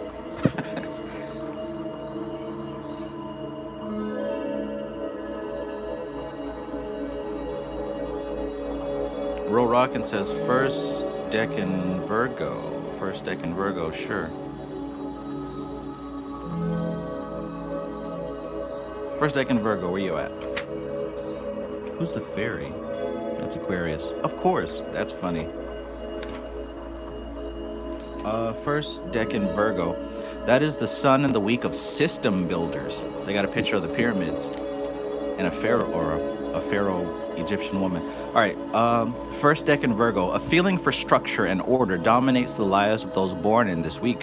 Yet, paradoxically, chaotic elements threaten them constantly, and therefore they run the risk of adopting a rigid stance against perceived threats and intrusions.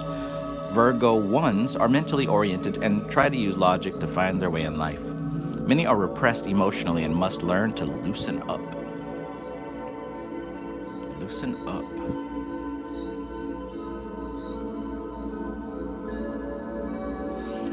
Tive Tai says, my mantra at work when I'm running the shift is I want things to run smoothly. I'm known for this to the point the higher-ups compliment me on it. Yeah. Alchemy Gold says, did he say allergic to chaos? Absolutely. Allergic to chaos.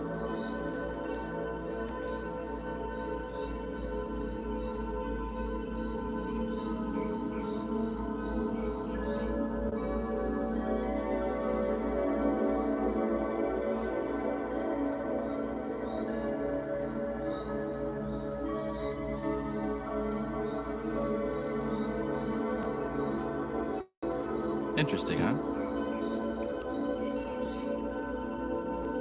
Alchemy Gold says, I run a tight ship. I heard that.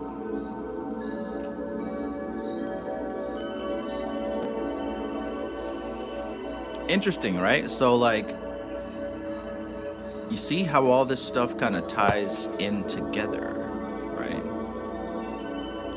Readable. It's all readable. Like, none of this really has to be just like reaching and making shit up. Like all of this information is organized and orderly, and it's not like an organization that some body put together because they want to. This is done by observation, right? Remember, all of the universe is based on patterns. Patterns existed. Then people came into the picture. The patterns were already here. And once we observe those patterns, we begin to assign meaning to those patterns, assign symbols to those patterns. And that's what we have. That's what all of life is, right? That's why you have lights on the dashboard of your car. Those are symbols that indicate a specific pattern, right? So understand that all of this comes from a place of observation and not so much just made up because somebody wanted to make something up, right? So we got the different cards lined up with the different decans. So when you hear me say that the 10 of Swords is Sun in Gemini, and I say that that's the card I was born on, that's what I mean. The 10 of Swords is the Sun in Gemini. That's the third decan of Gemini. And then we go back to what I read about it, and you can start to see these things kind of tie in just a little bit. Interesting. For Capricorn, by the way, that would be the 2 of Pentacles. Ro Rockin', thank you for your donation. I appreciate you.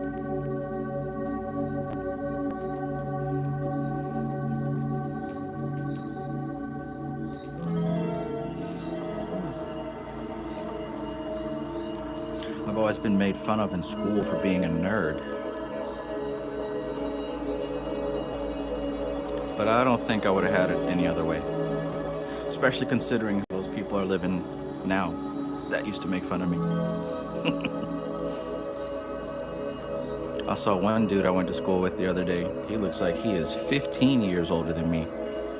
Well, that's stress, boy. That stress will do something to you. That stress will do something to you. Wireless Gaming says, second decade, July. Oh, you trying to figure this thing out, huh? July 2nd decade. Wait. I don't think that's how it works. July is in the zodiac sign.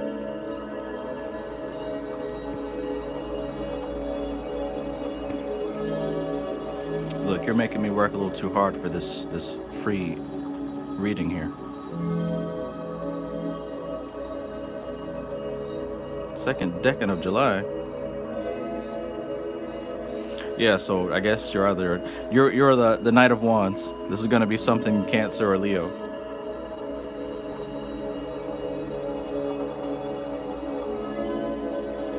Hakeem Lamidi says 3 decan Taurus. You can do that, my fellow cyclamate. Third decan of Taurus is the sun and the week of the natural. I see whoever owned this book previously was that. You got it checked off. The sun and the week of the natural.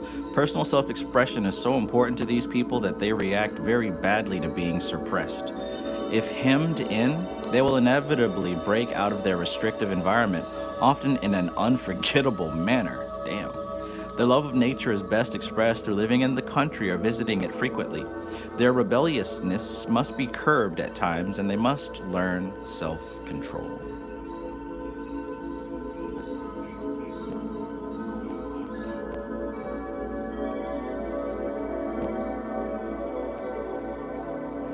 Anna Molly says, talk nerdy to me. I don't think I can talk any other way. That's all I got, nerdy.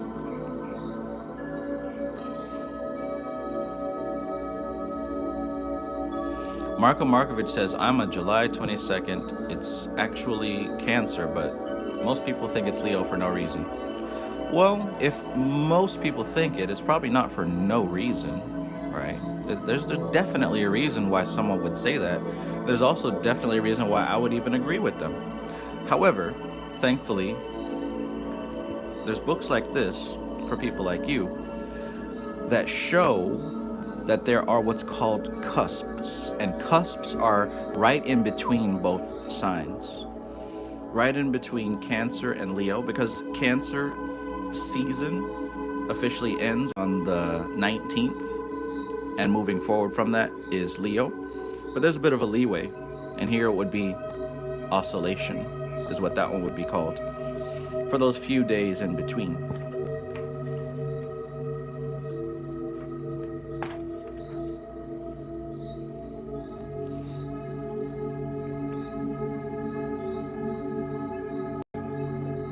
It's not in my nature to argue with anybody, but that's where you would stand as a cusp. I don't know if you've heard of that before. Best of both worlds, though.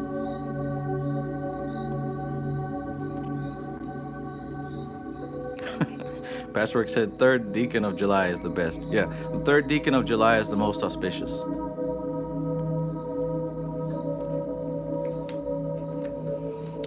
Etheric says, third decan Aries. Hey, why not? Third decan of Aries is the sun and the week of the pioneer. Wait a minute, we just said that. Yeah, we got you already.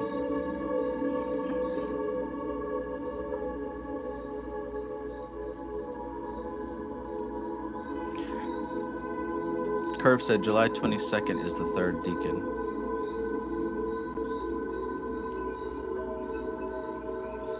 Curve says 3 days. Cusp is 3 days before and 3 days after, right? Absolutely. Absolutely. Xana Marie says, Travis, does it matter if we were born late or early from our due date? I mean, it depends, right? Does it matter for what?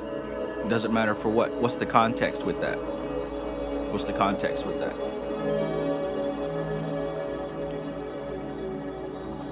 Oh, okay. So as far as astrology and the sign, um, yeah. What ultimately what matters is what actually happened. Like, what's the date and the time on paper? Because that's what's gonna go. That's what was meant to happen in the first place, right? Because the doctors, they give a projection, right? They give an idea based on their education, based on them being able to recognize patterns of their own, right? And because the doctors are human beings, you know, most human beings only go as far as they have to, meaning very lazy. So we don't know if the projections were even accurate. But what we do know is that you came out on a specific day on a specific time, and we run with that. For all we know, that could have been a jackass doctor, right? And he could have made the date too early or too late. Isn't that a terrifying thing that there are lazy doctors?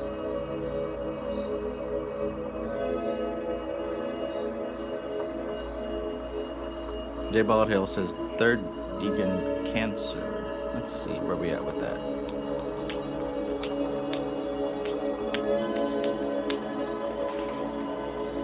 Ah, that is the sun in the week of the persuader. Yeah, and check this out. I don't know you personally, but I already see that. Dominant individuals, those born in this week, are likely to exert a strong influence on their immediate surroundings because of their highly persuasive nature and their need to control. They most frequently get their way, sooner or later, using a blend of cajoling, personal magnetism, and reward. They're able to soften the hardest of hearts and convince the hardest of heads.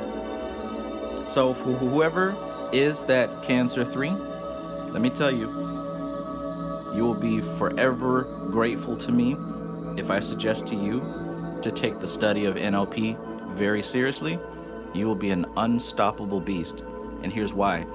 You want to figure out what your natural energy is and then align with getting better at that. What that's going to result in, once you find your natural energy and your natural essence and what you're naturally good at, and then you study the masters of your craft, shit, you'll have supernatural support in the things that you do. You'll have supernatural support in the things that you do.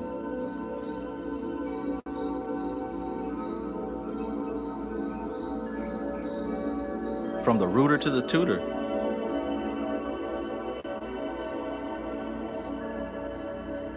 Hazard Pi says, from first breath, that is when you separate from the mother. Spoken like a true mama. Anna Molly says, even if it is accurate, the kids sometimes come early or late, and sometimes it is in their attitude. Yeah. So that's what I'm saying. What matters is what's on the paper. What I was expressing with the doctors and their intelligence level is that there are many variables and many what ifs, just like even today, right? Just like even today. There's a bunch of variables and what ifs, but what happens is what happens, and that's what goes down in history, right? Ace says, thanks for always sharing the books. My pleasure. You're gonna leave my videos with something that can help you. That's I'm gonna make sure of that. You're gonna leave with something to eat. Take this plate. You ate today? No. Get this. Patchwork says, why does everything always work in my favor when I least expect it? Ammon gave me that mantra a while back. And it's beautiful to ask yourself questions instead of give yourself commands, because the subconscious mind knows better than the conscious mind would. Duh. The subconscious mind has all the data and remembers it. The conscious mind does not. So instead of giving your subconscious mind a command, ask it a question and expect the right answer to come out.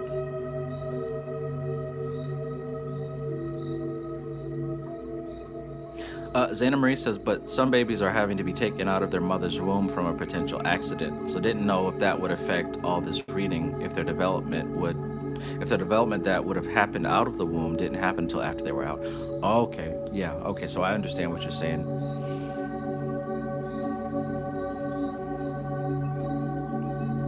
In that case, I would still say the recorded time of birth, right? saying that that might be a C-section or maybe a natural delivery, but I would still go with the time of recorded birth.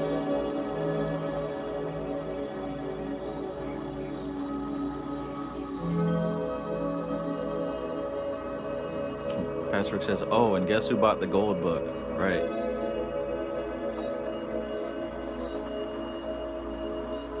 Alex Shabazian says, use poker cards, not tarot cards for a reading. How about you use sandpaper instead of Charmin?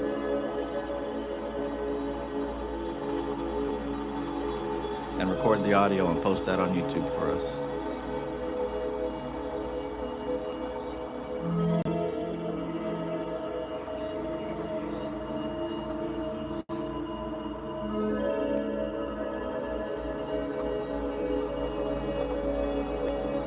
Alex Shabazian says, tarot cards got trapped spirits in them.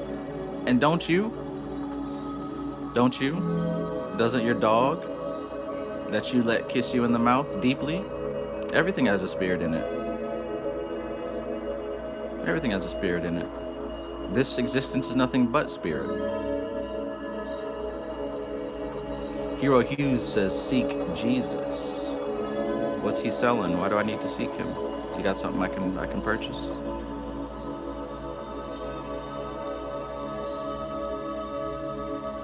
All right, 11:11 West Coast. Is that what time it is? What time is it? Oh wow, 2 o'clock. Oh, I got to go. I got to get on Fortnite. Animal says, I gotta go to bed. It's been fun. Yes, it's time to go.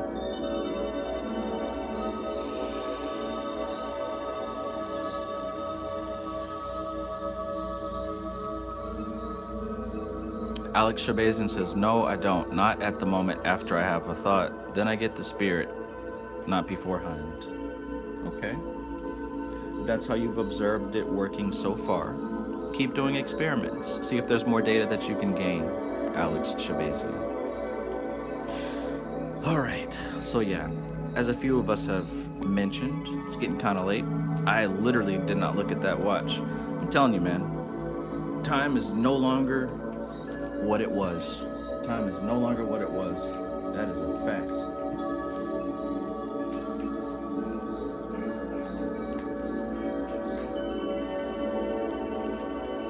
That is a fact.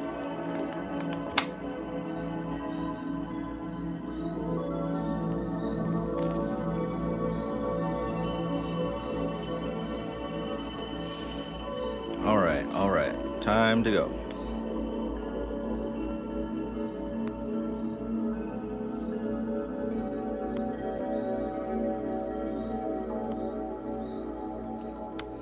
Peace. Hakeem Lamidi, Ace, J. Baldhill says, much love. You're the best, Trav.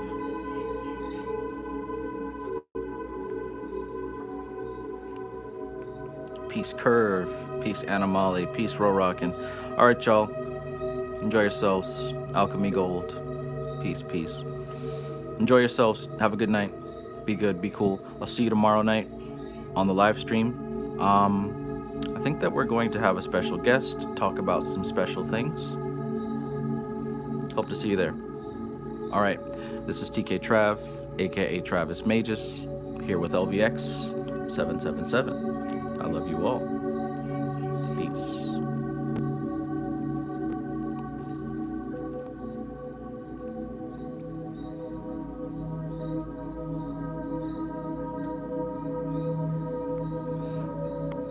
Time for me to go face those snipers.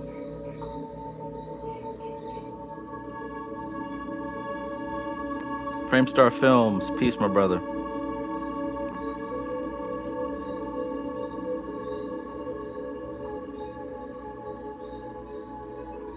All right, y'all. Have a good night.